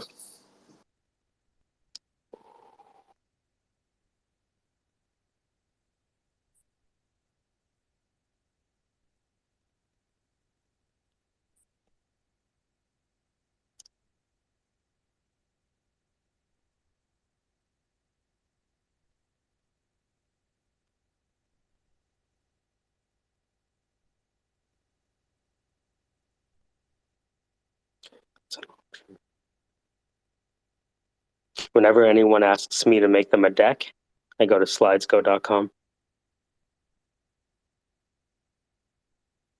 Why is that? It basically has all of these pre-designed PowerPoint and Google slide decks. So you just replace the text that they have there with yours, and you have something that looks pretty fancy. Oh man, this is the one. Oof. You ever find the right thing and your toes curl?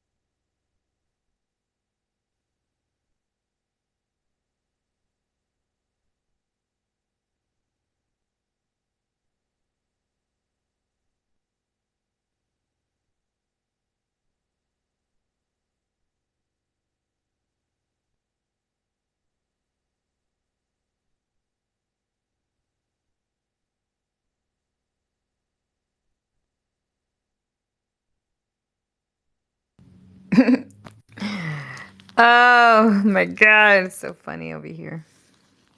What's going on? Sorry, I was laughing in my texts. It's stupid. Sorry, I couldn't hear anything for like 5 minutes. I thought maybe everybody left. Yeah, I know. I think everybody was on different screens or something. Doing their own thing, yeah. Yeah. I can appreciate, even though it's like we're on Spaces to chat, the silence is nice. Yeah, sometimes, yeah. I'm like, it's not, people are like, oh, it's an awkward silence. It's like, no, just take a fucking breather, man. Yeah, not really. I mean, it's, not awkward at all. It's funny because someone DM'd me and said, you said this thing about asking me if I was allergic to cats on Twitter, and then I told you, and then you never got back to me. What's up with that? And I'm like, and I couldn't remember. I'm like, why not even answer? That's so weird. Why would I do that? And then I'm like, oh, that's why it was. I was gonna send him a gif of throwing cats at him as a joke, and then I don't know. It's just so weird. So I couldn't remember why, and then I remembered it, and I'm like, now I remember why I forgot. It's like, it was stupid. So anyway, the DMs you get. So how many penises do you get a week in your DMs, Melody? Oh my god. I keep joking that I'm gonna do it, but I think I'm gonna do it. Just open a second account or something and just like make it the crazy post all these things. So I had somebody send me a picture, I think I told you about like the ugly underwears. No. I mean, I think a little bit, but not. Well, then he sends a picture of his like his penis in his hand, and then I did share this one. Okay. Yeah, this happened I think it was like last week or the week before. But then he's like, "Oh, it sent the wrong one," and then he put like a little GIF or a little emoji gift box on top of it, saying.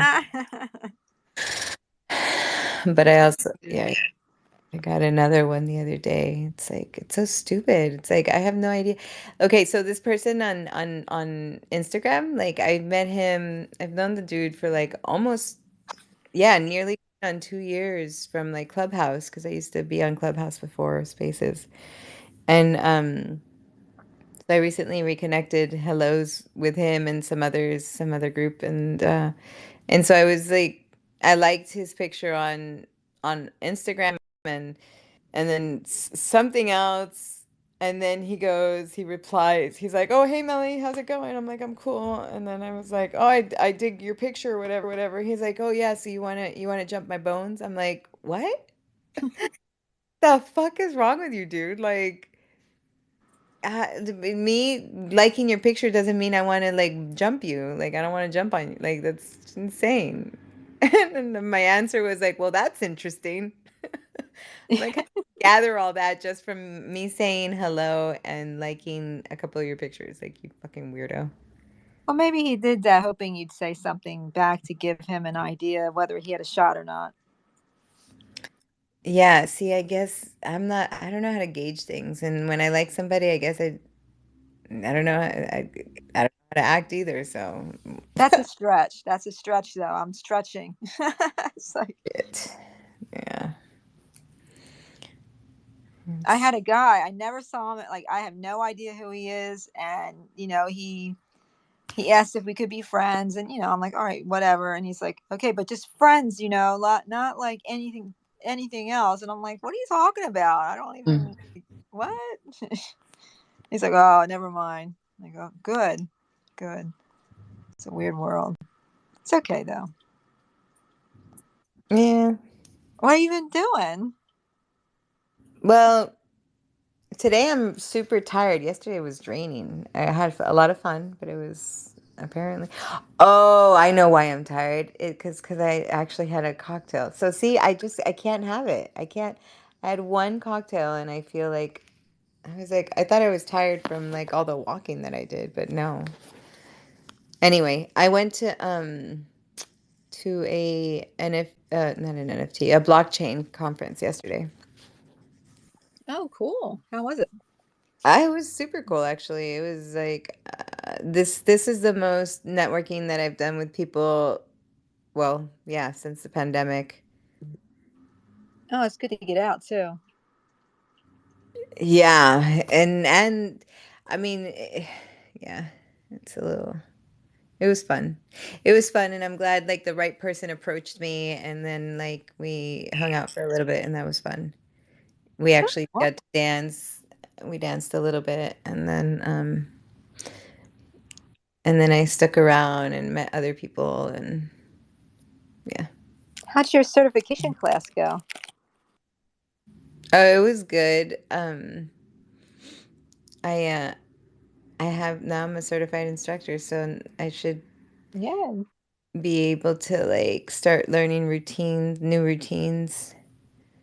But it was like really cool actually, like getting to know more of the company, like how it's like progressed. Because like I actually took a class from the one of the original, like the guy that invented it, in Miami when I was like 20. I was like 21 or 22. So that was pretty cool. Getting to know all the story and stuff. Wow. Yeah. I didn't know who he was until like later on when Zumba became a thing. And yeah, it's just been fun. I'm excited. What's cool, like they were talking about like all the like the garb, like all Zumba garb. Everyone's like, "Oh, I love it. I love it. I love it. Perfect this, perfect that. You can, super awesome washable." And I was like, "Well, did you guys know it's actually Colombian manufactured? It's Colombian goods. It's like Yay.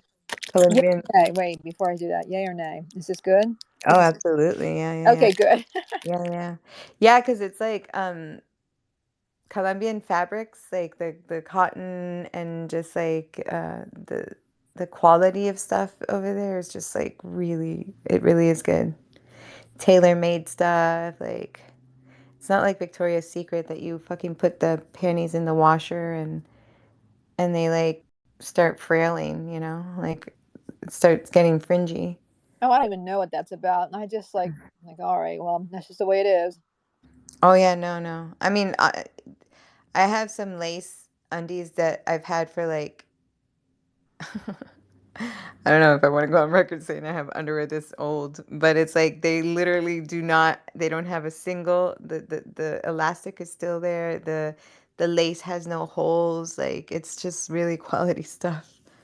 So the what is it called? Professionally made is pretty cool. It's like the Well, fit. yeah. I mean, there's a difference between the vintage and the ones made now for sure. But I'm gonna get Melby. I got you top because I have express tricot leggings from like the late '80s. The waist is shot. There's like these little white threads shooting out from the leggings. They're supposed to be tight, but they're falling apart. But I love that. And you know how you have elastic so old that if you stretch it, it makes like a noise, like a. Oh yeah. They're I that. cried. They're so grody, like just yeah, grody to the max. But I'm not ever getting rid of them because there's just a lot of like weight gain, weight loss, weight gain, weight loss type memories to them, and they're symbolic. They're just staying. Yeah, I actually have a couple of pieces of like a shirt and like I think a little dress that it now the look is that it has holes. Like I rock the holes in this shirt is just like full of little holes and I'm like I've had it since I was 15. Like I've been using it ever since. So it's like I don't think unless the sleeves fall off of it, like The threadbare, yeah. yeah. Yeah, that's fun. They had shirts back in the day where you can't even wear them anymore. And people be like, "Oh my God, what are you wearing?" Mm. Like I have a Lake Wallenpauck shirt, and but the name of the camp is White Beauty. So because there's like these white flowers all around this camp, so they call it White Beauty Camp. And it's a T-shirt from the '70s that I picked up along literally like the landlord threw this person out, I guess. So there's a bunch of like Guns N' Roses from the 90s and then there's some random weird stuff. So I picked all that up for free. It was just like scattered all over the room. And literally. And that was one of the things amongst them that I picked up. I was like, wow, this is like sure enough. So it's like a camping T-shirt from a summer camp, and that's what it says. But I would take that to be very. I would not wear that in public, you know. But yeah, I love the threadbare and the things that have memory. You know, I mean, I can't wear it. If I wore the Express Tricot now, it'd be like God. It would just be a disaster. But you know, I keep them, and if I see them every once in a while, it just reminds me, and that's nice. Mike, do you want to invite Carrie up or Anne Marie? Oh, I'm sorry. Hold on. I don't know if they're there or not. No, I was just chilling in the background listening to you guys. Oh, okay. Yeah, sorry, I'm so boring. Didn't mean to be that boring. No. You know me, in my own world. Train techs in Toronto. Let us find your next tech, is what I have so far. I feel like White Beauty is a bad name. No? Well, I think white beauty matters. Don't say that. All beauty matters. No. Oh no, Melly B. Don't get me in trouble. Seriously, I'm not talking anymore. You guys can say whatever you want. You started it. You know what it's like in here. I don't even know what I'm going to say next. Do you guys? I have no idea. Yeah, but like, man, I could get in trouble real fast. I look like Hitler Youth. Well, that's what I mean. It kind of has that vibe, but it's very, you know, it's got this cute little camp and a little, you know, it's like a 70s ringer shirt, you know, with the ringer collar but there's no way. I'd be like, I really would be very reluctant to wear this shirt. It's like, it doesn't mean to come off as a white supremacy shirt. It just does, you know, because of the era we're in. So. No, I get it. Yeah, no, it's so funny. Like how many things were even like they did some kind of what's that show like that Philadelphia show, Always Sunny in Philadelphia, like 5 years or 6 years ago, they did some kind of like blackface thing or something weird. Like I just was like, wow, like it's. I mean, blackface. I'm not even going to talk right now, but obviously blackface is very wrong. But it's just interesting how things have sped up over the past like couple of years with what you can and cannot do. Oh yeah, it's a good thing in the sense that I think people are being a little more aware, but at the same time, it's killed comedy, in my opinion. I mean, you know, comedy is now a big risk, and it's unfortunate that we can't, you know, kind of chill a bit, I guess.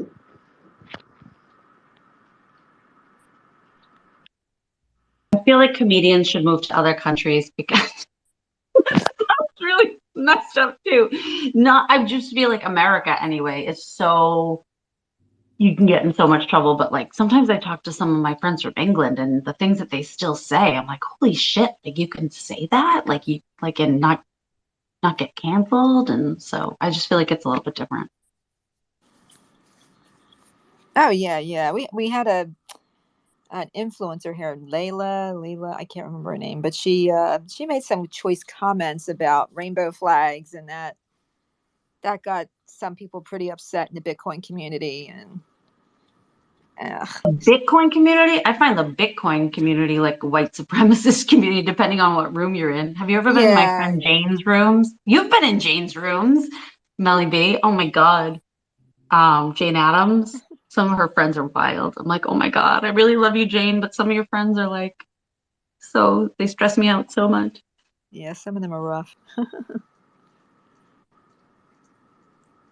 Is my mic open? Can you hear me? Oh, yeah, I can hear you. Oh shit! I sorry, I didn't. Yeah.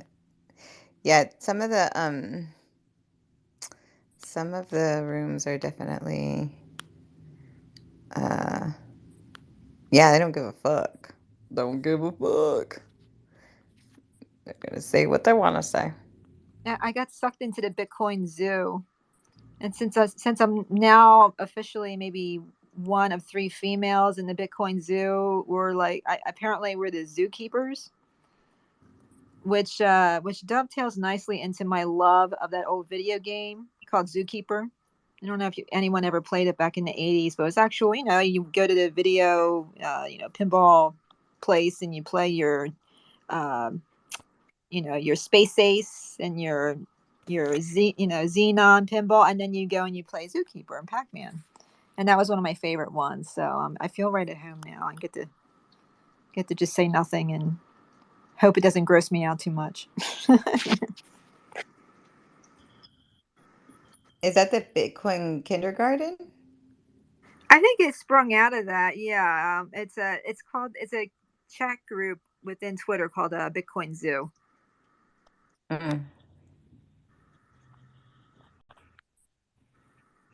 Yeah, I'm learning new terminology that I'm either not up on or is new, and I'm too old to know it. So I guess in a way it's good because I'm learning the culture. Oh my God, it's like they're asking me if I do things, and I'm like, I said I said to myself, there has to be a gift for this, so I can avoid like even looking that up, because I don't want to know. So that's what I do now. If they ask me something I don't know, I'm like, all right, there's a gift for this. Here we go.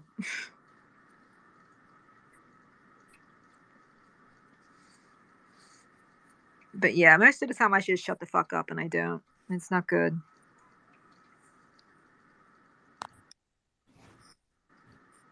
I don't know. You never know how the rooms are going to go when you I don't know. You're like, oh, you shouldn't say that, or like, don't. I'm just like, don't say anything. I'll just leave if it's really bad. But I never know how much to speak up because I got yelled at so bad one day by like all these guys. I'm like, I can't put myself through that. I'm like, I'm out. Like one day I was crying after a Twitter space and I'm like, okay, I'm obviously way too, I guess it would be like over leveraged in my Twitter spaces if I'm getting like that upset, I'm like, I can't. No, don't be too hard on yourself. I mean, sometimes people don't understand how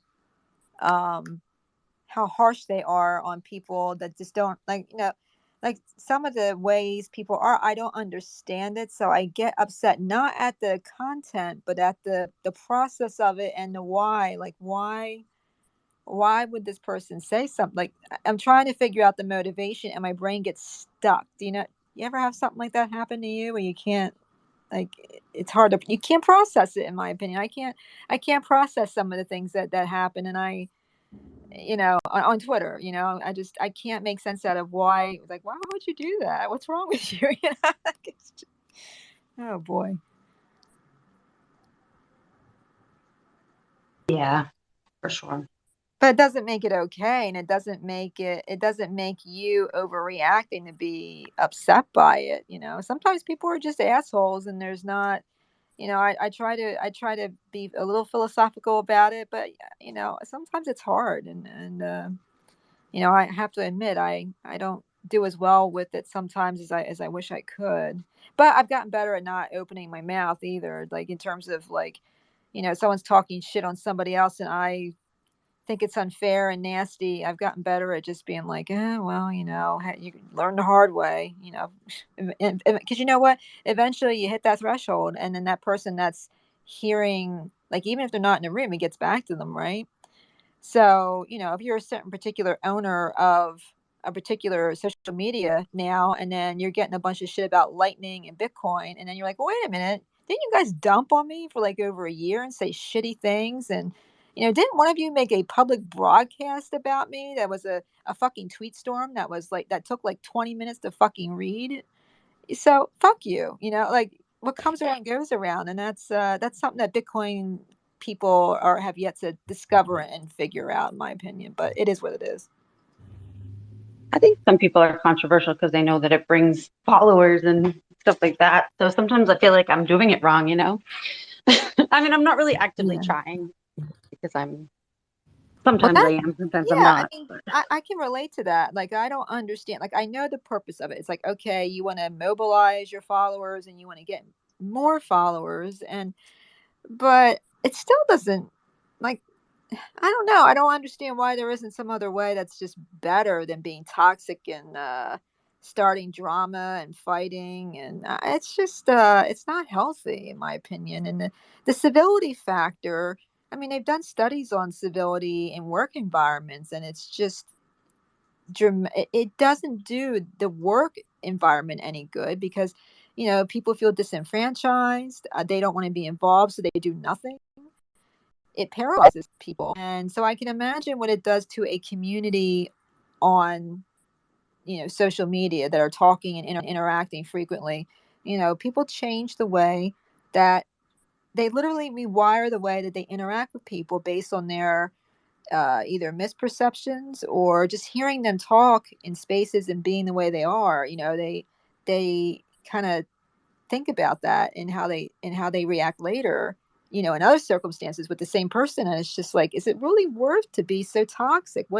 What possible benefit, if the benefit of Bitcoin is to spread Bitcoin usage and to invite as many new people in as possible and get them to stay, why are we telling them to go fuck themselves and they have to study something for 100 years before they should buy one? I mean, this doesn't make any sense to me. Anyway, I'm ranting, sorry.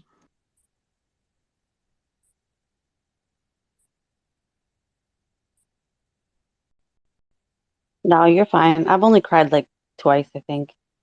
Oh. No, I'm serious. Look, it's fine. No, I'm fine. I just think it's funny. Like I like it, and it's usually when I'm just tired and not like in the right rooms. You just always have to be protective of your energy.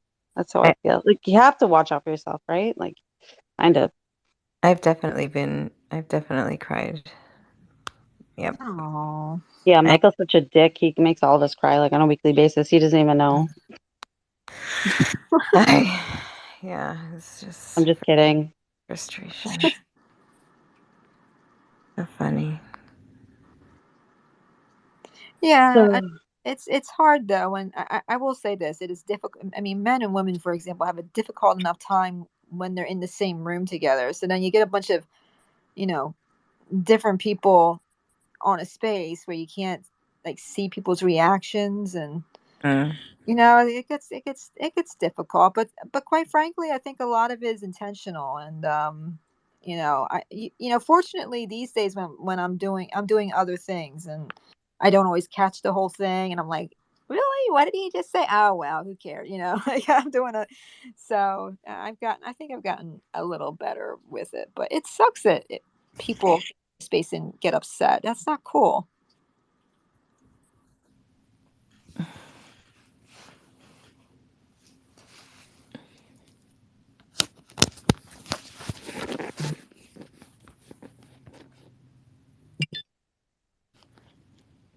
So when are you going to be like teaching Zumba on Spatial? Oh, that's funny. Gonna Zumba it up. I would actually prefer that in a way. I don't want to go in public and have people watch me like trying to figure out Zumba. I look like an idiot. But I would like to have someone teach me how to do like the steps and stuff, so that maybe someday I'll look not horribly awkward out there. Like I have no rhythm. Like it's weird because I was in music forever, but I don't have any dance rhythm really. It's not healthy. It's funny. Yeah, there is Zumba. I mean, there's Zoom classes. Like there's live feed. So I wonder, it could probably work for Spatial. Who knows? We'll see. Yeah, that might be fun. Yeah, once I get situated or something.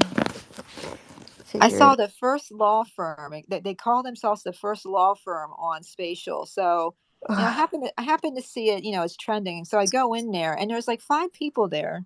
It's like the saddest sight I've ever seen in my life. It's all like random stuff hanging on walls, and like the guy's there, but he's got his head in his hands. He's like sitting on this bench. I'm like, what is going on here? And his staff is like wandering around talking to each other. And of course they're doing immigration. So I'm just like, there's no cohesive. They look just like they were kind of, maybe they were drunk because it was like their first week open, I guess. I don't know. It was just kind of surreal to me. It was interesting but surreal. Dan, how are you? I'm all right. I'm okay. I've been better. Uh-oh. I'm experiencing a very large dose of together alone, meaning that I had been with somebody for too long. Uh-oh. And I realized that I'd rather be alone so much that I left. I didn't know it was going to go this long. Come on. Anyways, I'm all right. Just hanging out. Talk amongst yourself, everyone. But if you need to do it alone, it's okay. Because we're together in our aloneness. Well, we all do that, don't we? I mean, everybody has the cycle, you know, the moon waxes and wanes, we have seasons on the planet. It's a natural thing. There's no reason for people to get angry about it, you know. Well, that's me. I mean, I'm getting angry about it. They're fine. I just couldn't endure the conversation anymore. And just an old asshole, I guess. No, you're an individual who values his time highly and thinks that the conversation is not worthy of his time.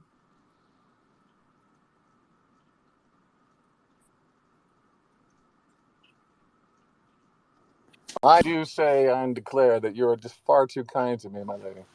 For I have not been this kind to the people that I have decided to leave. I know they are great people, but, you know, I just got out of the hospital. I need to find my popsicle. There's a lot of stuff going on right now. And this is the same guy that berated me earlier. So I don't know. I'm just not in the mood. Well, why'd you go back then? I didn't. I went back there because it is an employee meetup. You know, you got 10, 20 employees. Look at this. You actually have a company. Wow. You do have a company, Dan. Yeah. I just didn't ask for one. It just kind of happened. It's okay. It's all good, people. It's all good. Talk amongst yourselves.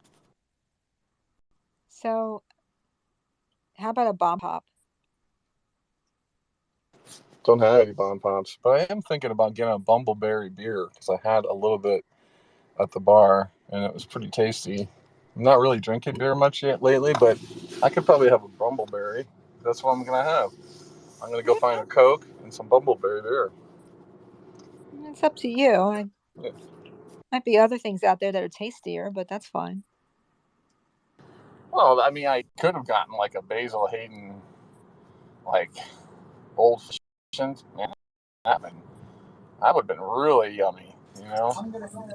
Just straight whiskey in a glass. Yeah, but if you're gonna do that, but you must also know where your varmints are, and I don't know where my varmints are. I can't put no whiskey in no glass in Arkansas unless I know where the hell my varmints are. Amen. How about Shirley Temple?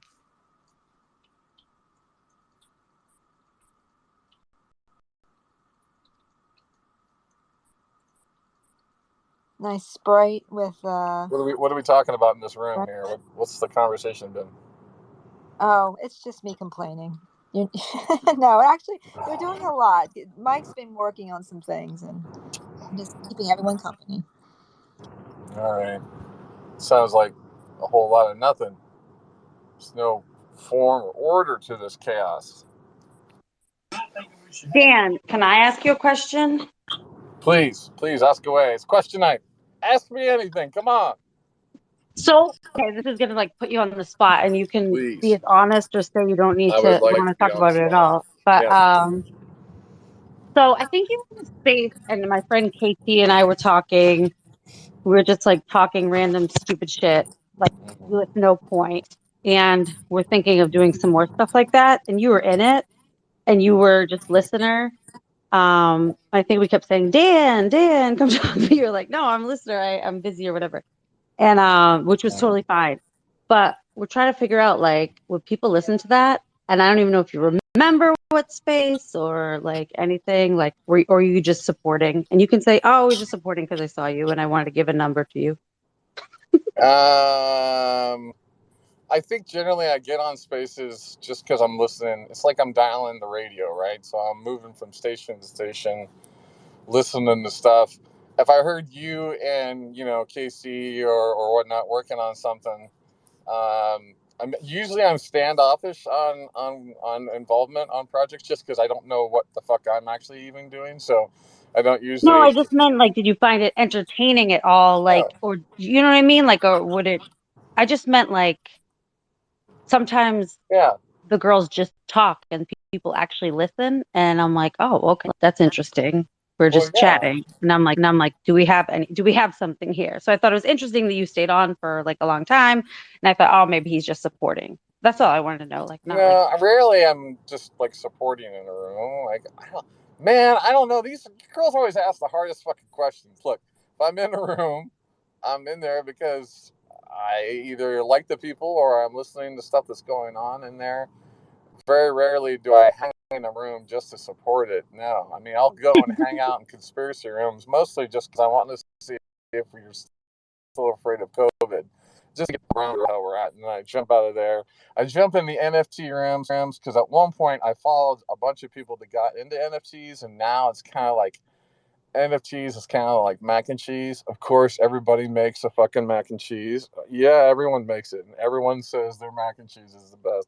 You know what I mean? It's like, and I'm over that. I'm no longer into mac and cheese. So now I need to find a way to sort of like weed out the mac and cheese in my life. But here's the problem is that carbs, these mac and cheese motherfucking carbs have taken over the whole notion of space. Like you can't go anywhere in Twitter without talking about the mac and cheese, right? So these carbs are in your life. So that's this whole notion of like eating like low carb and low fat. It can't happen on Spaces. It will never happen on Spaces because the NFTs are clogging up your arteries. And unless you do something, and this is a fake, pausing, intense voice that's taking me some time to work on. This nipple is a key piece. But in general, I do that. You know what I mean? So I think I want to support the people that need the support. You know, people like Mattios, for example. You know, here we have people who are disadvantaged in life, who are going through deep complexity things, have fits of paranoia and prophecy like speaking because simply at one time they read halfway through an Alan Watts book but couldn't finish it because they didn't have any beer left in the fridge. And I've seen that happen multiple times. And it's intense. It's not easy going on a riff like this where you don't know where you started and don't know where you ended, but you're really sure hoping the guy is going to end soon. So here you go.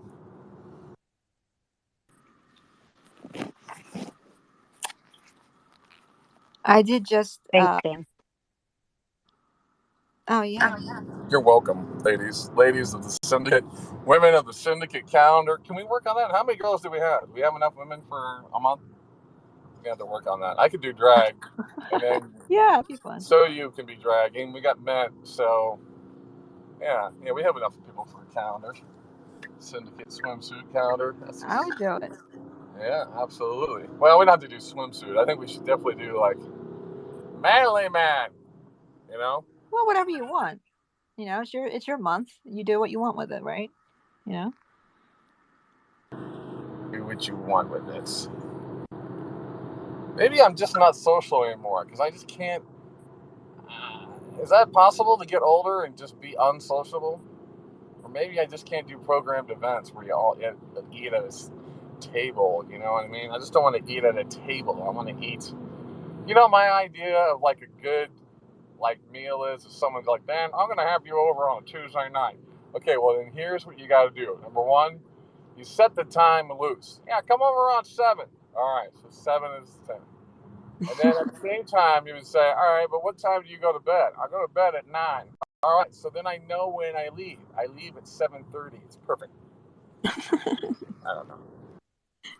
It's okay to feel that way. There's nothing wrong with it. I've been told for a long time that I'm special, you know? And I believe it. I'm special. I'm not Crow special. I mean, shit, I'm not fucking Web3 special, but I'm fucking special. It's okay to cuddle and indulge someone you care about once in a while. What's wrong with that? You deserve that. Yeah, just love is fleeting, isn't it? Come on. By the time you start it, you can't finish it.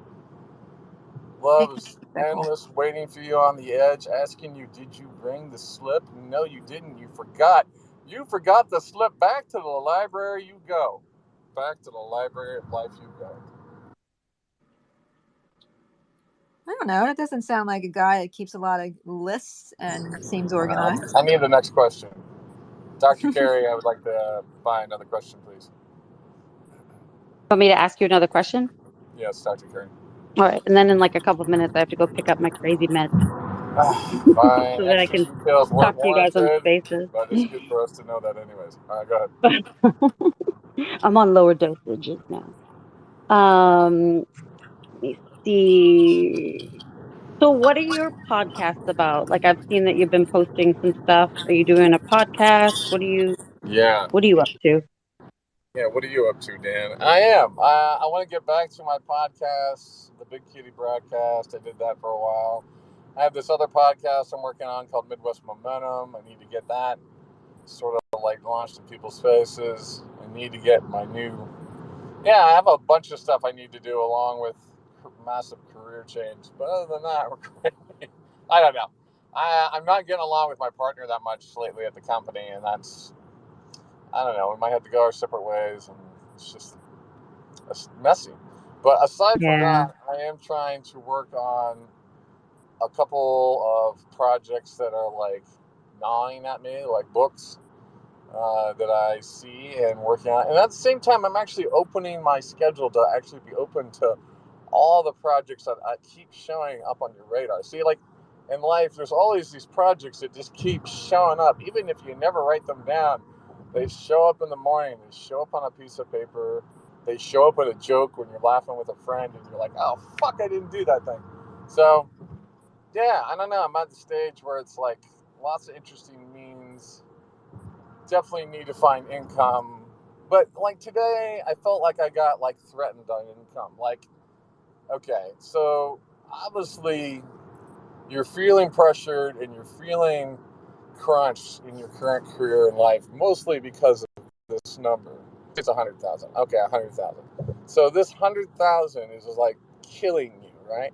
And now you've been given like a gauntlet of things to do, along with a new mentality to have, and at the same time, just a bunch of stuff that kind of sucks to do, but then again, it's $100,000. You know what I mean? So maybe, like we all like take it up the ass somewhere for whatever part of the check we got. Maybe some of us are pure and have never taken it up the Hershey Highway, but some of us in the working world have been exposed Eat your peas. to the pains of life. So all I'm saying is like, you're intimidated by the number. You're not actually intimidated for the right reason.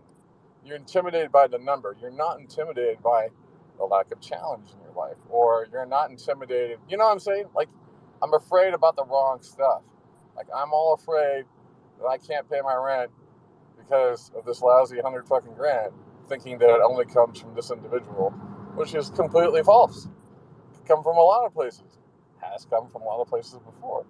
So, in fact, Money comes easily and frequently. Yeah.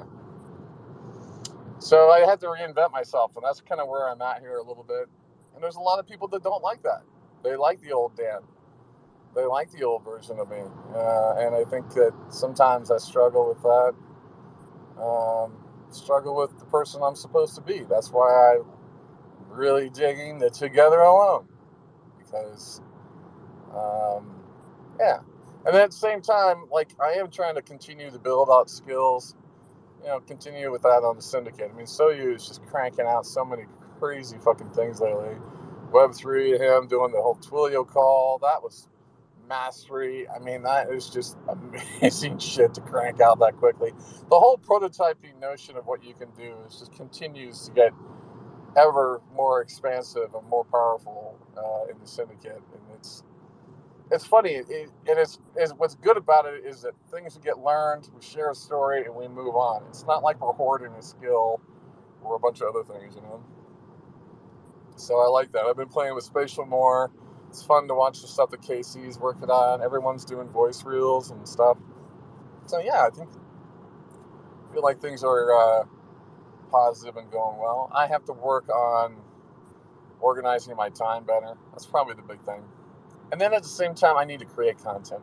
I'm sitting on a lot of content, meaning I come and participate. Like right now, I'm sitting on content. I didn't make any content here. I sat on this, but I didn't make anything. Like you can make like the best of Bluesy Speak reels, which are really good. I kind of need to go back and data mine those again, just for the audio clips and use them for other reasons. But yeah, I mean, I need to make content, which means I need to get my show and do the stupid shit I really love to do, which is hard to do. You know, like today I recorded some like videos for, you know, like bongs and stuff. It was fun, but it was like the first thing that came to me, and it was super effortless. And I like that. I want to turn toward the effortless instead of running away from the effortless. You know what I mean? And I feel like I spent a shitload of time being afraid of what I'm really great at, and that's just fucked up in life. And I need to change that around. So. Yeah, I hear you. I'm very much like I become kind of like paralyzed, and because there's so many things to do, and then there's so many opportunities, and only certain ones bring in money, and you have to kind of like figure out what you're gonna do. And I'm not necessarily super scared. I mean, sometimes I'm scared of like I'm like like I didn't get I don't want to do a video because I didn't do my eyelashes. I didn't do this. I didn't do that. Like I want to like look my best too, so I hold myself back from that. I know it's ridiculous, but like I don't know, you know, it's I don't know, just stupid stuff like that. But I've really just been trying to do one thing a day because I can't do any more than that. And there's really like so many things I'm supposed to do. Like, but I mean, like there's a couple apps that I'm just trying to do, or like at least tweet a few times a day, or it's just, I have to just do it because I just like stop and don't do anything. So, and I don't know the end goal. Like I never in my life, like I always kind of knew the end goal. And now that's so hard for me. Like I'd be like, I'm going to run a marathon. And like, I knew what it took to do that. Like, I'm going to get a PhD. These are the steps. And now I'm kind of like, shit, like there are like limitless possibilities. And I like, now I'm just kind of like, I need to make more money. And like, that's not like a goal that like feels good, I guess. It's not like, that's just not a goal that I love right now. So I have to figure that out too. So first step for me is like, what does ease look like? You know, what does like living through the day look like? And then just like checking off one thing at a time. And like today I had to like say goodbye to my uncle, which was so crazy. And I'm not even like, don't worry, like nobody like feel bad. Like just like, it's just like, I was like, oh my God, you almost have to get yourself like physically ready for wakes and funerals because they literally knock the shit out of you. I don't know what it is. It's not like, and it always was this way for me. It's not even just like older age. Maybe it is because I get my daughter and all that kind of stuff. But like, I don't know if you guys feel that way from like wakes and funerals in the family, but they're just, like I got home today from the hospital. I was like, I like literally passed out. I was like instantly like in a coma, like, well, not in a coma, but you know what I mean? So I don't know. I'm like, man, do I need to like get myself physically together so I can sustain shit that happens in your 40s?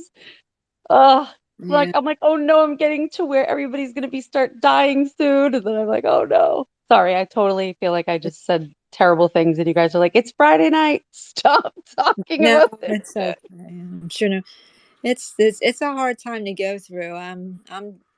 I lost almost everybody this past decade, so it's and I'm 50, so yeah, right. Like this is the time. This is when it happens now. So it's like all my friends too. So it's not like I'm alone in this. It's just kind of like, I don't know. Basically, all I was saying, Dan, is that I have so much content to put out too. And then like there are people that want to help too. And like I just have to tap into that.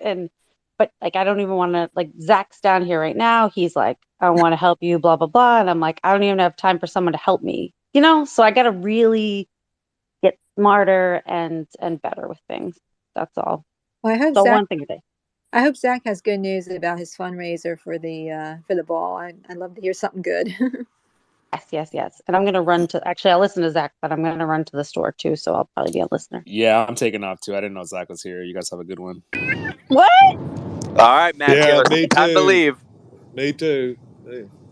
Yes, Web3. We made it, bro. Anyway, sorry, Zach. Wow. I told you I wouldn't do that anymore. Yeah. And I didn't. I'm sorry, dude. I love you, man. Sometimes I think you're just being racist. Dude, I can't be racist. I'm black. Didn't you hear Kanye? Anyway, my bad. Moving forward. No, I was going to say I keep getting phone calls from my unit asking me about the fundraiser for all of this. And I was like, I left a list of things that y'all needed to do so that I could go and actually do the fundraising. And they haven't done any of it. So much so that they have an EIN but they haven't filed any of the documents of incorporation. They haven't gotten a registered agent. They haven't set up any bylaws. They haven't done anything. So literally they've been fundraising before I came up with the plan of how we're going to raise money to fund this ball. They have been fundraising before I came up with a plan, totally illegally with no actual organization that's doing it. So I just don't know what they're going to do. When is the event? Yeah, it's in May. So luckily they've only raised like $2,500, which was through like car washes, and like they are practically doing like high school bake sales to try to raise $80,000. So You guys should do a calendar. You guys should do like a local El Paso calendar and have people like I don't think we model. can, because I mean, if we can't do OnlyFans, I'm pretty sure we can't do a calendar. No, I was gonna say calendar with the families and the dog, or like the dogs, like the I was just gonna. mal I pensado. know. I love Ve where your cómo es mind went, Mateo, Zach. ese mal pensado como. Yeah. I can't tap my knees with my dick again. That's illegal. I gotta do it the other way. No, So I'm I'm kidding. just I'm waiting to get back for them to like look at me and go, what's going on with all of this, and me to go, well, I told you what I needed and you guys didn't do any of it, so what do you guys expect? And them to get pissed at me.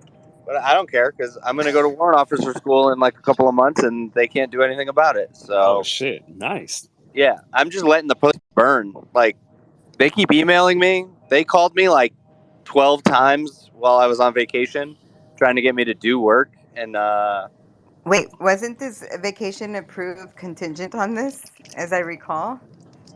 what do you mean? Oh no. Oh no, like I just put in to go on vacation and told them I was leaving, and that they needed to figure this out, because I can't keep doing everything. So now I still had to do everything. So got him. So now I got to go back there and then try to train someone to do all this other stuff so that I can like leave the unit and it not fall apart. So we'll see how that goes. But yeah, we are 3 hours out. 10% left of this journey. 30 hours from New York to El Paso. Yeah, I was gonna ask how long. When did it start? Monday. Well, we packed Monday, then did trick or treating, and left Tuesday. And by left Tuesday, I mean we got like we packed the car and got in it to leave at 9 a.m. and didn't leave our town until 2 in the afternoon. Just driving around, saying goodbye to people, and then driving to Syracuse to see her grandmother and a bunch of other stuff. So you guys are on speaker in the car. My whole family hears you. Hurls sent us a wonderful, slightly freaky, scary, but awesome sounding lullaby. So I'm gonna just continuously play that in the car. The Syndicate lullaby series. That's what we. Every member of the Syndicate should just record. All of the A people in lullaby. Your Voice is Money should record a different like children's book, and then you could just put it as a lullaby series. Yeah. We can sell the lullaby series and fundraise. How about that? Yeah, there you go. All right. What lullabies aren't patented? Get those ones done. Well, Yeah. yes, we got Or aren't copyrighted, sorry. we I can bet make you our can. own. Well, anything that's over 50 years old, So you could do like Through the Looking Glass or Alice in Wonderland. yeah, like I'm pretty sure like anything over 50 years old, the copyright runs out and it's free game, right? Can y'all Nice. stop doing bad legal takes with me in the room because it's really hard. Uh, Anderson too. Like, Oh, It's always your fault. I'm sorry. God. Elizabeth, I put Elizabeth on retainer for $1, and that's what she told me. So that was the legal advice I got. listen, hey, I Nice. can't speak on client matters in general, so I can't confirm or deny things. But there's been no Venmo. Ooh, spicy. Oh, all right. Hey, I gotta run. When Venmo's at when Venmo. We'll think of seriously, but we'll think of stuff. That fundraising, we have a few months to think Yeah. of it, so we got time. I'm just like I feel like there's got to be a way to reach someone where they're just like, here's 50 grand. Because like, the idea of like, think about it, right? Tom Brady had this whole thing where he said the NFL is like deployment. Like, it would be really good for him to pay to have 1,500 soldiers, veterans, and their families go and have a really nice game and like go to the ball, and you know, it would even be pocket change for him to drop like 50, 80 grand on funding the whole thing. You just got to get in. But Mr. Beast, I really think the ROI of him covering the ball, he could tape like weeks worth of content at the ball with everyone. If he brought a bunch of like stacks of cash and was like doing giveaways and doing all sorts of like crazy Mr. Beast stuff, like with like soldiers in their like Class A uniforms. Oh, it's great content. So there's got to be a content creator that wants to go to the ball because it's great content and they're willing to drop 80 grand on it.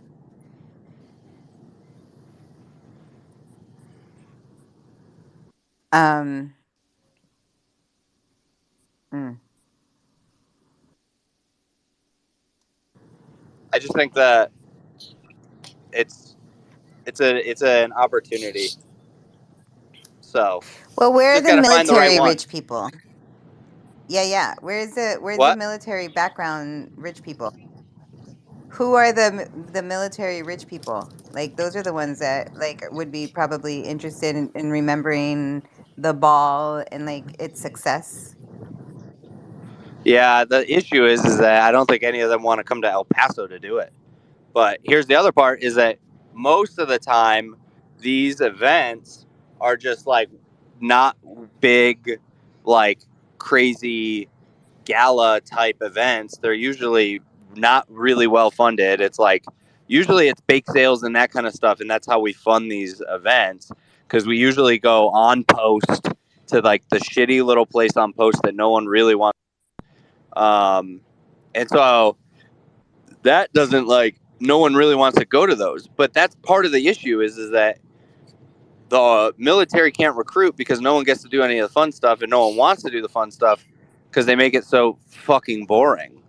So our colonel wants to do it like at the El Paso Convention Center in this giant like thing, like limos pulling up, all this shit. So like it's the first time where I've been like, yeah, let's do it.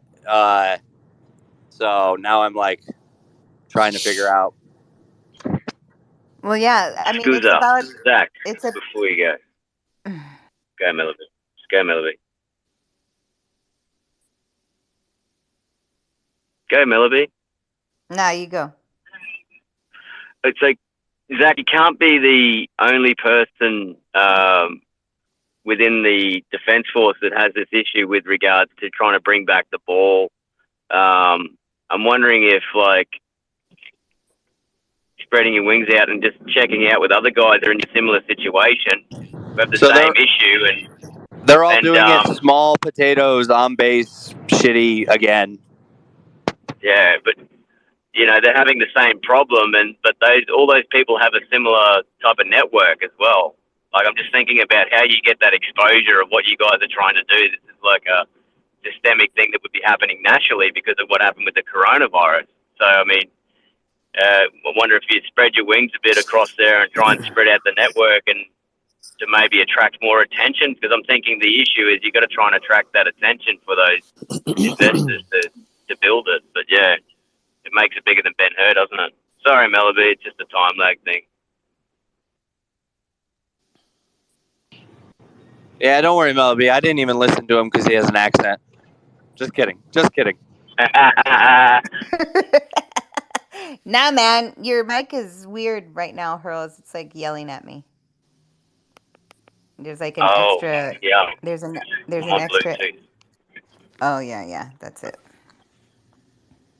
Yeah, I mean, I really do think like when it's time to when you have the time, Zach, like the brain open for that brainstorming, like there's a ton of PR, like there's a ton of one person is not going to fund it. That's the reality. I mean, I shouldn't say that. Control Alt Delete.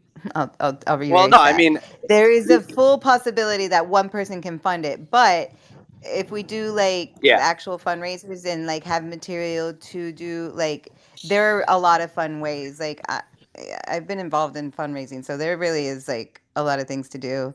But I don't know what the limitations of like exposure that you guys have. You know what I mean? Like I wasn't just saying, in just saying the calendar, but like I get that from the firefighters because they do like they go and do these things. They can put their asses on a calendar, like are you guys allowed to do that or not? Not that I'm saying let's make a pornographic calendar. I'm just saying, can you guys expose yourself, to like non-military fun stuff?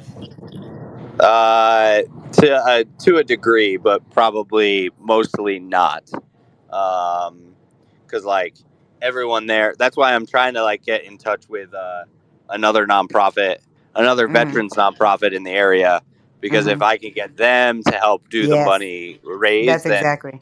Yeah. then we don't have to expose ourselves. They can do some things because they're full veterans. But Yeah. it's touchy, it's iffy.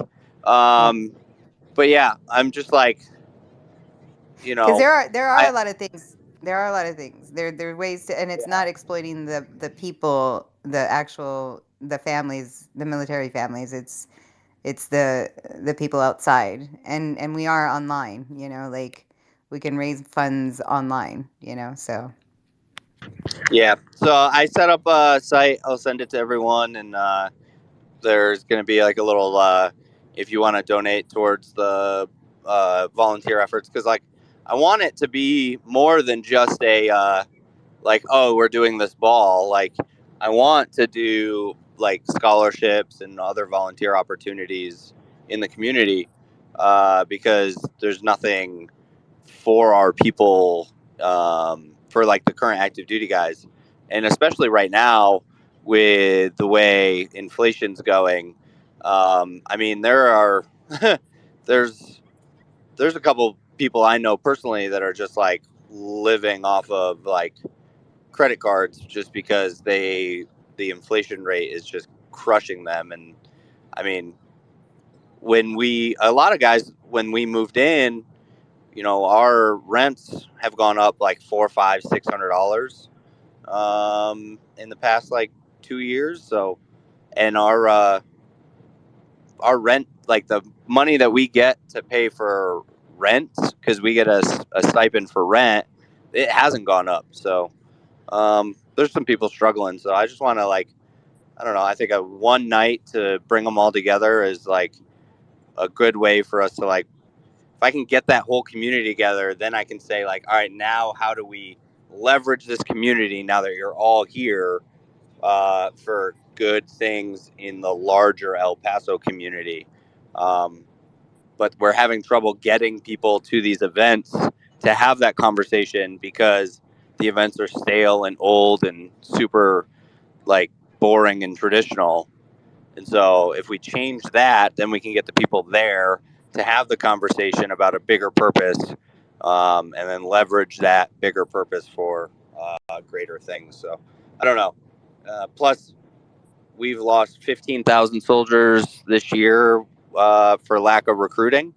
So like 3 brigades worth of people, which is a whole nother issue that we got to address because 3 brigades worth of people being gone that's an entire army base. Like that's all of my base being out of the army. So like that has some huge implications in terms of protective postures around the world. So kind of a weird thing right now because we can't keep people in and we Yeah. can't get people to backfill. That's weird, huh? That's fucking weird. And I mean, it will probably change depending on if this recession like starts to hit Mm-hmm. hard and people can't find work. Like that'll change Enroll. rapidly. Mm-hmm. But Yeah, didn't that happen? Didn't you guys have like an increase of I thought I remember seeing like I think it was like in '09 so the first when COVID first hit. ingression. So when COVID first hit, we had a huge influx in re-enlistments, which meant that people stayed Oh in. wow. But our actual like our Enlistment. actual recruiting numbers for new enlistees went down. And then in '09, we had this huge group join, and we didn't have any recruiting issues for like 2-3 years because Yeah. you know, the whole like economy pretty much collapsed. But Yep. now we're facing this. There's so many opportunities for freelance and gig work and employment opportunities, and people are getting paid.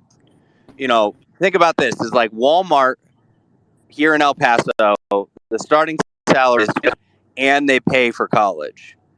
So what's the point to join the military if you can get all the same benefits working at Walmart? Yeah. And the answer is all the extra shit that Walmart doesn't give you, right? Walmart doesn't give you the same level of leadership. It doesn't give you the same level of management experience. It doesn't give you the same level of like having to deal with diverse people from Yeah, all the over the skill world set. and Yeah. and project management and all this stuff. But Yeah. the Army doesn't do a good job of explaining that to anyone.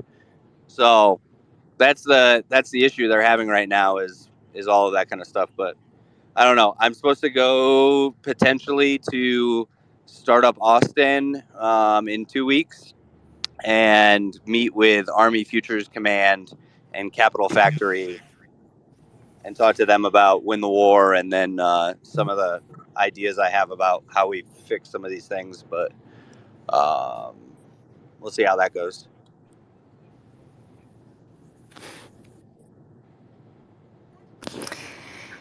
Yeah, it's weird listening or hearing that there's like less people in enrolling, like freshly enrolling. But I do remember, yeah, in the last recession, how many of like I had a few friends that actually enrolled. I was like, you guys are crazy. You're signing your life away right now. Well, But so now here's the thing: is there's no war. 3 years. You sign up for 3 years, then you get all of your bachelor's degree, yeah. and Well, that was part of your those. master's is paid for. Yeah, It'd be dude. different And, if we were at like the height of the Afghan or Iraq war, right? yeah, Like your chances of getting deployed back in like '08, '09 was like you sign up, you're going. Like everyone was going. It didn't matter. Shit. In 3 years, you probably went 3 times. Right. But right now, like, man, I know people that are like sitting there going like trying to go special forces just so they can get on a deployment. Right. So Yeah, but there's a it's, limit. The age limit is what, 39, 37, 27? I think it's a 40 something. I think it's like That's not 40 or true. 41. It depends if you want Army or do you want Air Force or you want Navy. Like it's different for each service. There's also a waiver so as long as you can pass the physical requirements, you can get a waiver. It also depends on if you're going National Guard or if you're going active duty. Are you going officer? Are you going enlisted? So there's a lot of things like that only a recruiter can answer based on your specific situations. Okay. Because I think Space Force has a totally, like, I think Space Force has an age limit of like 48. Nice. Fuck up. Or something crazy because I'm about to join. Yeah, dude. So. Come on, Mateos. By the time Space Force gets off the ground, we'll be donezo. Space Force is off the ground. Space Force is a full thing. No, I mean Like like in up space? in the air. Yeah, it's not Oh, up I there. mean, they have a full command. They're doing space missions right now. Yeah. Hey, shout out to President Trump though. That is fire, dude. We got Star Wars. That's fucking fire. Yeah. So they're not like, I mean, they don't have a base on the moon or anything, but they have. We got battle cruisers up there. I'm down. They have all of their, I guess their mission objectives. They took part of the Air Force and kind of annexed it into Space Force. So, whoa, a buddy of mine he works in Colorado. He works as part of the Army with the Space Force. So he integrates. He does an integration of the Army's ground to air. So his whole job is to, when we shoot missiles into space, civilian assets and satellites in space. Dude, I didn't. Never mind. Well, yeah, I'll just say it. I didn't even know missiles went that high, bro. That's fucking crazy. Oh yeah.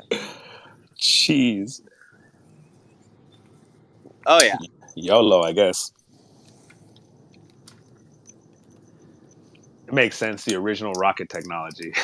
Oh shit, this is really funny. So I just looked up El Paso, right? Just like Google what's up. It says, is El Paso a nice place to live? What is El Paso, Texas known for? Are there Mexicans in El Paso? Yeah. Like, I mean, hey, that's a fair question. You call a Texas a Mexican, and they'll tell you where they're from. It says 81.5% of people in El Paso are of Hispanic. Well, all of the illegal immigrants are on base. So, like, did anyone notice that they're not talking about kids in cages anymore? Because I am not a President Trump fan, but when Biden took over, they set up an entire camp on base so that the newspapers couldn't get to see it. So shit. So all of the camps that they hold all of the immigrants in, it's not at ICE detention facilities. They moved it onto the military base so that no one can get on. Fuck. What in the fuck? Dude, So yeah, these people, are they stuck there or are they going through process? purple because no one's allowed in because it's a base inside of base. So like, whoa. Fuck. So yeah, so you like drive through the middle of base and it's all of a sudden there's another guard towers and walls and armed guards. Yeah. Oh, that's so fucking sad, man. Dude. Yeah. So there's a couple of like, yeah. So and then What is the program that they're being helped with, or like who are they? What program? I don't know. DACA got canceled. So Yeah. DACA just got Dios mío, just qué got nixed. mierda es esto, huh? Yo. So yeah, I don't know. I mean, no one's talking about how DACA just got nixed and all of the. I didn't even hear that till just right now. Yeah, so DACA got canceled. All of the people who are in cage, all the kids in cages are still in cages. They're just now on base. They're just And grown. They're growing in cages. These poor people. Yeah. Fuck. And they're shooting all the Venezuelans in El Paso that are trying to come across the border. No way, dude. I saw what, that. I What are saw they them called? shooting The at them Minutemen? with rubber pellets, rubber Yeah. guns, motherfuckers. These idiots came with a huge bandana too. La bandera inmensa. They're like, vení, aquí llegamos. Yes. Dios mío, qué locos. Aquí llegamos y nos dispararon, pendejos.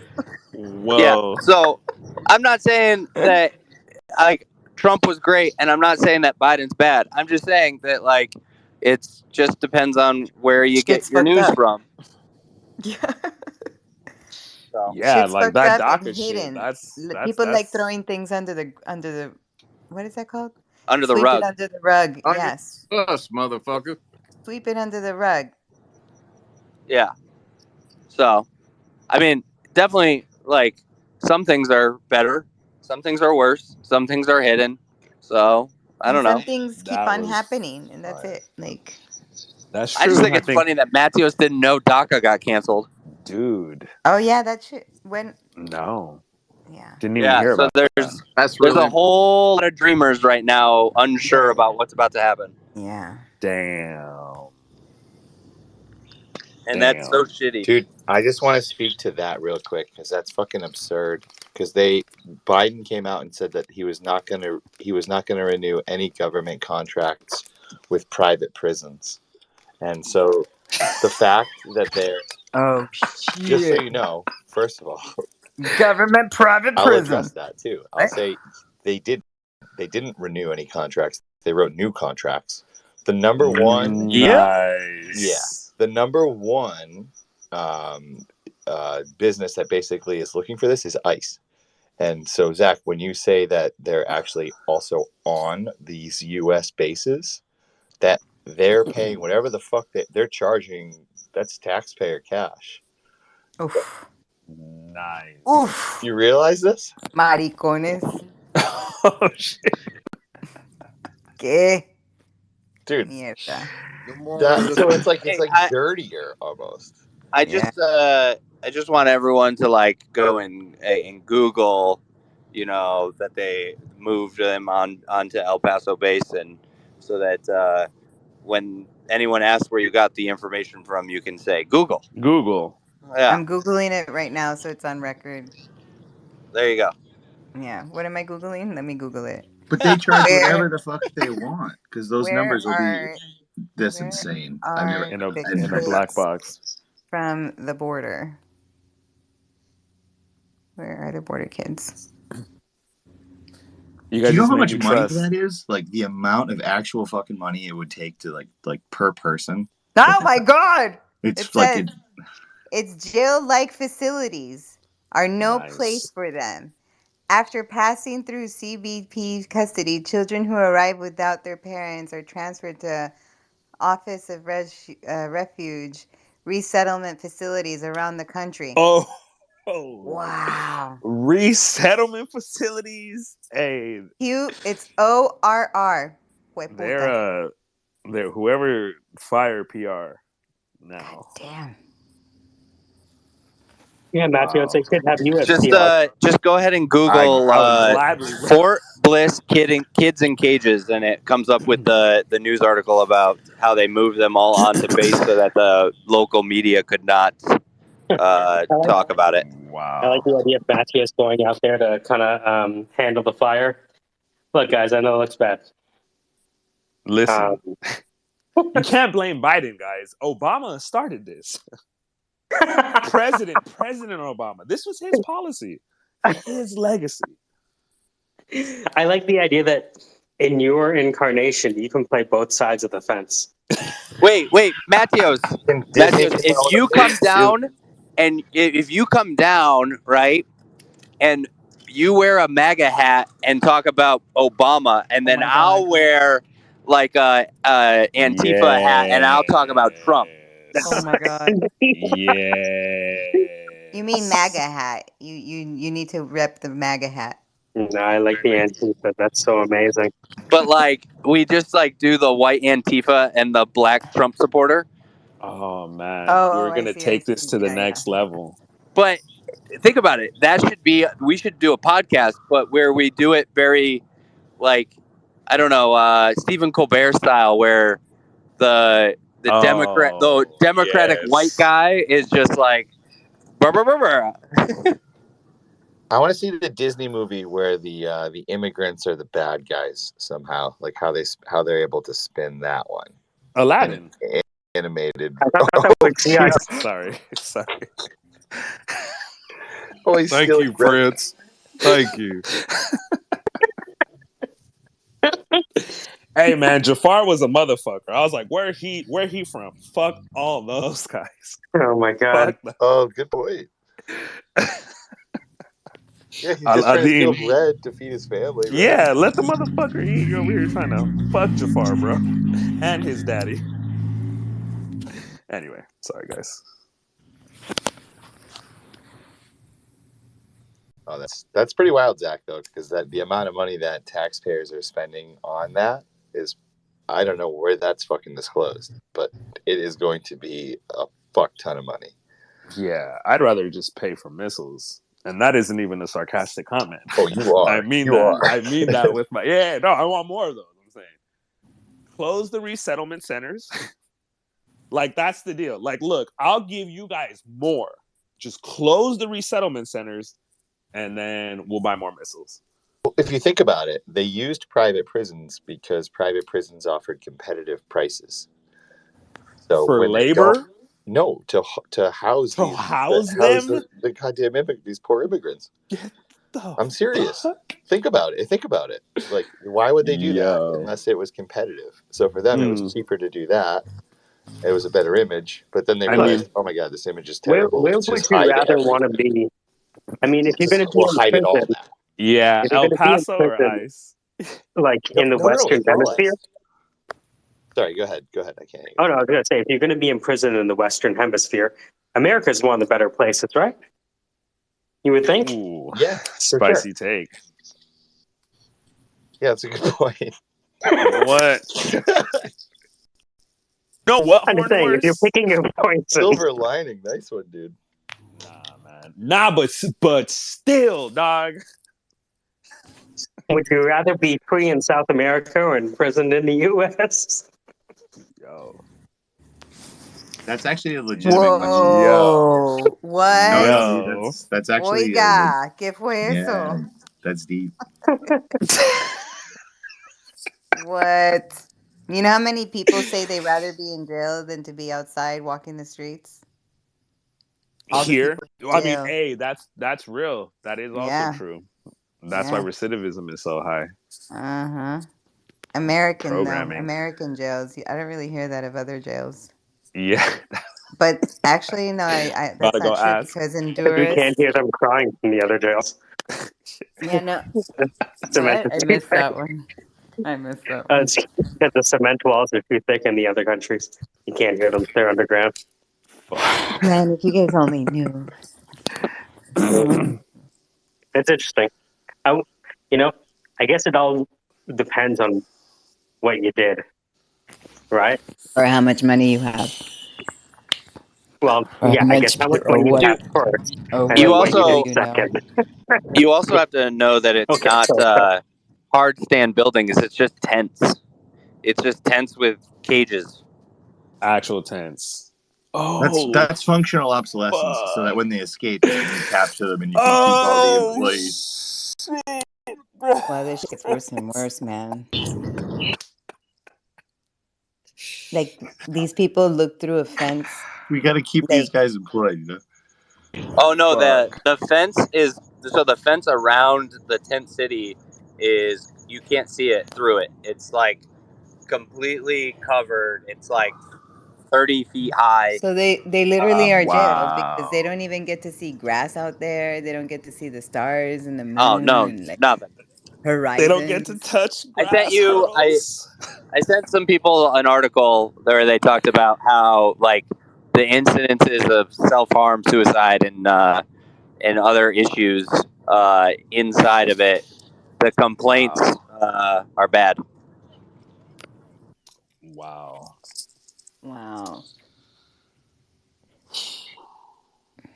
So, and here they are. In case anyone thought that whole issue was over. No, I'm aware. I've been aware. I just didn't know like what detention center they put them in. Wow. Oh my god. I mean, it's President Obama's legacy at the end of the day, honestly. I mean, Anyway, it so started... Obama built the wall? Thanks, Obama. No, he built the cages. Seriously. And it's President Obama. Thank you very much. Sorry, I'm done. I'm going to block myself. Hey, Fitz, did you get my message? I sent you the info. Yes, I did. I get it. You got me on Wednesday. I was doing that kickball bullshit, but I'll get back to you. Yeah. Can you email me today? Is it possible? I can print it out. Yeah, I can. I'm going to dinner in a second, but I'll email you. Yeah. Okay, sweet. Nah, bro, don't eat. Just hang out here. Barriga llena, corazón contento. Touche. All right, go belly, eat. Go eat, happy bro. Heart.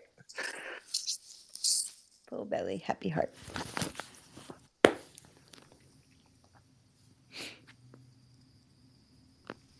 Damn, Zach's just gonna fucking bring the energy down 18 levels. Left me traumatized, like right you now. know, and like, all right, I'm gonna go spend time with my family. Like, cool. El Paso, huh? Shit. I was actually looking up El Paso. I'm like, is El Paso a possibility of moving to? You got salsa. They got in a real room, guys.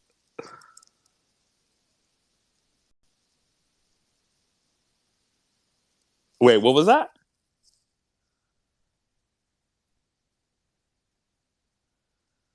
I know in Texas they have a cheese salsa, they call it queso, which is confusing. Yeah, I don't know about the mix. I don't know about that. It's all right. Wait, you said you don't know about the what? Sorry? Like the salsa cheese mix it's all right. It's just like, I mean, you buying it in a jar. What's going on here? Yeah, nah. I like my salsa and my cheese separate but equal, you know? I'm a classicist in that way. Because that's rough. But I haven't tried theirs yet, so. No, I agree with you. Like, you can make it if it's like, if you go to a restaurant or somebody and they make it, but buying it in the jar, I've never really. Oh, you mean like the Tostitos version? Yeah, that queso stuff. I'm like, all right. No, you know man. what? You know what? Damn. This is, yeah, no, I'll save my confessions for later on. Because I'm not mad at that. Yeah, that's what it is. It's a cheese jar. They're like, what? How many preserves? It's glass, bro. It's sealed better. That's true. No, but I don't think that's enough. I don't even think that's cheese. It's like a liquefied cornmeal. Oh. Sorry. Yeah, but it is good. But sometimes it's a varied range that they serve it too. Sometimes it's almost liquefied, and then it's almost paste. You know what I mean? Just before it turns paste. Oh man. I will say, heated up, it's fine, but like when that stuff gets cold, you just start wondering about like what's going on. Like, why am I doing this? What is life? Yeah. What have I become? What is anything? Why?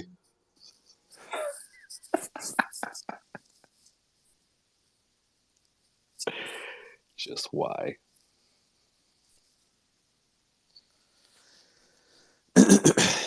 Man. So what are you reading right now? Reading? Yeah. Dude, I went through I told you I was looking at behaviors again like a dumbass, but I just finished Thorndike's Animal Intelligence again. Mm-hmm.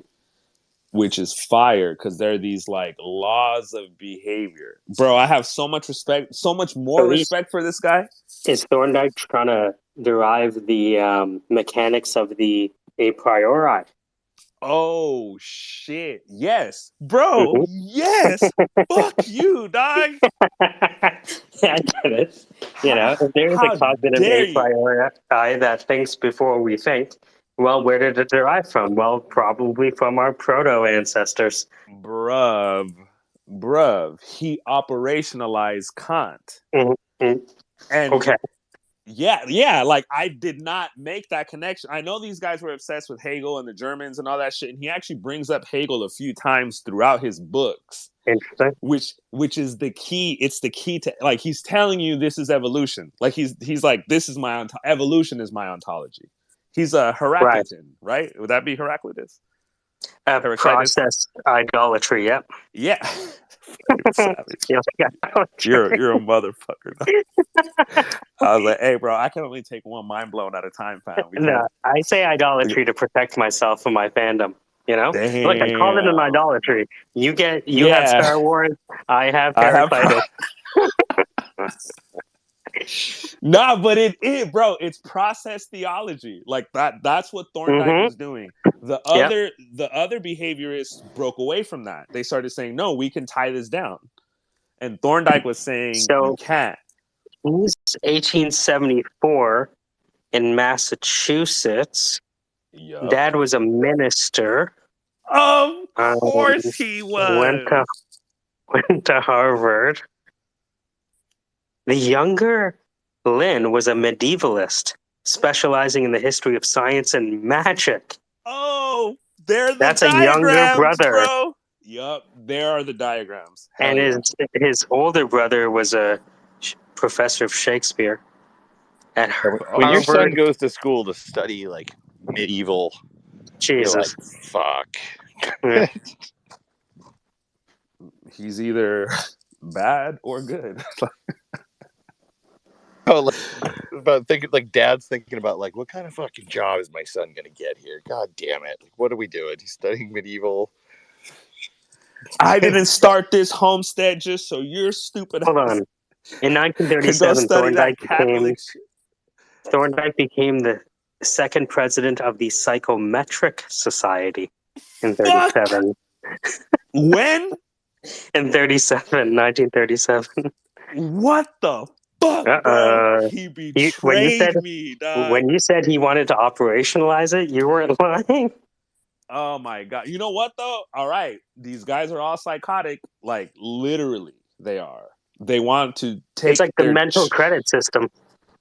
Bruh. But if there's anyone you were going to trust with this, it would be the Catholics or Thorndike. It's simple, bro. It's science. I'm sorry. I'm an empiricist. Look, I didn't choose the chosen people. Yeah. We're just responding to God, bro. People gotta grow up. But yeah, it was yeah, man. That was that. What did you say? He was what? You know what's so funny? When good things happen, people say God did, but they don't say when bad things happen. You know what I mean? Like imagine when DJ Khaled stubs his toe. You think he said God didn't? Anyways. Yo, God did not. Probably the worst worst resume of all time. Khaled? Or God did? No, I said it's probably the worst resume. What was it? He studied medieval and then he was the president of what fucking society? Oh, no. Oh. Yeah, the young, those were the brothers. Brothers studied medieval. Yeah. Mm-hmm. Yeah. Like applying for an HR job or something.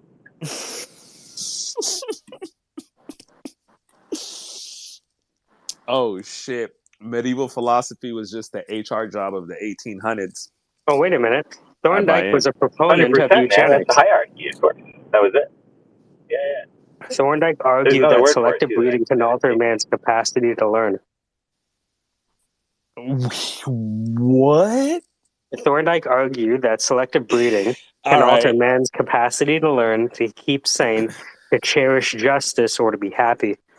There is no more certain No, and like economical way to. the hierarchy of medieval times. It had another name, and it would actually be applicable to a HR job, but I can't. What the fuck do they call it? The caste system, right? Am I right? I don't know what it was called in the West, but I know the feudalism. I don't know. With stratified society. I get you.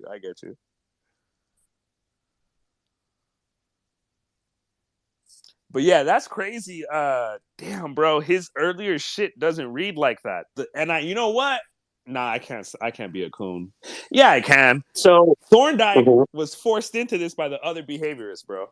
I'm convinced. But please continue. Yeah, so hold on. Back to Thorndike. He's in Massachusetts. For this adult learning. Oh, he went to work for the army in World War One. But he's a dick, though. What the Can't be. fuck? I'm gonna be a dick. Thorndick. Well, yeah. I mean, if you had a thorn in your dick, you'd be upset too. I am happy. Learning is incremental. Learning occurs automatically. All animals learn the same way. Law of effect. No, wait. Are they quoting him? Because he did not say that. I mean, maybe he did later. I didn't mean to be defensive. Reading from Wikipedia. Oh, Law perfect. Yeah. No, right? they're sorry, go ahead. I'm all defensive. Fuck that, bro. That's not what he said. Oh, law of use and disuse. I like that. Yes. These were the laws. Yeah, oh my god. He's basically like a marketer. This reads like a marketing document. Bruv, in order for people to pay a premium for your product, you must use the law of recency, law of multiple responses. Set an attitude. Sounds like an advertising manual. It is. He sets up the groundwork besides the friars and the padres of behavioral science. Like it was his thing. So I'm surprised about the eugenics. I'm like, I gotta understand more, because he doesn't seem to have that stance in the other books. You know what I mean? And he does not say that all animals learn the same. Well, actually, he does, except for the human animal. So he's like, whatever's going on with the lower animals is one thing, and then once we come into the picture, that's something else. But it could still be described by the same mechanism, and that's some Hegel ass shit, bro. The only problem with Thorndike is he's taught to psychologists, not marketers. That part is fuck. 100%. And see, his psychometrics wasn't like personality tests, right? It was like, how long, given a certain situation, how long does it take for you to enact the proper response? The first time?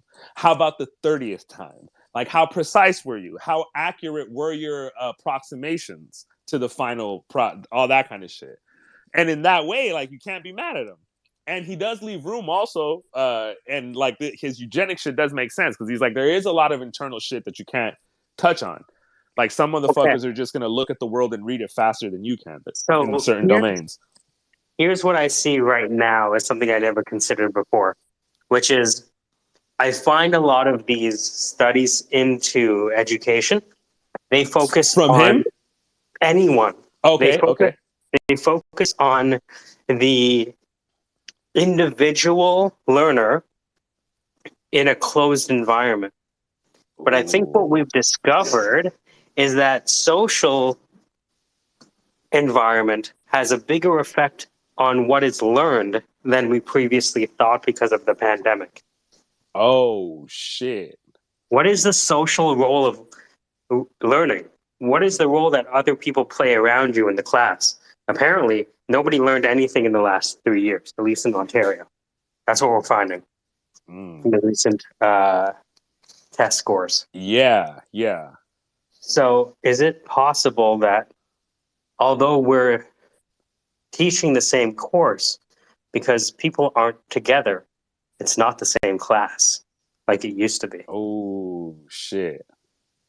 You know what I mean? So whenever we think about Thorndike, we think about these boxes. Skinner, we think about the box, right? But we know that even cockroaches get stage fright when going through a maze. They take longer when there's other cockroaches. Fascinating. Mm-hmm. So, yeah, it just makes me rethink all of the research, because typically it's like, see this mouse? This is what the mouse did after such and such activity, right? But what what if you put two other mice there? What if you put two other mice on the other side of the box? How would they change? I don't know. Have they ever done that experiment? All right, not to be a Thorndike cell, but he did actually. Nice. And I only know this because he was trying to test imitation, but it wasn't in the social capacity that you're talking about. And he also notes how part of why ducks learn to escape a box is because you take them out of their social situation. So he says that. He's like, now these motherfuckers are hungry, they're cold. You pull them away from the only world they've ever known, which is their other homie ducks, baby ducks. And then you stick one in a box when you put food outside. And if he gets out, you feed it. And if he doesn't get out in 10 or 15 minutes, you take it out, put it back in the social pen, but no food. Got my mouse in that box. Sorry. Put my mouse. Hey, that was fire. But he does have another book on education. And then in there, he says, you guys are going about trying to teach just the wrong way completely. Because you're talking about subjects and all this other shit, instead of, to your point, arranging stimuli in such a way that the kids will naturally explore. So he's like, it has to be much more exploration than just some fucking prick in a schoolhouse telling kids that they're constantly getting things wrong. It's like at an intervention level, okay, these kids don't fit in this environment. So then how can we maximize what they can learn in an aversive environment, or B, create something that will allow them to perform the same skills and competencies that others are. And he was just talking about ducks and shit. Have you ever read The Aims of Education? No. By who? By who? By who else? Alfred North Blackhead. No. Oh, yes, bro. I got to go through that shit again, though. Damn it, man. It's so good. You motherfucker. It's so good. The great African. I forgot. Culture is activity of thought and receptiveness to beauty and humane feeling. Scraps of information have nothing to do with it. Yeah. A merely well-informed man is the most useless bore on God's earth. Sorry, MBAs. What we should aim at producing is men who possess both culture and expert knowledge in some special direction. Their expert knowledge will give them the ground to start from, and their culture will lead them as deep as philosophy and as high as art. We have to remember that the valuable intellectual development is self-development, and that it mostly takes place between the ages of 16 and 30. Sounds like a dude.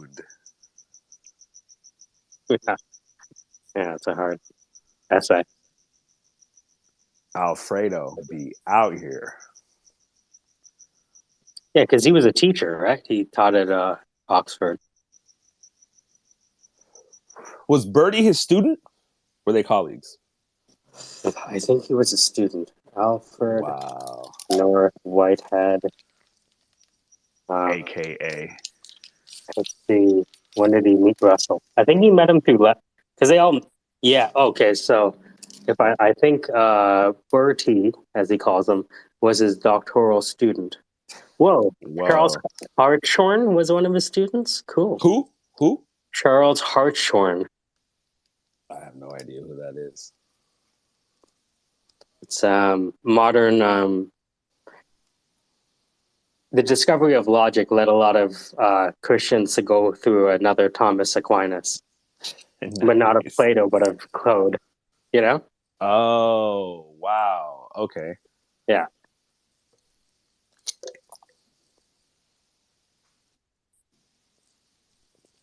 Man. You know, I will say this in general. I find that the and this is my limited opinion, I guess. I find that the Chinese have kind of identified that they are facing a lot of educational issues with creativity. Their children are brilliant, but they're not educated in a way that helps them be creative. And I think that that's a major problem, and that may have something to do with um, the way cultural norms were reorganized by communism. I find here that that my concern is you have basically the flyover states, which seem to be somewhat still rooted in traditional culture, and then you have these you have the major cities as outliers of having ideas of I'm being cynical here, but many of the ideas are good, but many of them include being self-destructive, cynicism, assuming everybody's out to get you. I mean, now we can always say that every decade, but church attendance has dramatically dropped over the years in the United States, and people hate this country now more than in the past. And I think that there's a correlation between the fact that there's almost a look at how our military is treated, and the how people are not enlisting the way they used to, even though there were there's not as much patriotism. So I'm concerned about American culture, and how the norms of American culture, such as, okay, here are our presidents, this is what they did, this is where they are, even some of the structures they lived in, have been kind of demonetized by the far left, and entities more interested in making profit than honoring the norms that kind of help with the cohesiveness of what we have. Now, I know people would disagree with me, but that's my opinion, and it's unfortunate, because I think that attempts to bring back American culture is going to run right into people saying it's racist and all the isms, and yeah, I'm sure we'll try anyway. What else can we do if that's our position? I'm damn. No, I mean, I agree. Like, I think people get carried away with the liberal part of our tradition, which is real, and it's also something that we inherited. So we inherited the right to be able to critique, like, the people that are in power, the organizations, things that they do, et cetera, et cetera. That if that runs amok, then it just turns into similar to things that we see now, where people are just constantly trying to tear shit down. And that part, like, I see that coming from histories in France and shit, but that is not what we were about, what we have been about. But yeah, it's complicated. But I do think that there is, like, kind of a pushback, because really, like, all the people that do talk shit about what we have here, all it takes is leaving to realize, like, oh, okay, so there may be problems where I live, but I'm not from these other places. I'm not from where my parents are from. I'm from here, and I have this desire to say whatever I want because I'm from here. Because other places don't do that. Well, I hope that people actually make that journey, make that thought process. But realistically, I'm not so sure that people actually. Although I'm sure there's a few. I've heard that so many times. I have to wonder what the percentage is there.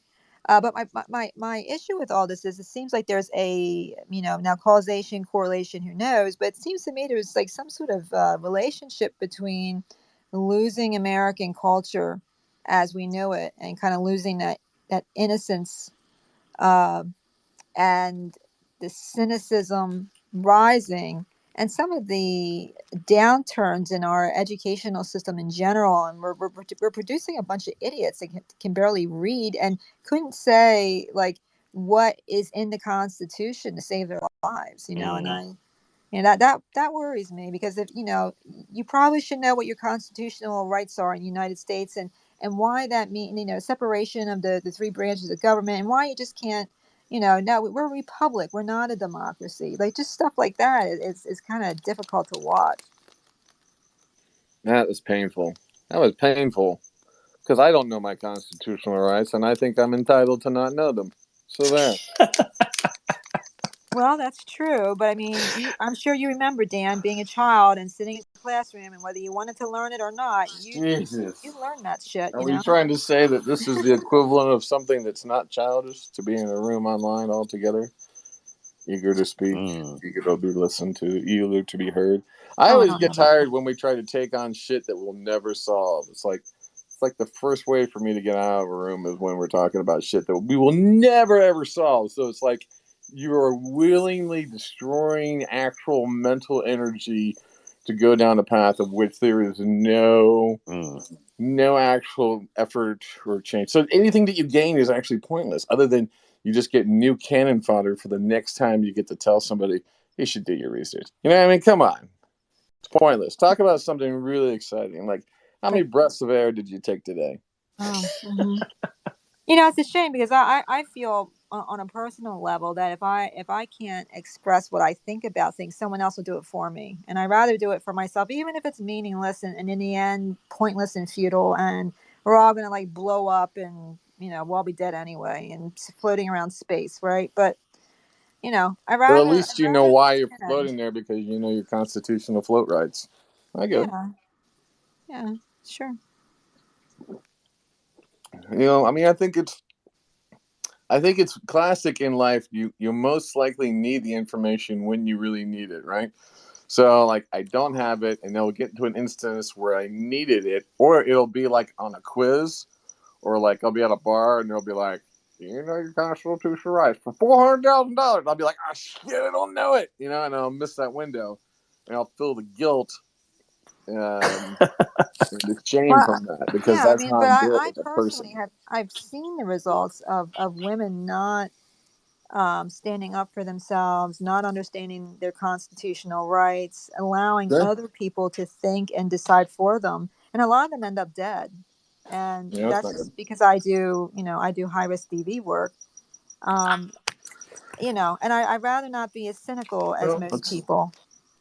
I don't think you're. Yeah, I don't think you're being cynical. I think you're standing up for the good fight. It's just like after a while, it's like, at what point do we all admit when we're at the movie theater that like we actually have a more fun and get more thrills and chills and like excitement from the movies that are completely fake, like the documentaries that are real. Like we're just not into those. They really fucking hurt because they tell a true story. We rather would ideally escape. I mean, that to me. But for me, my way of escaping is just to sort of find something interesting and talk about and escape here. For others, it could be sort of the in the defense of something that doesn't have a defense.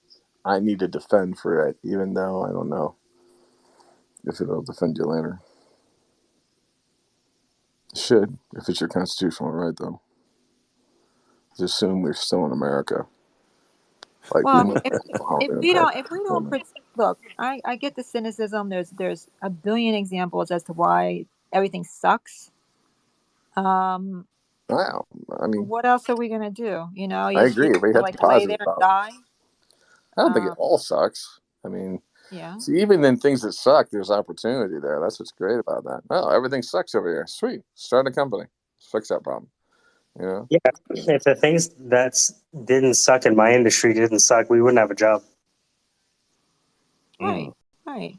I guess what I worry about sometimes is, and I'm guilty of this too. You know, globalism of catastrophe and fatalism. Oh, it's all just going to end up in a, you know, fiery dumpster fire on a, you know. I don't know if it's so much that. It's just that I don't.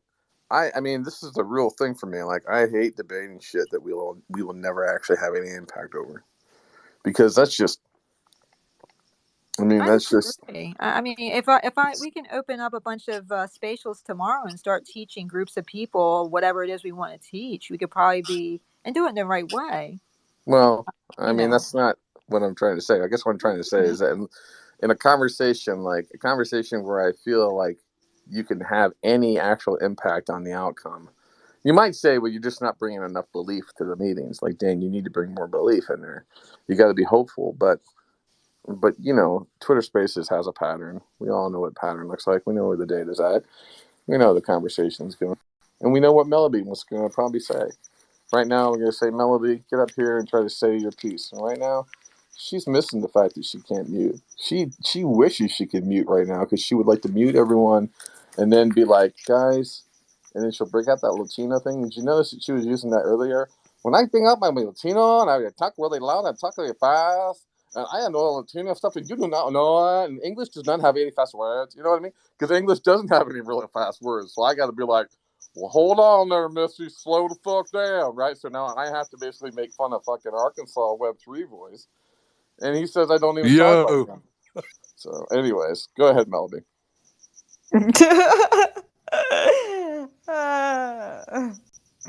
I wanted to bring it back to. I want to. I want to know what the hell you were saying over here in this post. I don't know. What was I saying? Where? With the mask on that you have. Oh, the Viking guy. Yeah, I don't know. Yes. What the fuck is that? It's just a Snapchat filter that I like to use, and I was recording. And you were, yeah, I was talking about that's one of my characters, Viking VC, and he was talking about, you know, every once in a while I like to get online and listen to Zach and Melody on the Syndicate. So I was kind of fucking around with the camera, and I was like, how do I get like the screen of like being on the spaces in the shot? And I thought, well, I could post it later because that's what like fucking Soyu do because he can edit and he has time and he's got a brain for it. He'd already be thinking about, okay, now go ahead and shoot that, but shoot that on the green, blah blah blah. I'll just paste it over here, down, take this over here, shut up, fuck up, and get on the way. And I was like, no, I'm just gonna shortcut that and actually just superimpose it in the shot, and then yeah, break into Viking VC's voice. It was Viking VC, very cold and do a lot of drugs. And it's like, you know, how did the Norwegians even do venture capital? I don't know. But I bet it's cool because Vikings are Apparently with that badass. hat, for sure. Well, the hat, it's like it's the whole thing. It gets Yeah. created. It gets put on you. So you get Snapchat if you have a Mac or a PC because it's like you can get the camera. No, I'm not giving Snapchat my pictures. Sorry. Oh, come on. The pictures would be funny. I have a bunch of characters. I do. I have like the cowboy guy who's a little bit like Web3, but probably not a whole lot like Web3 because Web3 isn't real Southern. It's more of like federal Southern. You know what I mean? Like, in other words, he gets like federal cash. You know what I mean? Not real Southern. Wait, Federal Southern. I want to draw attention to the nest. Everyone, there you go. Look at Stranger. There's me posting it again. Something weirder. Yeah. So back a few, where it's Andrew Huberman, the PhD with the blue check mark. Oh, did someone reply to more of my shit? I didn't know what's going on. Nah. Oh, okay. It's a study about like Okay. soulless push-ups. You know the soulless muscle? Interesting. All right. Yeah. I say everyone should look it up, and we need to figure out what this movement looks like so we can all practice. Soulless push up. What did he say about it? Soulless push up. So basically, yeah. Soulless. Basically, Die. Motherfucker. What? I don't want to die. I want the opposite of that. Basically, the soleus is the muscle of the calf. Oh. Back there. You know where it kind of hurts. You know. Yeah. Right Okay. there. Right there. So it's saying that literally, like Pay attention. They just discovered this amazing, basically kind of like organ functioning muscle area in our calves. Does it pump blood or something? Or Yeah, so I mean, it's a multiple of things. Like, I mean, yeah, if you think of it, like the extremity of like, so there's a mechanics there that we actually do not, because we're sitting all fucking day, we don't really get to do. And it's the same mechanics of like walking, you know, because we get the benefits of walking. It's not just our heart, but it's because of this muscle, I guess. And so like this certain kind of movement, which is kind of like a heel up down and heels, um, activates the mechanism. And so it's pumping and while you're even sitting and doing this movement. You guys check it out. wild. Yeah. It's actually like really cool research. I don't remember what university the study was at, but yeah. I did not realize it was based in something real. So like I've heard gym bros talk about, they'll say things like the calf is your second heart or some shit like that. Yes. Yeah. People Yeah. say And crazy things, but it's like it stems from. yeah, I didn't realize it came from that. Cause like I've done calf raises and thrown up. Like just Yeah. instant nausea. I couldn't when I tried or whatever. But Yeah. I didn't realize it was like that was a real phenomena. I thought I was just fucking an idiot. Yeah. I mean, I'm probably that too, but that's crazy though. This is dope. Yeah. Yeah. Yeah. I think it's cool. It's cool because it's like that's why when people get all upset about, you know, like I know more than you. No, you don't. We all don't know shit. We're all still learning, man. Like it's like we don't even know what our body has the capabilities of doing still. So I think it's cool. That's fire. Yeah. But I don't know, the YouTube clip that I saw of it, I'm doing more research on it. Um it was very mysterious on like we are the ones that know how to develop the movement, like we know how to do it. I'm like, just fucking tell me how to do it. Like, what do you mean you? I What don't have is to go it? to Yeah. you. I don't have to go to you for you to teach me how to lift my heel, but you can tell me. I'm all ears. Yeah. So. It's like they never heard of YouTube. Yeah, I know. But well, yeah, exactly. You know? It's like, oh, What, let me nice. see what. Um. I kind of want to rip the video and repost it now. Yeah, it Just says rediscovery unlocks potential of special muscle. Read the full study published by Cell Press. Let's see, National Library of Medicine. Is it like the missionary muscle? And calf muscle? yeah.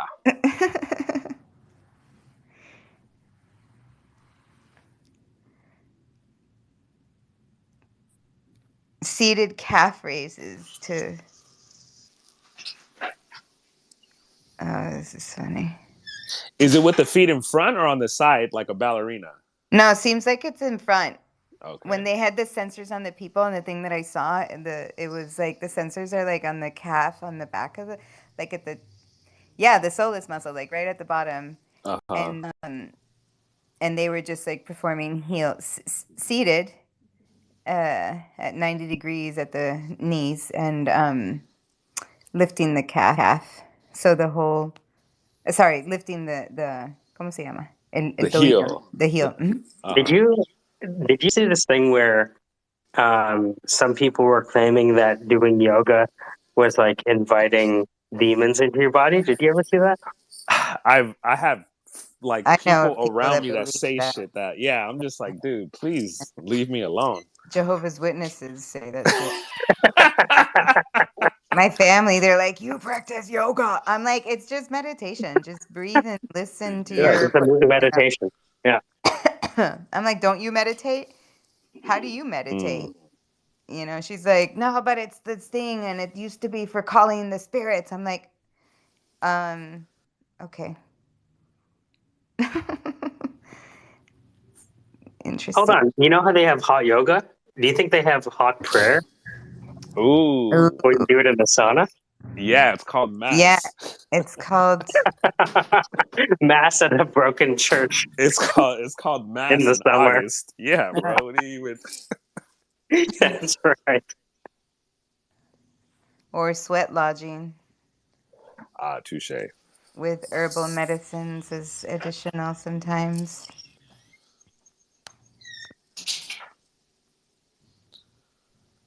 Sage? Yeah. Or other? Oh, okay. Oh, other. Or other, yeah. Yeah. Oh, nice. Well, actually, in the sweat lodges, it really is just like, yeah, aromatics. I don't know if people are, maybe they're doing some infused teas. Who Oh, knows? nice. Yeah, but for the most part, it's I think it's aromatic, like, sure. eucalyptus and just sweating. Can you imagine being on ayahuasca or being on DMT and being inside a sweat lodge? I think you'd lose your shit. Dude. I think you'd lose your shit. When I was on shrooms, the sink made me throw up. Oh my god. Like I was like, shit, I gotta throw up now because it's right there. This is for Yeah. throwing up. I cannot imagine feeling uncomfortable on top of my own ideas, you know? Yeah, man. Funny.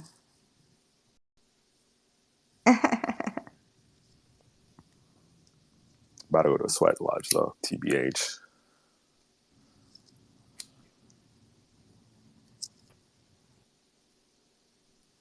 I'm reading the comments.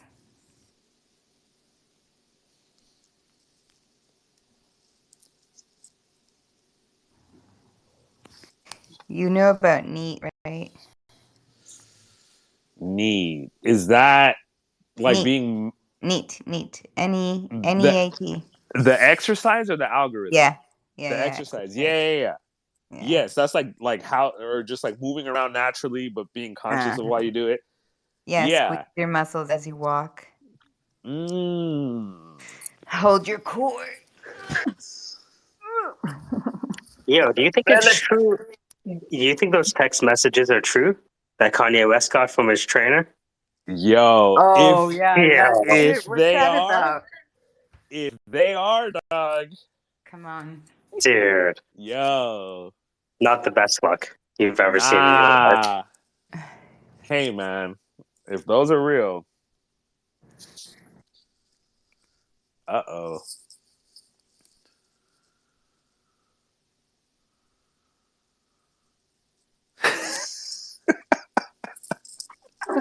Dead silence. You All know, right. you know. I mean, in keeping with things that we have no control over, right? You know.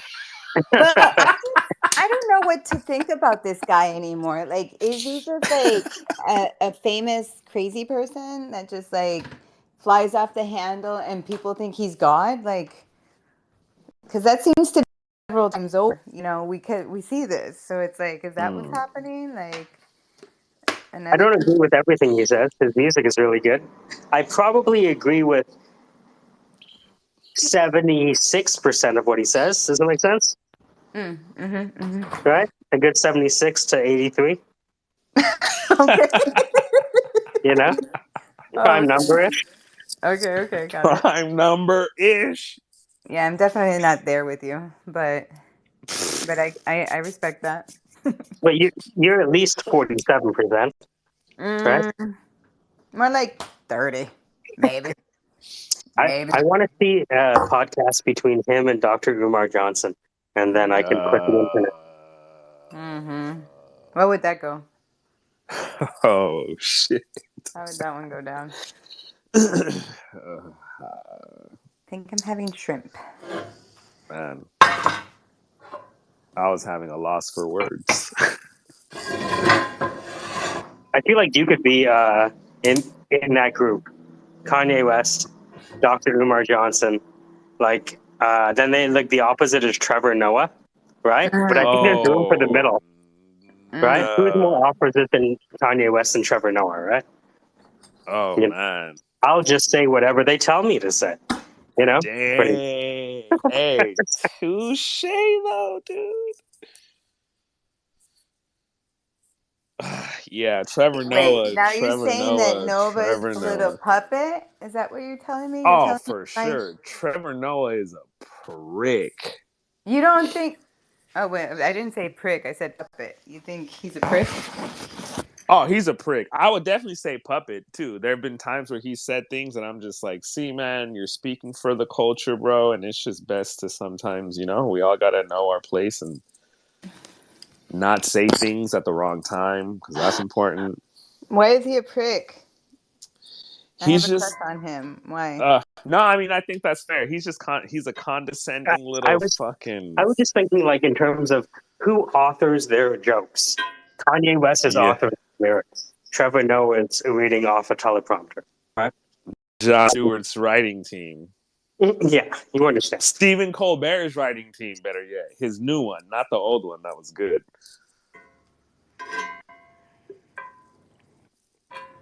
But yeah. Yeah, I think the thing is there's no audience for the middle. Right? I mean, I guess that means that we're not supposed to watch shit. I think that's where. Don't get influenced. Have your own. Interesting. All of it is propaganda. Esa Propaganda for whatever. parte. Mm-hmm. What are we selling? What comes on after? What comes on before? To your point about Thorndike and marketing, bro. Yeah, there you go. They There just it teach them in the is. wrong class. Yo. Basically, in marketing, you get like diluted Thorndike.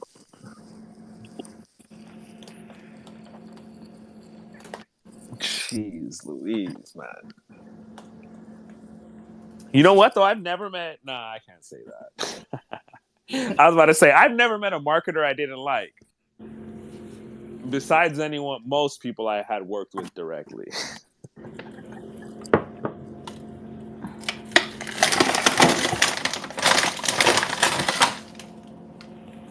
I'm going to send you something I'm working on today. It's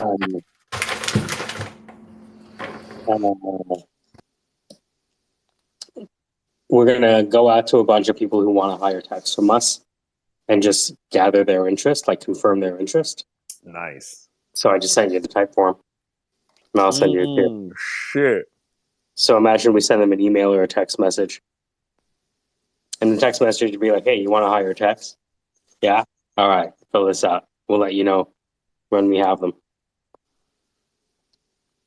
Can I fill this out right now just to go through it? Yeah. Will it fuck anything up? Wow. Yesterday. When do you want to hire them? Yesterday.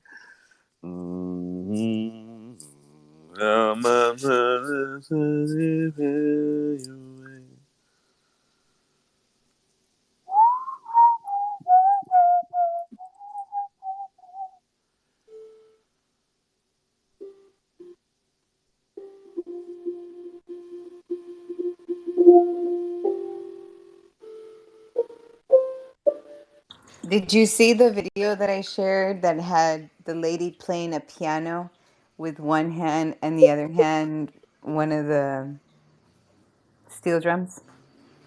Calypso drum? Oh, wow. Did you see that? I did not know. Yeah. I was like, what? This lady is impressive.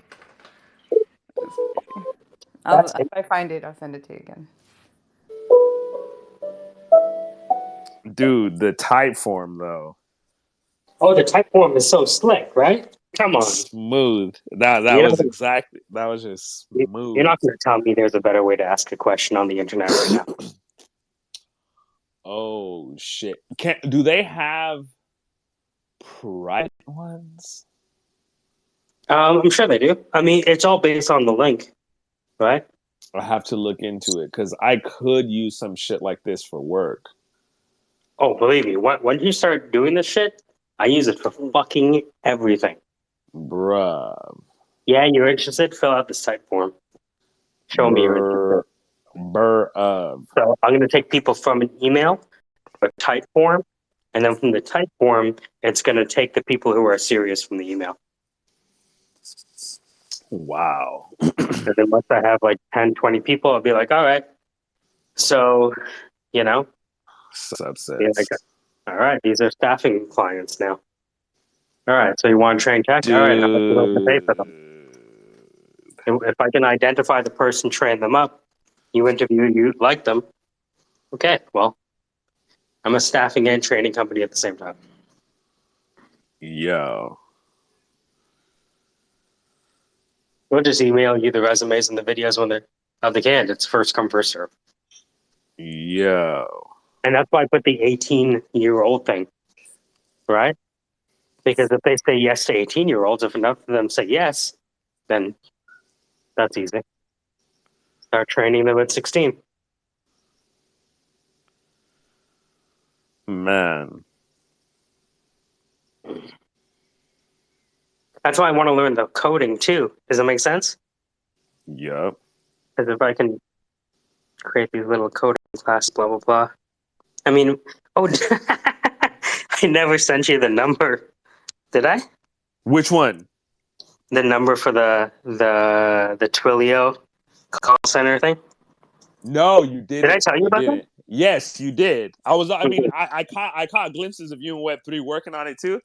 Yeah. But I haven't had a chance to call it. No. So what I did is I created the ability to upload a WAV file and play it when you call. Yeah. Wait. You said you created the ability to upload a No, WAV file? so they have the ability there, and so what I did is I just uploaded a WAV The file WAV file into to there. GitHub, and I said, "Hey, when somebody calls, play this WAV file." From and it does GitHub. it. Yeah. Oh, so you enter it as a link. Yeah. So the beautiful, okay. So this is another commercial. Have you ever wanted to create an application that requires you to have a file stored on the web, but then you realize, shit, I can't access a Google Drive file from the web? And I've already failed at trying to follow 2 tutorials to figure out how to access a file on Google Drive through a URL path. Well, that's why we created GitHub. If you open a new repo on GitHub and upload a file, then the option that allows you to download the file has the path to the file.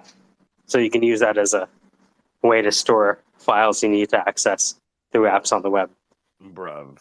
So Dan recorded me some stuff. I put it up there, and I can just swap it out. So I just upload the WAV file, put it into the thing. And so when you call the number, you're going to have to press 1 to go through the initial screen because I haven't paid for anything.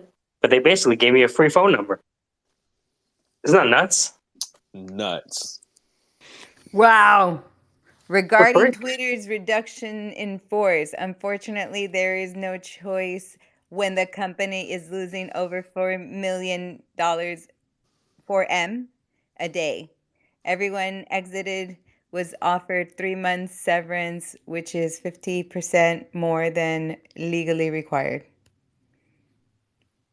What? Yeah, that was the plan. Today's Friday.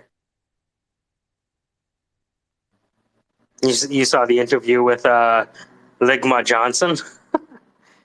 Yeah. Wait, no, the interview? No, I saw. Is there another one? So there was these people that trolled the reporters outside of Yeah. Twitter, Yeah, pretending to be a thing. Yeah, and one was named Ligma, and the other one was Johnson, yeah. which is I think a millennial joke. Matios would know more about it. Well, yeah, no, I mean, what's his face? Elon literally, he said that. He was laughing at the trolls. He's like, "Good one, guys, got me." Basically. What was it that he said? Can you imagine planting your own trolls?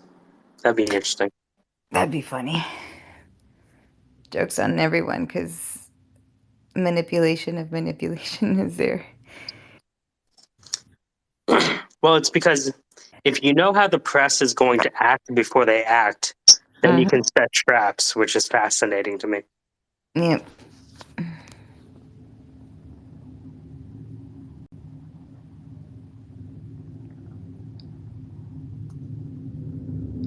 So you're gonna do the Melody podcast at Ethereum San Francisco? You should. Could make some crazy content. What? You think I can do that? Come on. Well, that's today. I'm on my sofa. I should go like in the night hours, see what they're doing.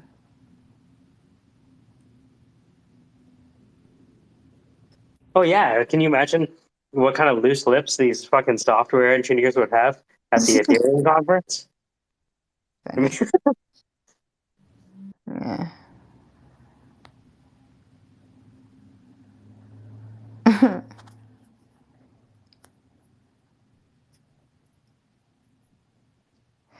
Oh, this is so funny.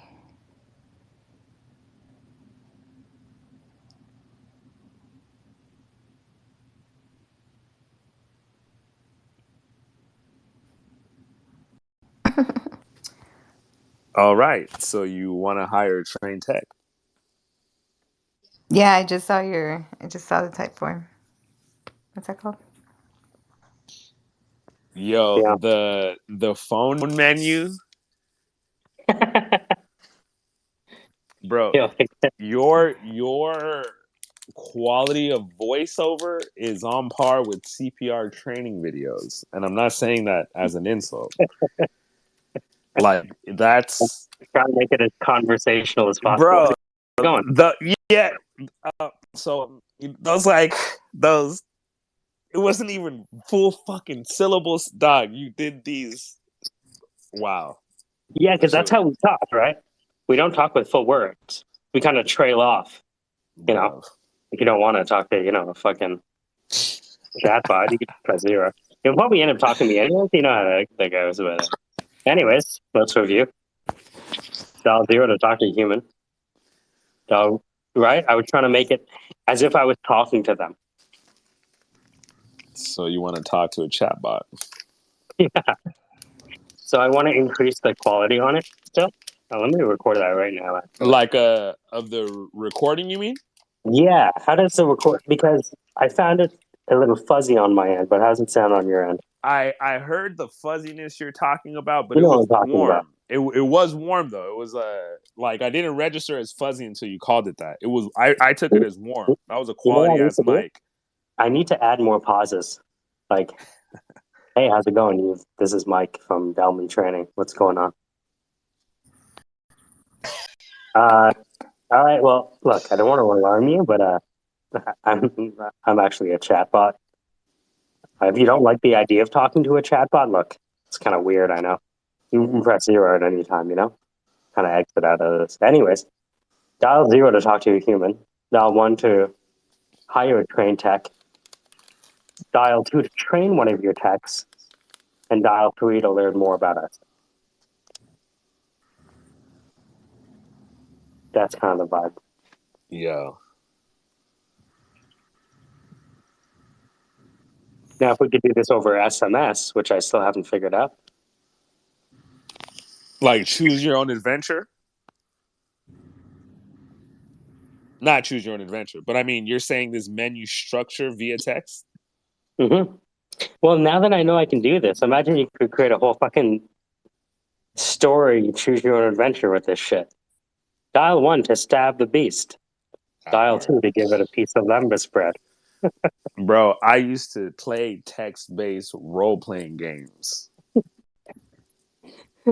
And it was the wildest thing, right? Because I mean, I was late elementary, early middle school, so I think we had a PS2 already.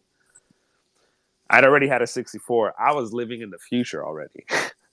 But these games were so compelling, dog, and the mechanics of it, being able to, I say I hit, and now I get a text back saying this is how much you hit the monster for. This is how much AP they have left. Yes, All that. exactly. So that back and forth was just wild. I already understood that this is absurd. I should go play on the controller right now. It's just fascinating that the cool thing with the phone is it restricts the input to alphanumerics, essentially. Nice. Which allows you to design the game. You know what I mean? Yeah, it constrains. Yeah. And elaborate. Man, I think that shit would work, dude. Straight the fuck up. Like my kids would use shit like that. That'd be a great name for a rapper. Elaborate. ILL. Oh, yo. Elaborate. Cascading with abrasions, you couldn't even phase him. He says. That sounds like the Elaborate at the Poetry Slam competition. Oh, that was fire. Fuck slam poets. Oh shit. I got a block queen for that one.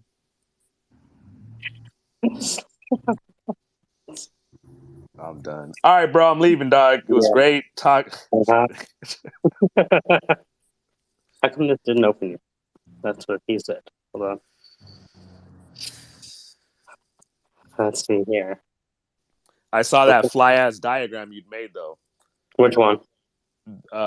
Going through like collecting the numbers, the collect digits or some shit like that. Yeah, and then, gather digits, split them into keys, and then isolate the response to the split keys. Is that how you program it, or was that just a diagram? Yeah. No, that's how you program it. Oh shit, bro! You're joking. Web3, he's joking. This is a joke, right? This cannot be real. I'll send you the diagram again. Bro, what? I think that's what you did. Yo, that is dope. But now instead of that, what I'm putting is, instead of say, it's play. Play this audio file. Mm-hmm. Oh, nice. Damn, that is abstracted AF, bro. All right. Okay, so I think this is recording at full volume now. So let me just record this thing.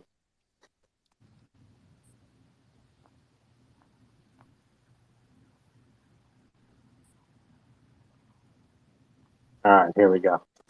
So is this recording? So if I go record audio into the playlist as an audio clip. All right. So, okay. So the waveform is showing pretty good. So, the person is dialing. They get through and they hear. Okay, one sec. Hey, how's it going? This is Mike from Delme Training Institute. Now, I don't want to alarm you, but I'm actually a chatbot. Now, if you don't like the idea of talking to a chatbot, because look, it's not everyone's thing, you can press 0 at any time to speak with someone live. But if you want to get to the right person faster, you might find that right person faster through me. You know what I'm saying? So anyways, so to review, dial 0 if you want to talk to a human. Dial 1 if you want to hire a trained tech. Dial 2 if you want to train one of your techs. And dial 3 if you want to learn more about Delme Training Institute. All right.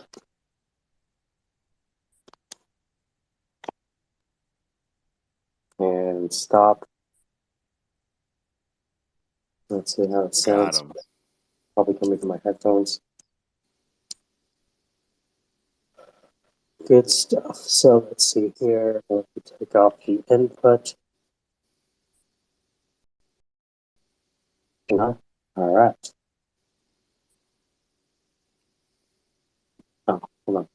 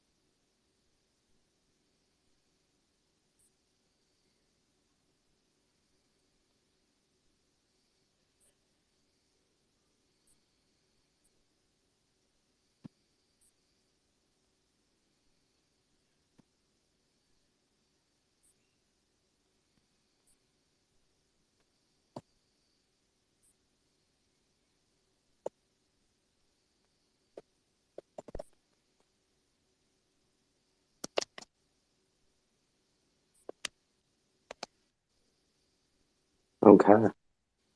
So if I go here, oh shit.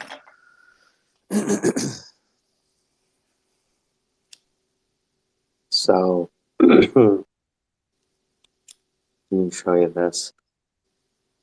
Functions and assets. Assets.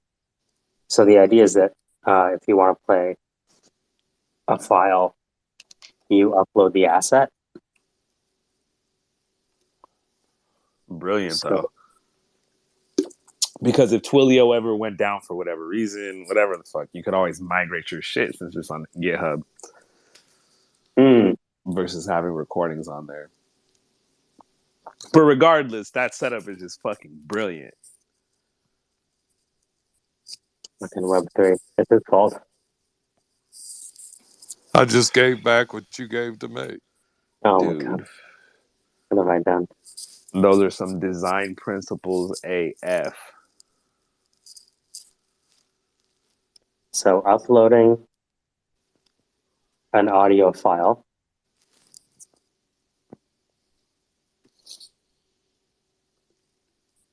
Deploying the audio file. Now the audio file is created. Now if I just go back here and change that, save, and publish. All right, Matthias, you want to try it out? Same number? Yeah. Booyakasha.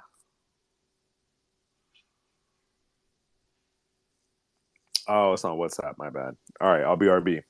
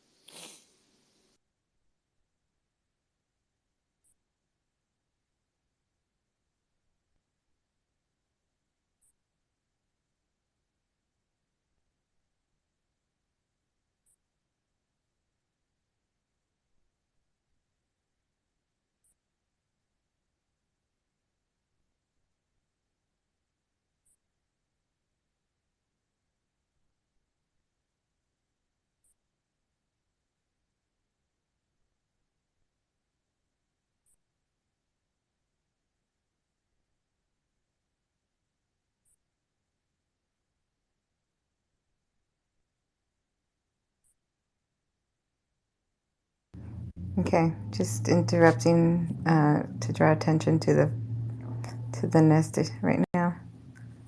Like, oh my god, what the fuck is that? I don't know if it should be good or bad. I don't think it's accurate, but I mean, I don't know what the tax benefit would be to not waiting for the trustee to grab it in bankruptcy and make it worth, $8 instead of, whatever. Oh, that's the bacon Oreo. Oh, see, now I'm sad. Oh, fuck. God Like, damn what it. the fuck? Is this something that we're supposed to try now? Well, now I want to try, but I got the whole. I was driving around today and I smelled bacon the entire goddamn day, and now I got to see that. Fucking A. But Oreos are vegan. Did you know that? Yes, believe me, I do. I'd probably be 118 right now, but for the Oreo cookies. Yeah.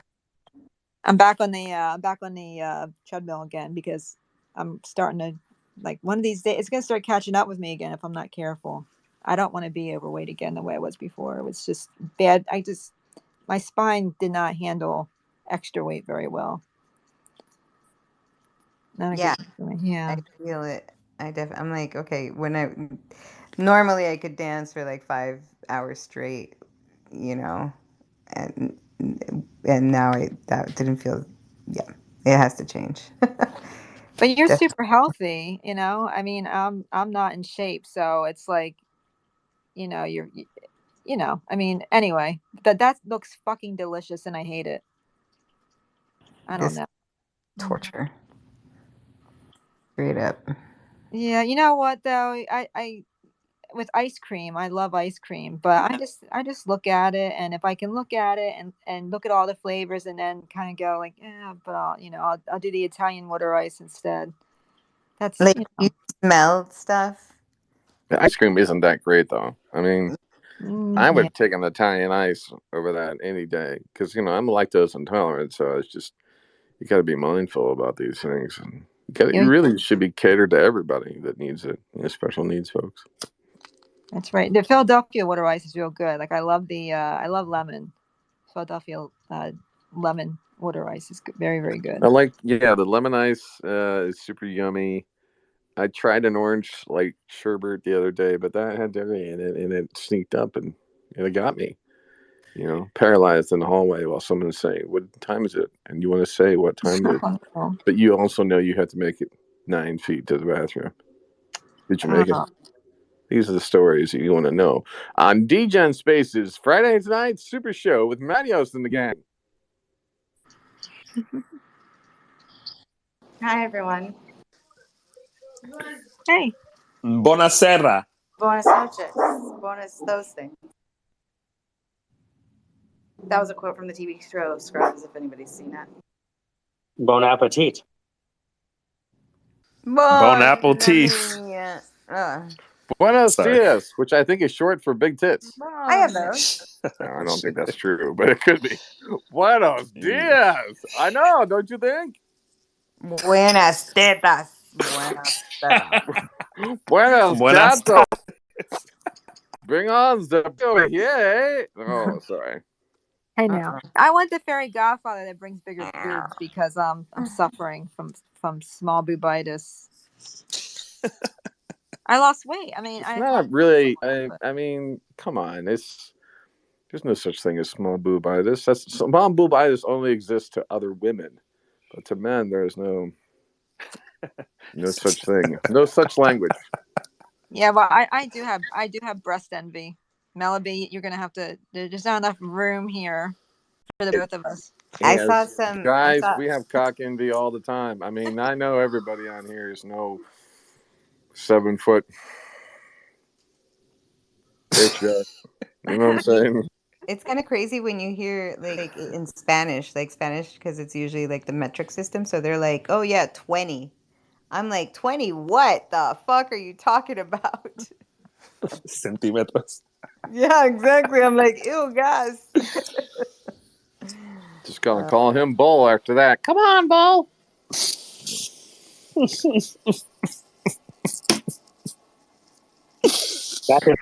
Did the audio play for you? Shit, what are we talking about? Yes. We were talking about cuckold in America, and then something else we're talking about. I forgot. Yeah. Tonight on Matthews, we talk about cuckold in America. Is it true that cuckold is taking on the Midwest? We sit down with Manios TV to find out more. Manios? Manios, or however you say your fucking name. I don't know what he's just like some fucking help here. We're just gonna do this shot. Oh, sorry. I know you're the talent, but can you be some? Sorry. No. Hey man. That's where you're supposed to come in and talk. You know what I'm saying? Can you help me out? That's not how it usually works, Dan. I sat back. I was like, yo, I'm writing. Let's go. You're supposed to be jumping in. Like when I say Marios like that, that means you jump into the scene like, hey guys, how you doing? This is Mario. Oh, you know what I mean? You're supposed to add some of that light flair that you guys are known for. Oh god, that's terrible. By the way, I can change the color of my hands. Welcome to Squarespaces.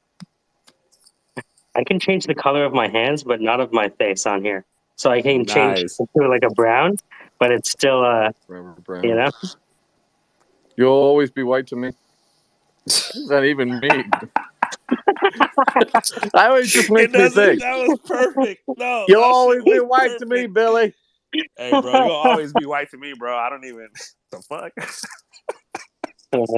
I mean, you tell the Oh, story yourself when your shit. daddy came to you and said, "Son, you can't talk. You have to be able to get down the one phrase that will define your life, son." And you were like, "What was that?" And he said, "You're right," because that's what he says all the time. Michael says "right" better than everyone else. Right? I don't know, right? He's conscious Let's about say it is now. my He'll other start one. using it later. Let's say. It's the 5th annual Syndicate Right Fest. That's right. All donations go to somebody needy and already rich. Get over it.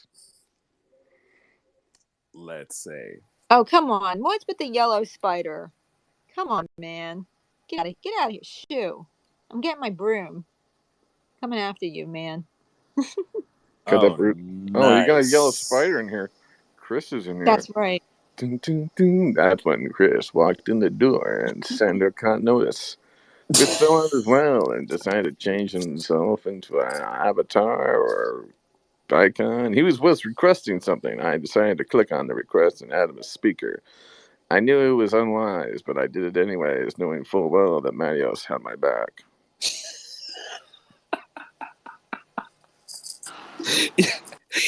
Hey, but Horn Horse, I did it.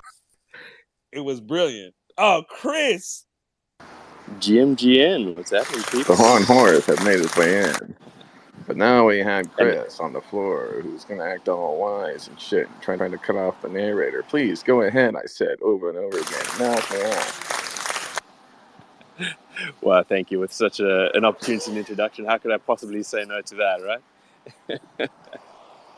And that is actually a real spider, by the way. It was fumigated and I turned it into gold, 18 yellow gold. So yeah. Oh shit! Nice. He had an international accent, probably English or something Australian. I made simple chatter, knowing full well he didn't like who I voted for. That's interesting. Tell me more. Well, from the accent side, it's South African, and I am living in Australia, so there's a bit of a weird twang in there, to be fair. South African. And, Figures Sander would be after another South African, just like before. We're everywhere, man. Do you like Bad Trevor raps. Noah? Oh, he's a legend. He's a good lad. He's a good lad. It's great to see what he's managed to achieve, man. Hell, I'd fuck Trevor Noah. I've been trying to fuck him for the last 4 years, and he's still a celebrity. Nice. Thank you. Yeah, just picking up the morning coffee as well. So, What time is it, Mr. Chris? it is, I'll tell you right now, actually, 8:15 in the morning. Your Wow. Saturday morning 8:00. Yes, yeah, 8 in the morning, a.m. Melody Oh, made her nice. move. She wanted to be heard sooner than later. She jumped in and asked a casual question to cause him to flush. Now, I was picking up my coffee, so I was like, shit, I can't drop my coffee. I gotta get this to the missus, man. Shit, I love my wife, and I'd like to say marry, but I go back empty-handed. I get in trouble, man. Marriage or not, it didn't matter online. Welcome to the internet, motherfucker. Well, thank you very much. Yeah, so just stumbled across this space of interesting folk. Tell me a bit about yourselves. What's happening in here? We decided to let E-Rich talk first. She had all the marbles. Oh, What are you talking about? Hi. I am getting ready for, okay, this is so just in case I go missing, a first date. Make sure he says he's not a serial murderer, which is nice. Nice. Did you Then he open? asked me, no, here's It the was best part. He comforting to asked know me she if was I a was First one. step. And I said, that's a limit. What about dispatch justice when you're on a bad date? Yeah, that's a whole state, Yeah. so no, that we can't afford that. The ROI is not there. But they do have, what are they called? They That's have called panic dispatch buttons of available. justice. Do you open your phone location when you go out on dates? Do you throw? Mine is always on. Parents and I follow each Oh, other. okay, cool. We're way too dependent, so codependent rather. No. It didn't matter. We were chaperoning in her pocket. At any moment, she could put herself on speaker, and we could all hear just exactly what was happening. It was I'm gonna do another some willing emoji. twist, and it was SOS full of emoji. degen.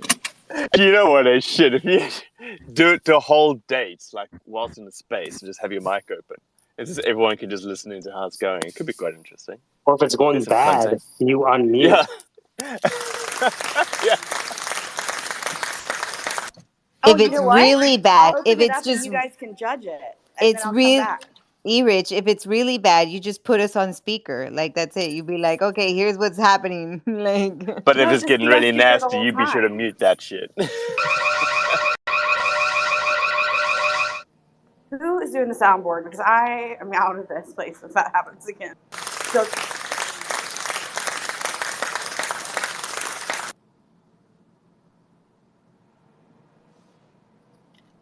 It's safe to say that Chris, the newcomer, had probably gotten into the soundboard and was fucking. Hey, don't blame me, man. I'm innocent. I'm driving. I ain't touching shit. It's Once you, again, Chris. South Africa It's claiming you, that he bro. had nothing to do with it, yet he No, too that was would be my bad. praised My for bad. I'm Tupac. innocent. don't the innocent ones always say they're innocent? It's true. Well, look, I Even wouldn't say I'm innocent, but in this context, I'm innocent. even though it was me, Chris, I still think it was you. To be honest, so Yeah, fair enough, I'm man. gonna Fair blame you. enough. I think it was you, It's all bro. right. Yeah, shit, Also, you also, isn't that normal? The guilty one blames the innocent. Criticism didn't matter too much in the syndicate world of things.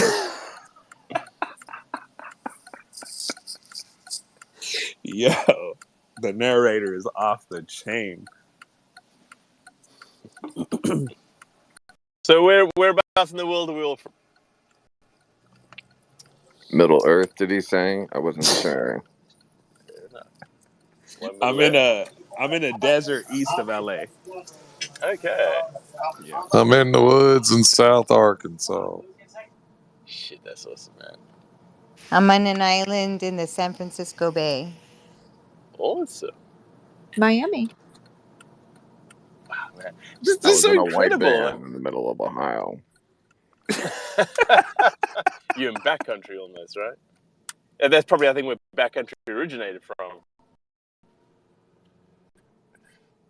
I don't know about that, but Were we talking backcountry or were we talking backcountry like two ladies talk about it in a bathroom? You don't want to hear about it. You don't want to hear about Michael's backcountry because God knows that shouldn't be explored by any woman. Take a pair of clippers to that. Bless. Well, it's been absolutely awesome meeting incredible peeps. I'm just arriving home, so whilst the coffee's still nice and warm, I gotta hand it over. But you'll have a great rest of your evening, afternoon, day, whatever it is you find Likewise, yourself Chris. in. Thank you very much. Thank you very much. Ciao, peeps. Bye.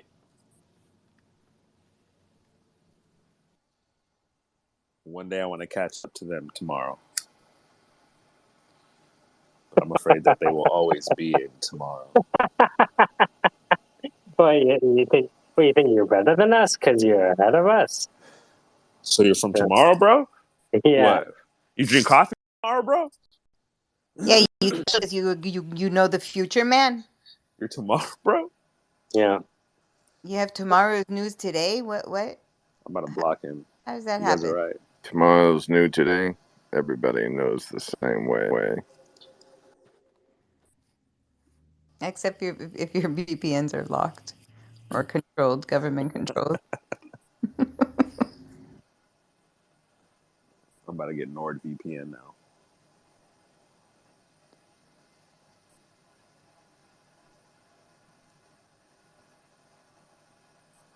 But yeah, man, the recording. Wait, no, Deus. What happened? You fucked it up. I wanted to hear Rich. She was just starting to tell us about her date, and you fuck up.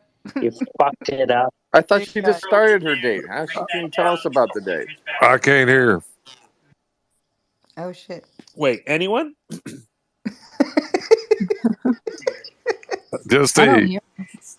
You know, sometimes when I close my eyes, I'm like, I imagine, you know, that game where you have like the hammer and there's holes on a table and the Yeah, little whack-a-mole. popping up. I'm like, oh, here comes that one. Talk.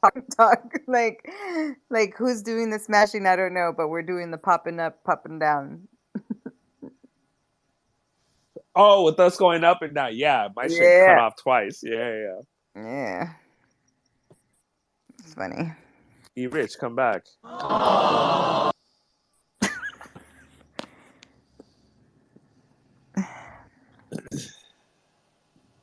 I can't tell who has a microphone because Webb says speaker and Rich says speaker, but I don't know if they have mics.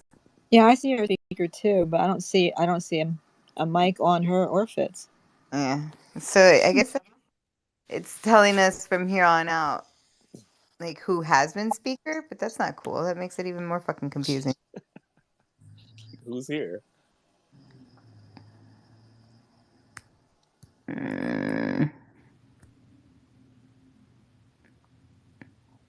Or are there mics stuck?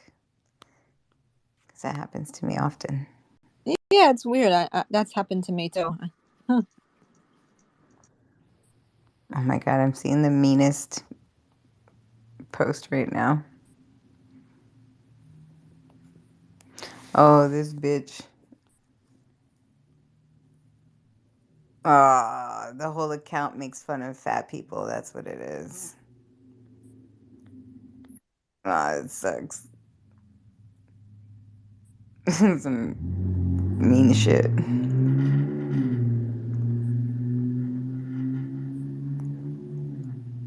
Let's go run over that person.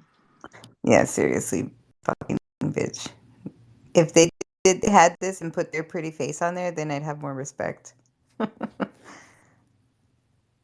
to be so easy to dox those people. A little more respect, not more.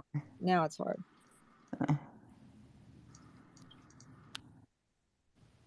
So that's my biggest insecurity right there is weight issues. I really don't want to go on the state.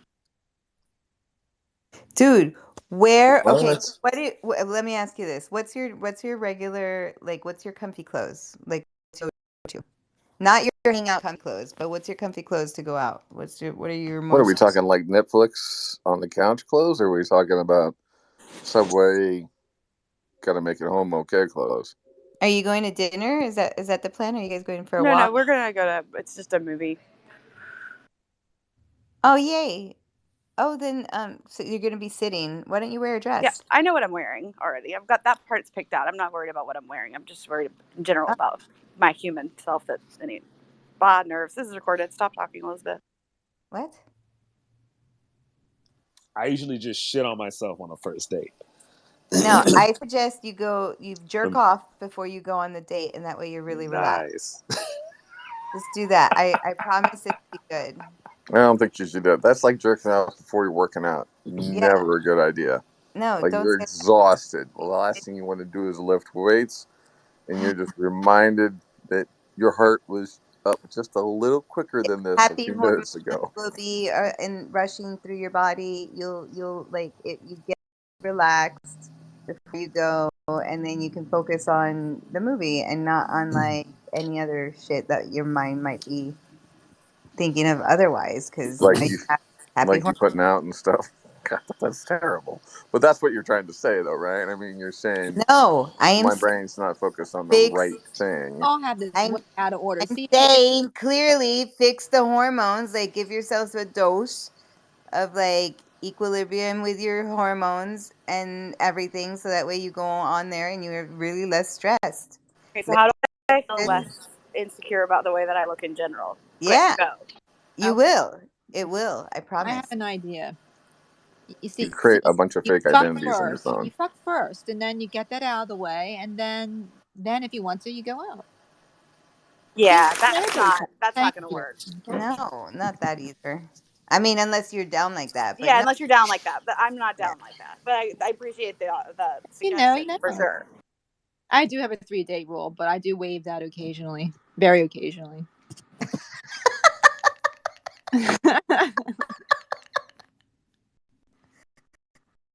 Oh shit! After the first one, because I'm like, I'm not gonna fuck you, so they're like, all right, I'm not gonna see you again.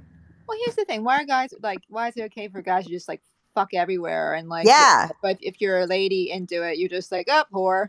Yeah, whore. Well, I'm saying I can't answer that because I'm married. That's all.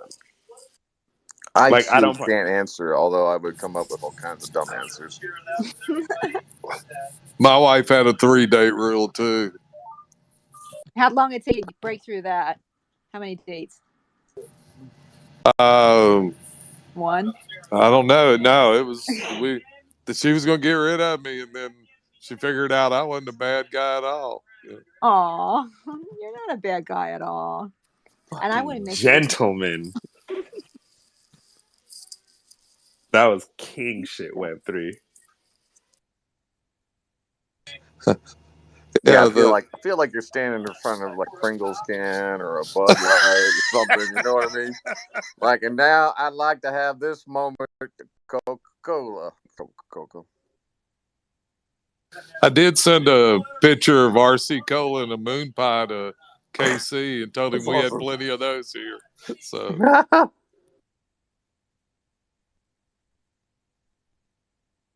Man, I miss KC. It's so sad that he deleted his Twitter. Yeah, He's I don't such a know. I good mean, guy. I always thought he was kind of just kind of like a mortgage freak. he was always preaching, you know. Oh, I know. He would come on Social and he would finance. always Social bait the finance. room to be like, "Hey guys, I just want to try to change the topic for a second." You know what I mean? Like, come on, man. Everyone knows you're just coming in to be a dick. You know? And then he has those rooms set up for a few minutes, and then he rugs them on purpose. He's like, and then he always says it like in a way that makes you feel bad. Like, "Hey guys, I have to do something important right now." You know what I mean? Like, you all have been just fucking off. I have to do something important with kids and for the financial responsibility of America. I have to go. I don't know where you people will go. I don't know where people go like you. You do that so well. I know, man. Oh, man. It's like, yeah, okay. So you're a fucking art bunny. I get it. You're into art. You know what I mean? God. No, you're right. I'm glad he deleted his Twitter. You're right. Yeah. He didn't delete it. He's got 4 other accounts, doesn't he? I mean, Oh yeah, no, well, he's right there. He's in the room. Where? He's listening. Imagination. Yeah, but he's always making like, "Ooh, look at my like Green Lantern Yoda." Like that has already been done. That is not original. You know what I mean? It's just, you know, Yo, like Dan I think one of is those a sold. motherfucker, dude. Oh He shit! sounds like Foreman. I just don't know why Man. we always have to be nice to him because I don't know what the special needs he has. I don't know. It's like figure that out, I guess. Oh man, damn. But, I'm sorry. I am a dumbass. I love you, Casey. You're the best, bro. Casey is. He's all right. Hey guys, what's going on, mortgage kitties? Who wants to sit on my face today? Yeah. Yeah. Oh my gosh. I'm hearing nothing but love. Twitter is just Hey, absurd, dude. Marios, come on, sit on me. Yeah, I don't know, man. It's just he's a complex character, and then he's always like sometimes you'll get like he'll have a room going on, and you'll get there, and then it won't be to really talk to anybody at all. It's like just for him to do some shit and just have a channel open, like he's like I can see him radio operator. starring in a rendition of Bad Santa. Oh, let's go. He is Bad Santa.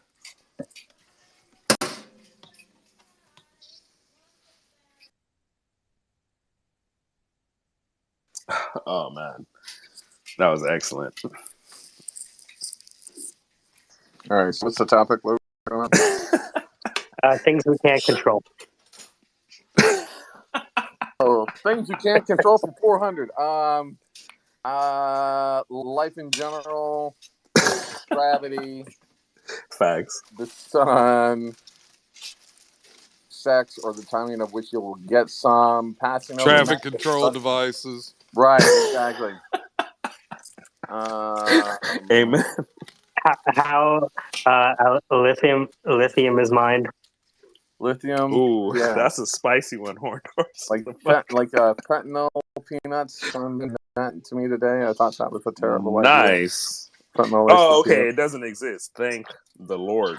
Yeah, it shouldn't exist. Yeah, it should not. Agreed. Yeah. That was horrible. But yeah, it was a hard time then. Back in the days when Mario and KC were still running on the backside of the game. Rich had gone on and tried to be a speaker and a local mayor, but kept on getting stalked by the local politicians that didn't like the way she was mixing her gin. Sander moved back to New Jersey. She got a job working for the Zeppelin company. She goes to Germany 3 times a week, back and forth on that Zeppelin. Melody, she turned into a star. Got recognized in a mall in Tennessee. Now she sells underwear to preteens. So you moved on. You wanted to be a Johnny Carson impersonator. He sucked at it, but he was just really into it. Everyone at the studio would just had to let him try over and over. It was a hard time. It's a hard time.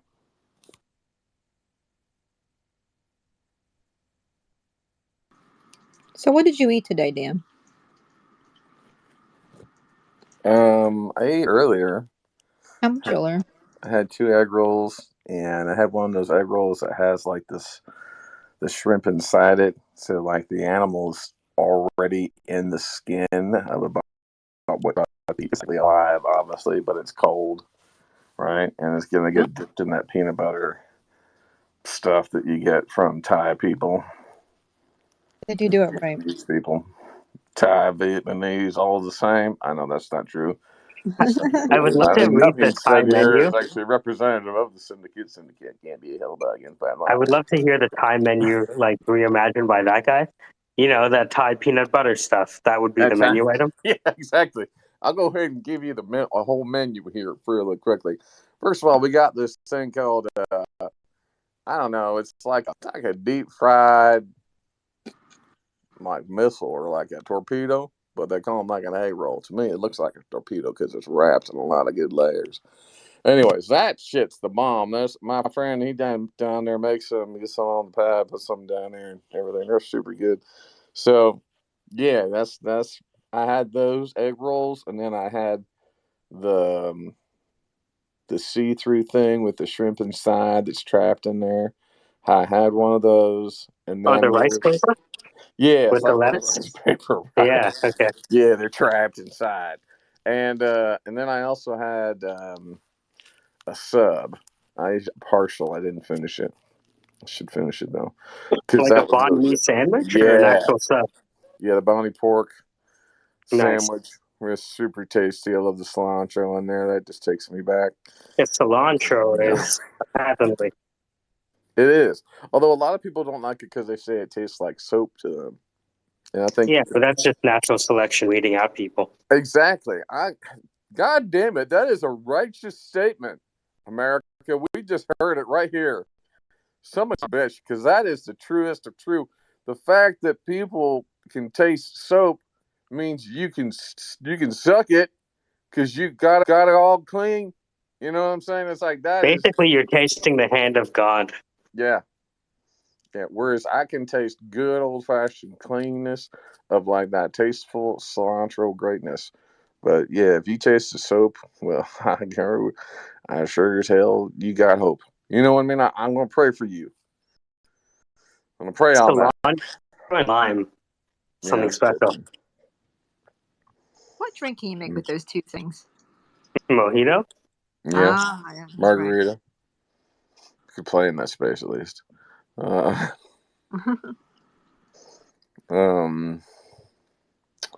mean, I did. You know, I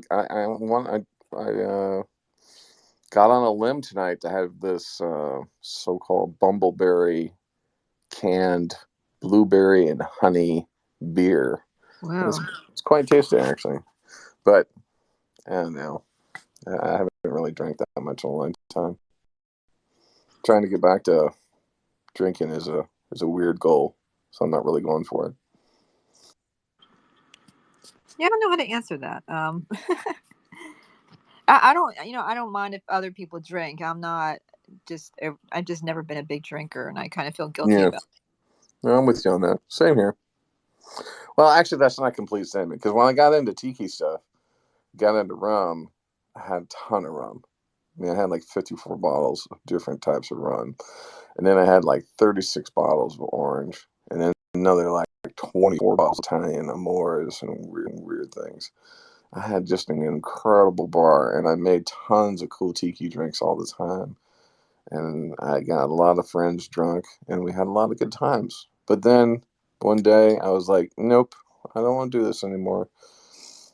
So I got rid of all my bottles. And I have You got never. bored with it. That's okay. Yeah, completely bored. But I even got like bored just drinking it because, it's not always a good feeling. Yeah. It's I not do always. miss those days of just getting totally batshit blitzed on Jägermeister. I'm just kidding. Oh, why Jaeger? Like, why Jägermeister? I don't know, because when you're 22 and you're trying to be stupid and cool, you're like, give me the harshest thing you got behind the counter. We're in They're like, what do you like, Gloucester. Goldschlager or? Oh God, that's enough. No, I'll take the other one. Oh God. Yeah, we nearly set a house on fire with Jaeger by accident. Total accident. It was like a freak thing. Someone was like flicking their cigarette at the same time, and poof. Used to have a bottle in the fridge or a freezer. That was nice.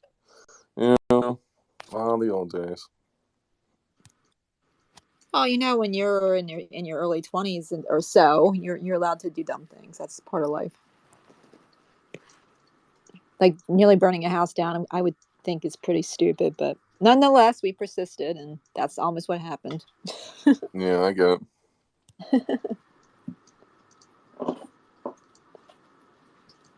Well, you're listening to the Squarespace, people. DJing conversations told briskly in a voice with which you could really give a shit. That's right. I have my inflection or letting you know that generally I could give a shit about what you might be thinking about and hearing these phonetics.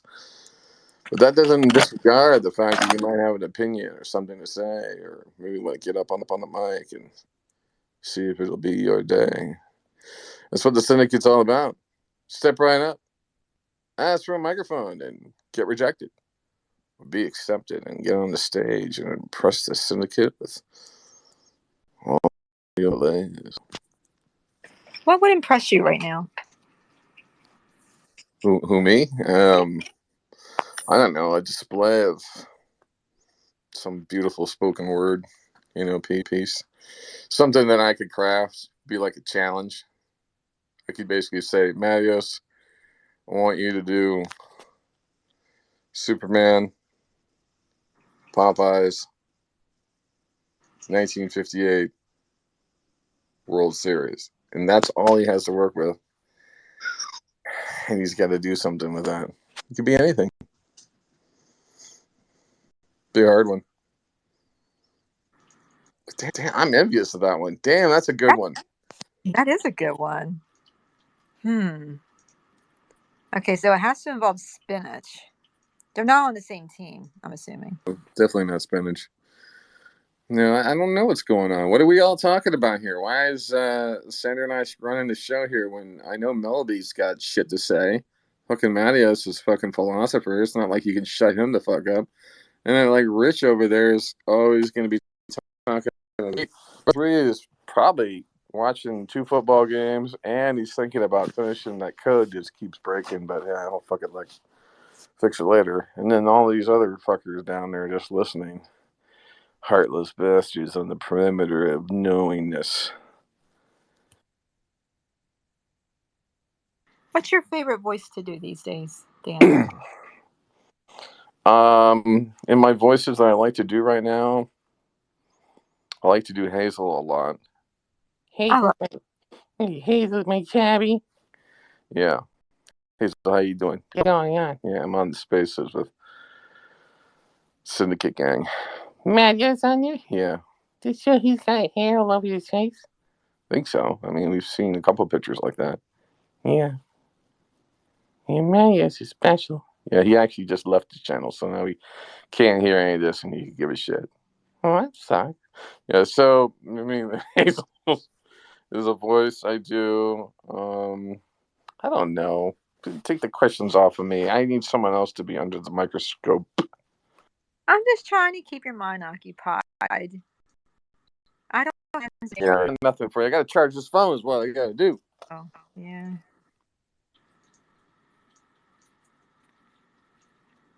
Well, it's getting late. I'm gonna take off and clean up around here. So I'll if you guys, I'll see you. See ya. Take care, y'all. Bye.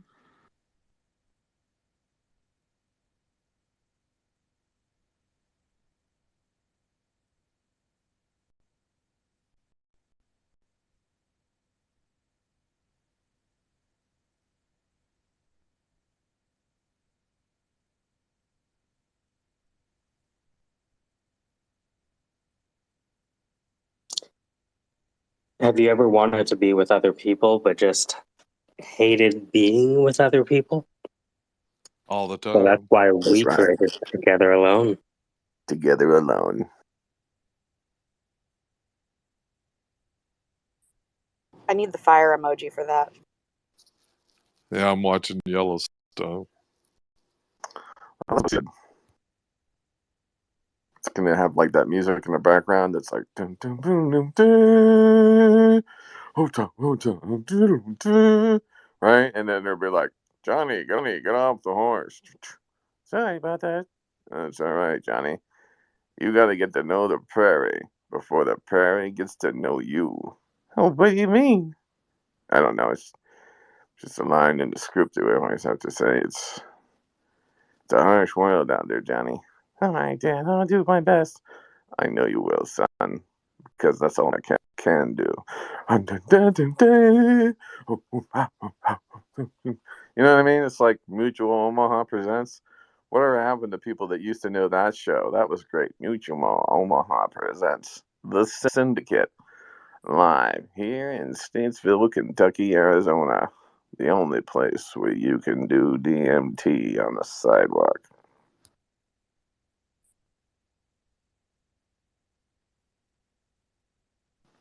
Malaby, what's going on?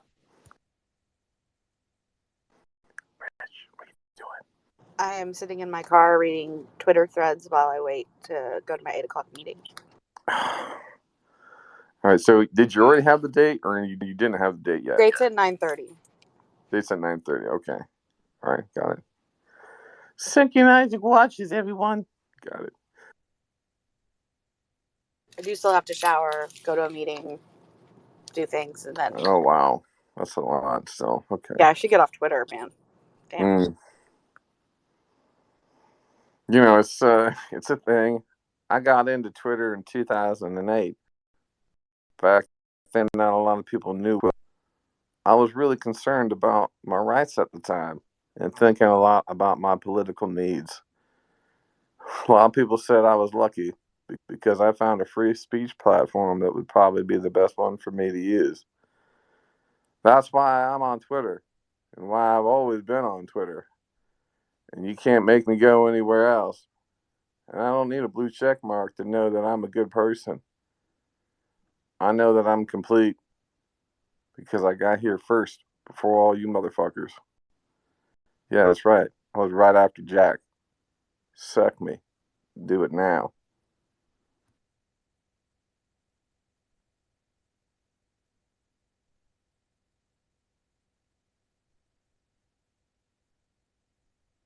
I didn't hear what you said. Sorry. What was I supposed to do now? Did I hear the word? I don't know. I was just on a ramble. Guys aren't supposed to let me ramble so easily. Just gets me into trouble.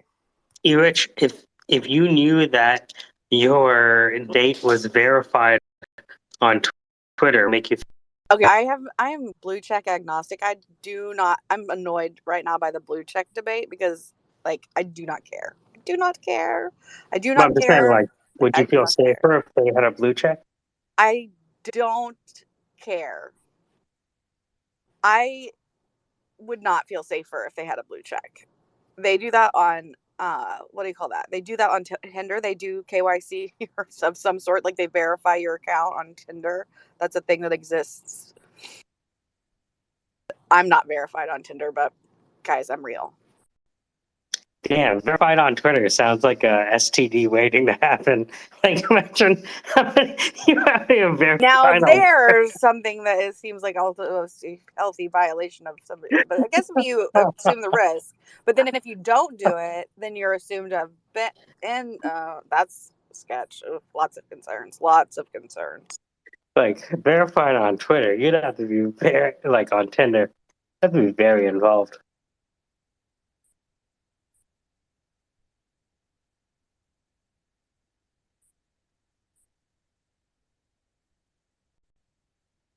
On Facebook. Okay, this is sad, but this remember is 2006. One of the first groups that I joined at Westminster, it was when somebody in my college group created it. Was the I don't have an STD club. I think that was the name of the group.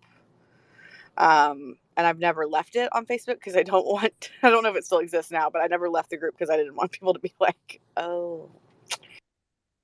Yeah, talk about a social. And the thing is that like I haven't thought about that group thing existed since probably law school, which was 2012 is when I graduated law school, which was 6 years later. But it was created in 2006 when we were 20 years old and fuck alls, Exactly. Fuck all of these people. Wait a minute. How old are we supposed to be in this channel? I thought the medium age is what, 30? 30? 29? What's age? Oh, that's it. What is age?